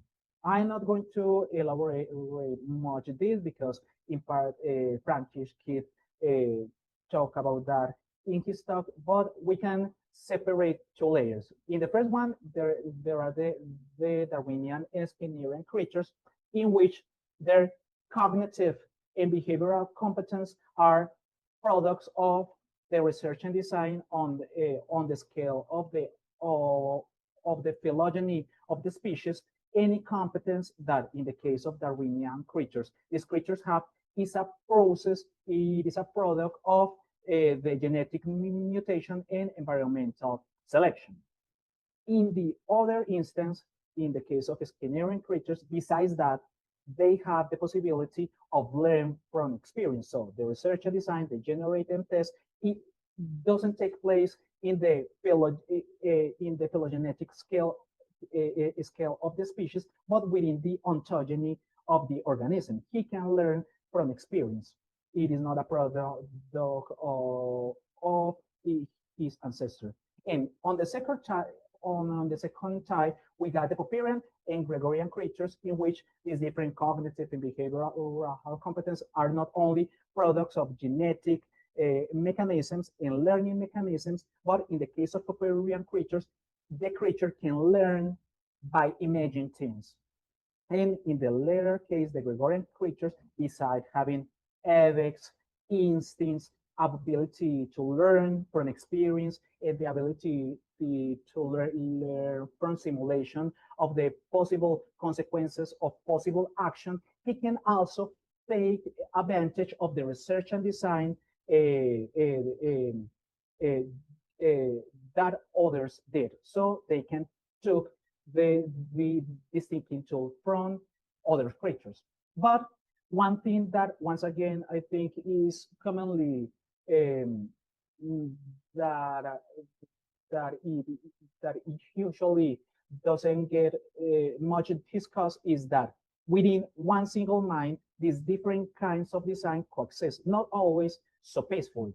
And we can see this clearly on the literature about the thinking and reasoning. So we here see, particularly in the work of Keith Stanovich, how this Dennett framework is put to use into the literature. More broadly is that there's a wide variety of evidence, says Stanovich, that has converged on the conclusion that some kind of dual processes notion is needed in a diverse set of specialty areas, for example, cognitive psychology, social psychology, and decision theory. But Stanovich et al. Doesn't stop there, because they took the niche take on these dual theories of thinking and reasoning. They say that they present their model of the cognitive architecture of the, we can say, the faculty of thought, in the spirit of Dan Dennett's suggestion that within one brain, the brain of humans, are control systems of very different kinds of mind.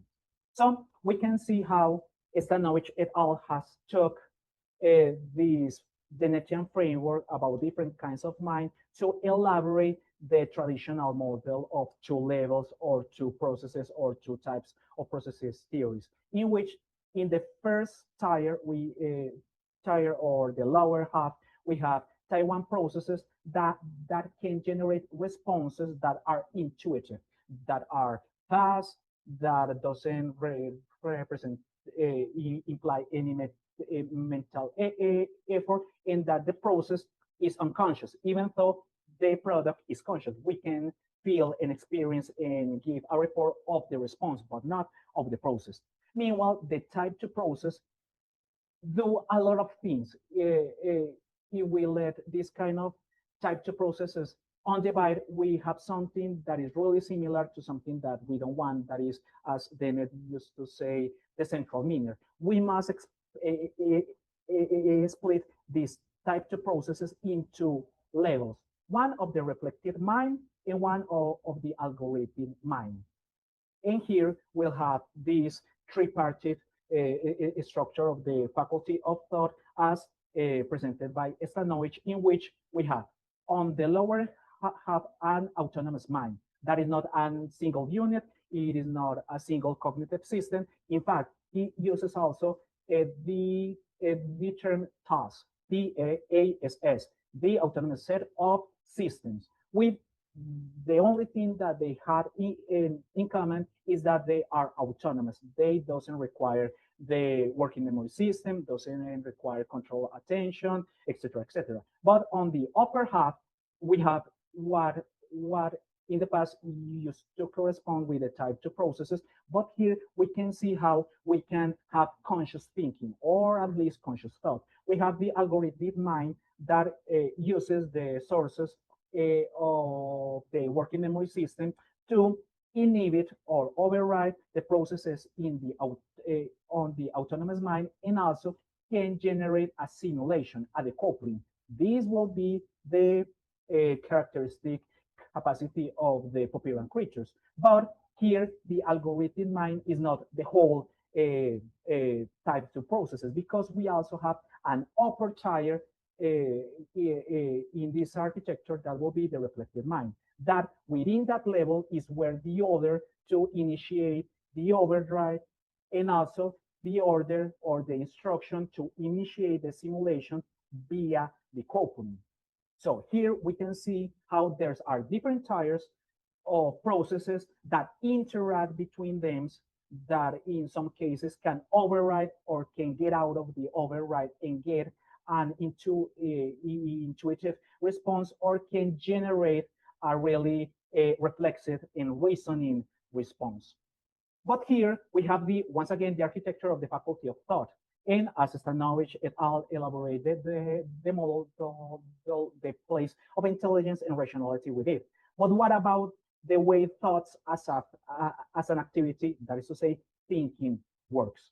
Here we can take, once again, other bit of Dennett's work that is this idea about how we can do things with thoughts. And he says he characterized thinking this way: as a personal level activity. He says an intentional activity, something that we do. It's not something that happens in our body. When we think thoughts of this sort, we do, it seems, manipulate our thoughts. And how we can do that, we, at a personal level, can do that.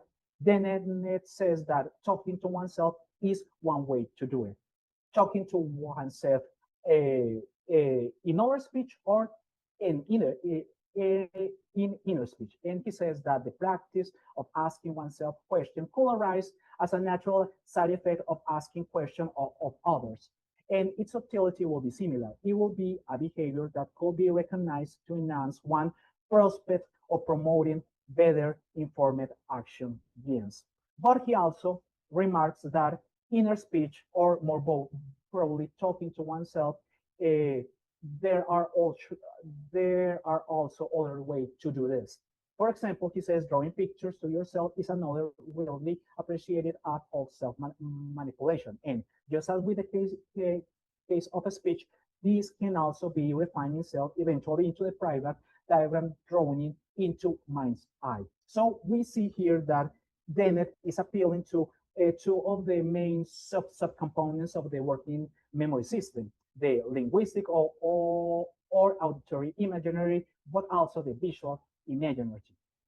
This idea has been developed, as we saw on Frank's talk, as conscious thinking as a multi-level cyclical activity of mastication. In this case, it's multi-level because only parts of this process are type 2 processes. In this case, the perception and the interpretation, for example, he calls the symbolic representation in the environment. For example, one utterance that one says and one hears out loud, or a sentence produced in inner speech. And the rest of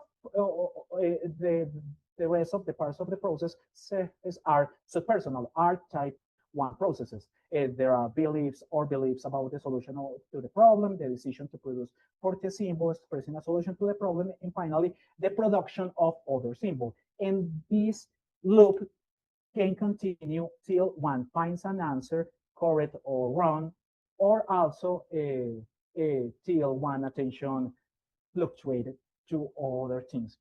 My issue with this view of the role that inner speech and speech and drowning and mental drowning plays in conscious thinking is that it seems to propose that there are no relevant differences between these kinds of inner and other activities. That is to say, contrary to the Hitchcock model and the approach to Jack and Dove, that they seems to treat inner speech as simple as a mental rehearsal of a speech.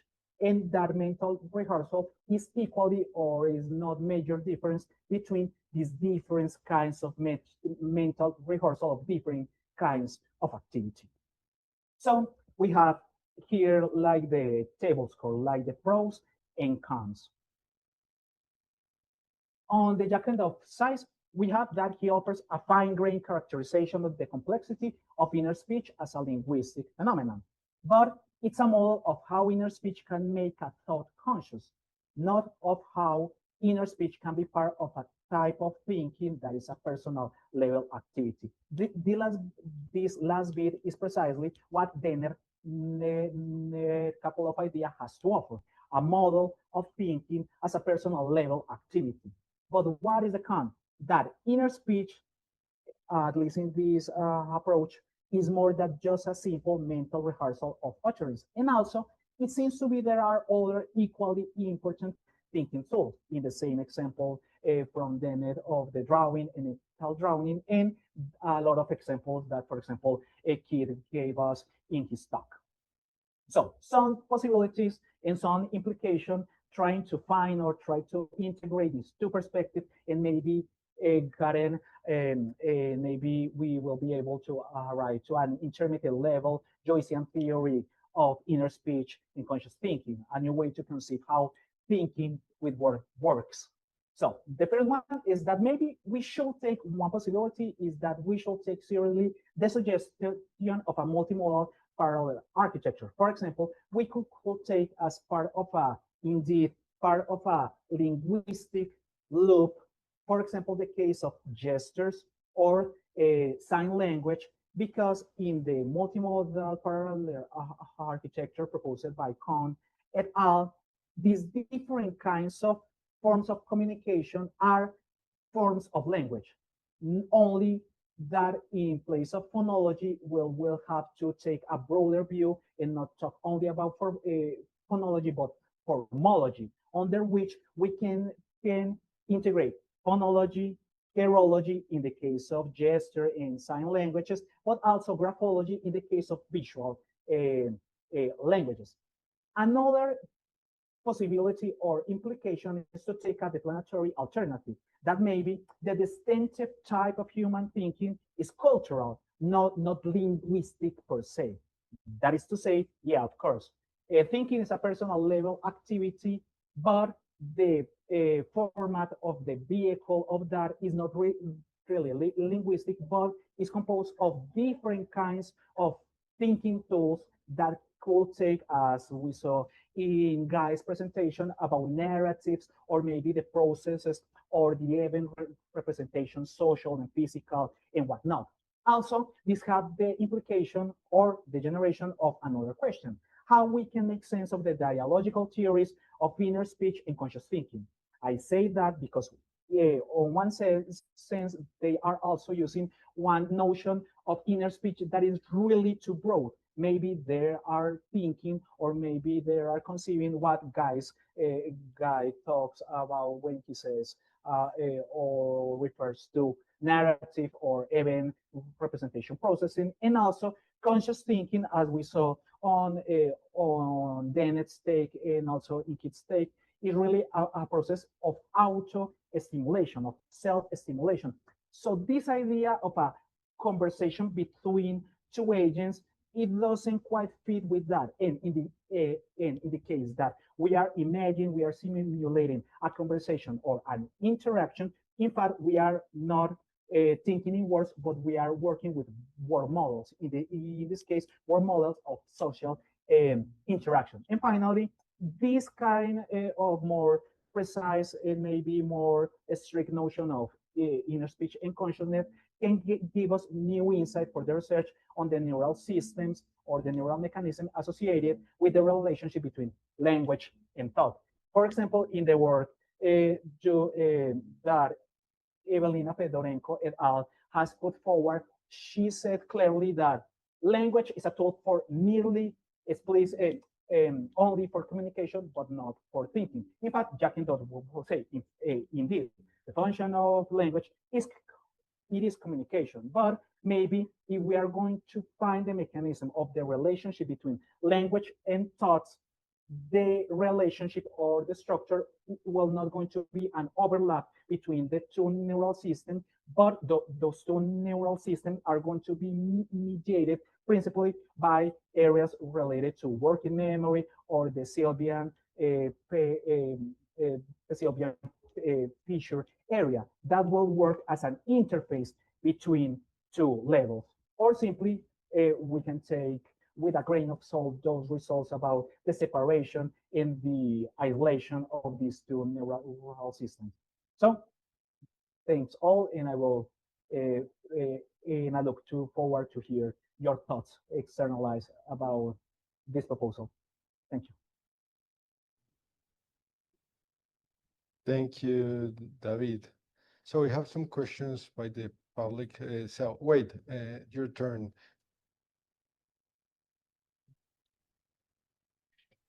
Yes, can you hear me? Yes. Yeah. Thank you for the talk. So I'm wondering about Jack Enoch's position that what we're conscious of in inner speech is something there like phonology, as well as, say, whether or not the inner speech expression is meaningful and self-produced. So if that was the case, say I produce in English, or sorry, say I produce in inner speech, I need to go to the bank. Right now, if all I have access to is phonology, as well as whether or not the utterance is meaningful, it's unclear to me how I disambiguate what that expression could mean. Bank, in terms of phonology, corresponds to several lexical items in English. I mean, there's several nouns that correspond, also a verb as well. So, if all I'm aware of, again, is phonology and whether or not the expression is meaningful, how could I be aware of what, in fact, I really do mean by that? Also, whether or not the sentence is, syntactically well formed. I mean, there's a host of aspects I seem to be aware of when I say that. Like, I know, for example, that I'm meaning to go to a financial institution as opposed to the side of a river. But on Jack Enoch's model, I don't see how I could have conscious access to that. Great. Yeah. David, sorry, I have a similar question, and I just want to elaborate on that. To elaborate on that, because that's something that one of the persons who asked before pointed out, and it's the issue of maybe like, wait, are you also suggesting that we are aware of our cognitive phenomenology? I mean, or at least the cognitive, like the phenomenal aspect of our concepts. I mean, I think that this is interesting because that's something that has been highlighted before. Oh yeah. Yeah. Sorry. Oh no, wait. No, please, no, David, go, please, yeah. please. No, you, please go. It's your talk.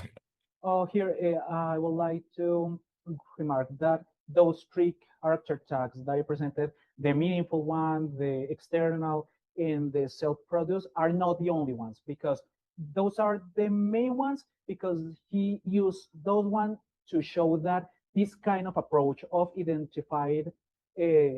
to identify the different character tags, those character tags applies in other modalities. For example, we can have a visual perception, a visual image, and that can be meaningful or not. We can experience that as a bit of perception, or maybe as a bit of mental imaginary, and so forth. But particularly in the case of language, he proposes other character tags that broadly are the way in which we approach a relationship with to propositions, because we have a proposition and we have different ways in which we are going to experience, for example, if we are believing, if we are desiring, and not only that, but the construction of that epistemic stance to our proposition. And we can also experience, for example, let's say that we are here and I experience a bit of information, and a bit of inner speech with the content that, for example, I'm going to stand up and I'm going to give a handshake to Kit. In that case, I am going to experience more a character tag of well, literally, Jack and Dove says that, like we have, for example, two other character tags about doubt and one could say like eureka, like a sense of not all the process behind the conscious product, but only a character tag. What could be seen as a bit of a metacognitive a feeling. And in this case, regarding Santiago's question, yeah, I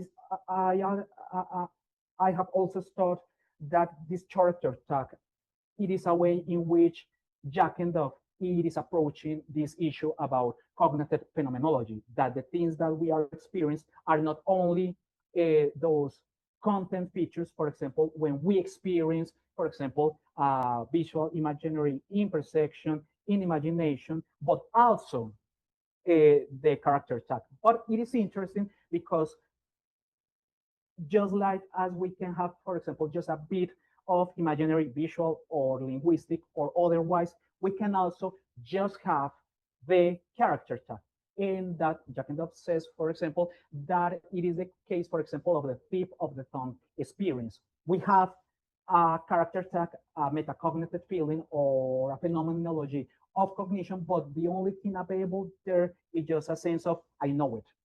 I know that thing. It's just that nothing is coming to mind. The conscious mind, once again, for Jack and Dove is this intermediate level, but we can experience still this character tag, this cognitive phenomenology.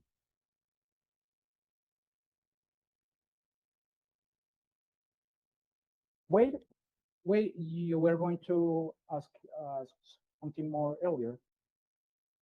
Oh, sure. But if there are other questions, I don't want to take up time. So. Well, it seems that there's no more questions in the moment. Okay.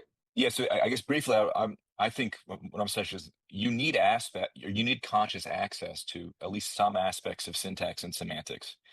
Otherwise, I don't really know how to make sense of what we seem to have access to in inner speech. Again, say I produce an inner speech, I'm going to go to the bank.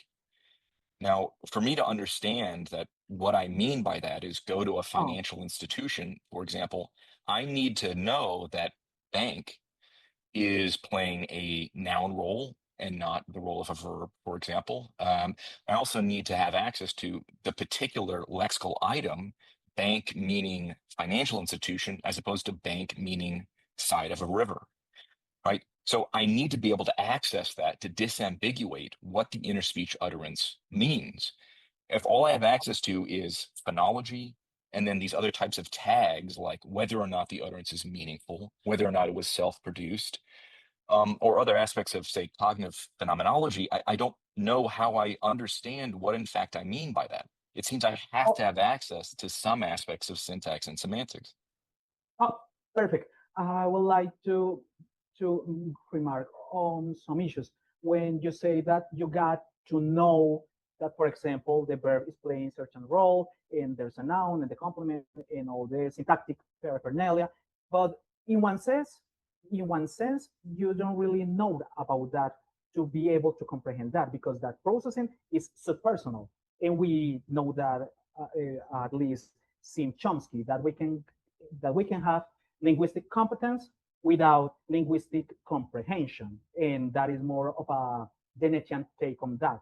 Competence without comprehension. So in that case, you don't need to be able to comprehend a linguistic utterance to know about that the different kinds of processes in structures, in categories. The thing that you do at a personal level is to understand the sentence, but to be able to understand the sentence, that level of comprehension has to be composed or built on right of a set of competences that are specialized in different levels. For example, in the processing of the different tiers of the phonological structure, and the syntactical structure, and the conceptual structure, and so forth. So in this case, For example, of course, if you say, for example, I got to go to the bank, and you understand that and you feel that as a reminder and you experience that as a meaningful expression, etc., the things that are guiding your thinking and behavioral patterns are not like the linguistic processing as such, but the products of those linguistic processes that manifest themselves in form of character tags. For example, if you hear something syntactically weird, and I apologize for that, for my broken English, I am really nervous. But in that case, you are not saying first like, oh, David commit a mistake on the conjugation of this verb. The first thing that comes to mind is really like, that sounded weird, that sounded wrong. After that is that you can analyze that if you have the knowledge. But as such, a common person will hear something weirdly said, weirdly articulated, and the only thing available for them is going to be the character tag, for example, of weirdness, of or meaningfulness, etc. So in that case, the linguistic comprehension is a process. It is something that presents sense in the personal level, but that depends of a bunch of subpersonal processes that compromises the linguistic competence. But I don't know if that combines you. Bueno. Yeah, no, oh yeah, sorry. Oh, go ahead. Wait. No, that's yeah. Thank you. That's good. I mean, but as you admit, of course, what we do have access to, at least in terms of syntax, is something like felicity judgments or weirdness or not. I mean, I know I seem to be able to access something like, oh, that's syntactically well formed, or again, maybe that's syntactically weird or not. I mean, that's not just phonology. That's not just semantic meaningfulness. Okay, now we got to add another tag, right? But again, like take the word bank. What I need to know, it's not just phonology, it's not just meaningfulness. It is what particular lexical item am I using? Am I talking about the riverbank, or am I talking about a financial institution? So you're going to have to keep adding tags to that. Now you need, I don't know. Okay. Okay, now you need like a bank tag as opposed to, like a financial tag as opposed to a riverbank tag, in order for me to disambiguate what word I'm using in interspeech, because it's not disambiguated by phonology. It's not disambiguated by meaningfulness. Yeah, that's yeah. My answer to that, or the Jakendorf's answer to that, in this case, alludes to something that I mentioned it on the tag, that there are mismatches between the different components of the language faculty. For example, not everything that is present in the conceptual structure is visible in the phonological structure. So that will explain, for example, that not all the meaning is within the words. For example, in cases, for example, of anaphora, ellipsis, and things like that, but also on things of extending compositionality, because the traditional view is that the meaning of a sentence is composed of the meanings of the words that compose the sentence. But are certain cases within in which the meaning of the sentence, it is not only in the words, because there are bits of information at the conceptual structure that are not visible in the level of phonology, but are tied in the interface between those things. And also, we have to remind, or well, in the case of Jakendorf, he will not propose like a different category of linguistic meaning and world and other kind of meaning. The conceptual structure are much broadly. In the case, for example, that conceptual structure are present in pre-linguistic infants, in aphasics, and non-human animals. So in this case, the way in which you say, yeah, not everything relevant to the meaning is visible at the level of phonology. It is not phonology. We also got character tags, but also there's a link between the phonological level and the conceptual structure. So in that case, for example, even in the phonological level, for example, if I said that I was at the bank and withdraw some money. And after that, I sit at the bank beside the river and I saw a bank of fishes passes by.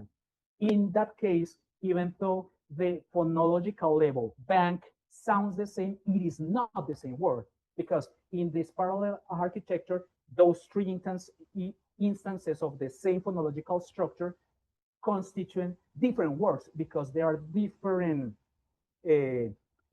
complexes of information. It is the same kind of phonology, the same kind of syntactic category, a noun, but the conceptual structure to which they are tied is different. That is what makes them different words, even though they are the same sound.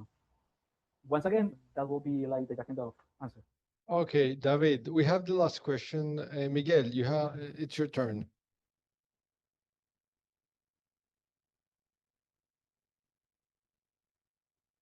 Miguel, now I'm trying to let you speak. Yeah, thank you. Okay, I think this was a very, very interesting talk, very detailed. I just want to go back very quickly. I mean, when this example of like noticing that something like Sorry, Miguel, I can hear you. I don't know if it is a volume issue. I am going to turn up my volume, but still, I am hearing you really, really low. Hello? Can you hear me better? Yes. Yeah, thanks. Okay, perfect. Yeah, sorry. Anyway, so I just would like to go back very briefly to this point which you were discussing, this like sort of experience of hearing that something is off, right? Like as you were discussing with Wade, like this idea, like, yeah, you hear that something is like, what is that? And I think there is this directly impacts something that I'm actually working in my doctoral thesis. But the point is like, why assume that in that situation you have like what makes you react is your knowledge of syntax. Like I think that and I think like and this is something that also anchors to what Wade was pressing a bit, which is like, yeah, maybe syntax cannot give us all the common knowledge. Maybe joint attentional schemas can give us, for instance, all this external knowledge, so as to how disambiguate the meaning of certain words or stuff. But in this particular case of noticing that something is said like mistakenly, the point is, why are you assuming that you recognize that the syntactic structure is wrong? And this is what makes you react like, I didn't understand.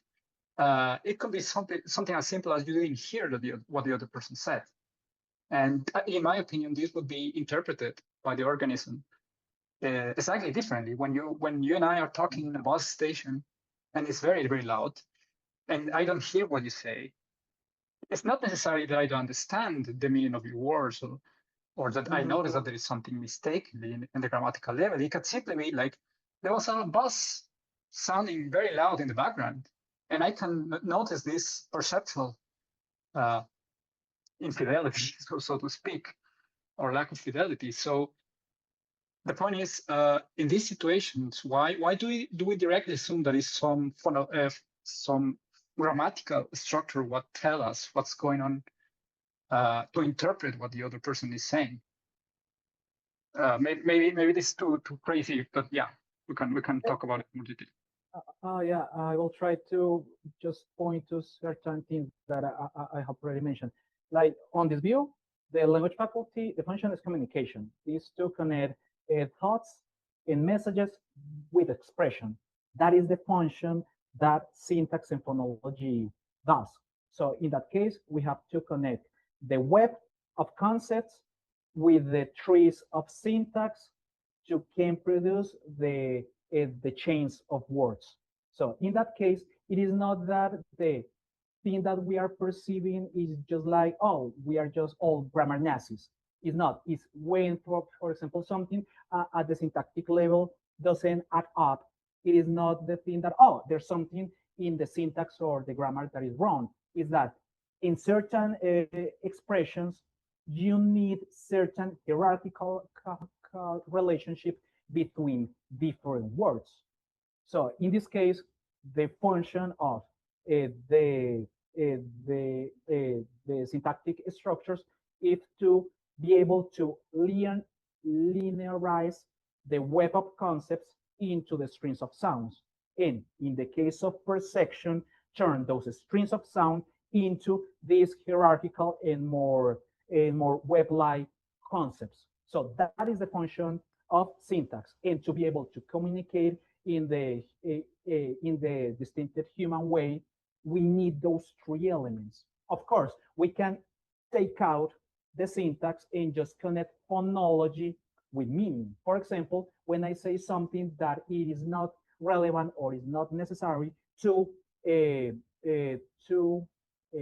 run like a syntactic hierarchical analysis. And that, for example, will be the case of the non-human animal communication systems, that certain call is tied to a certain concept structure. For example, the systems of call of the vervet monkeys. For example, in that case, one call is connected to one concepted structures in production and in comprehension. That certain call mean eagle, serpent, or big cat, or something like that. The things that we have in the human language faculty is syntax, that we can say other things in other forms. We can have the passive voice, the active voice, a question, etc., etc. But the function of syntax is not syntax per se in itself, is to be able to connect in more elaborate forms messages with expression in production and comprehension. I hope that helps, Miguel. Yeah, that sort of helped. But yeah, we can talk about this some other time. Thank you, David. Of course. We would like to thank again David for his talk.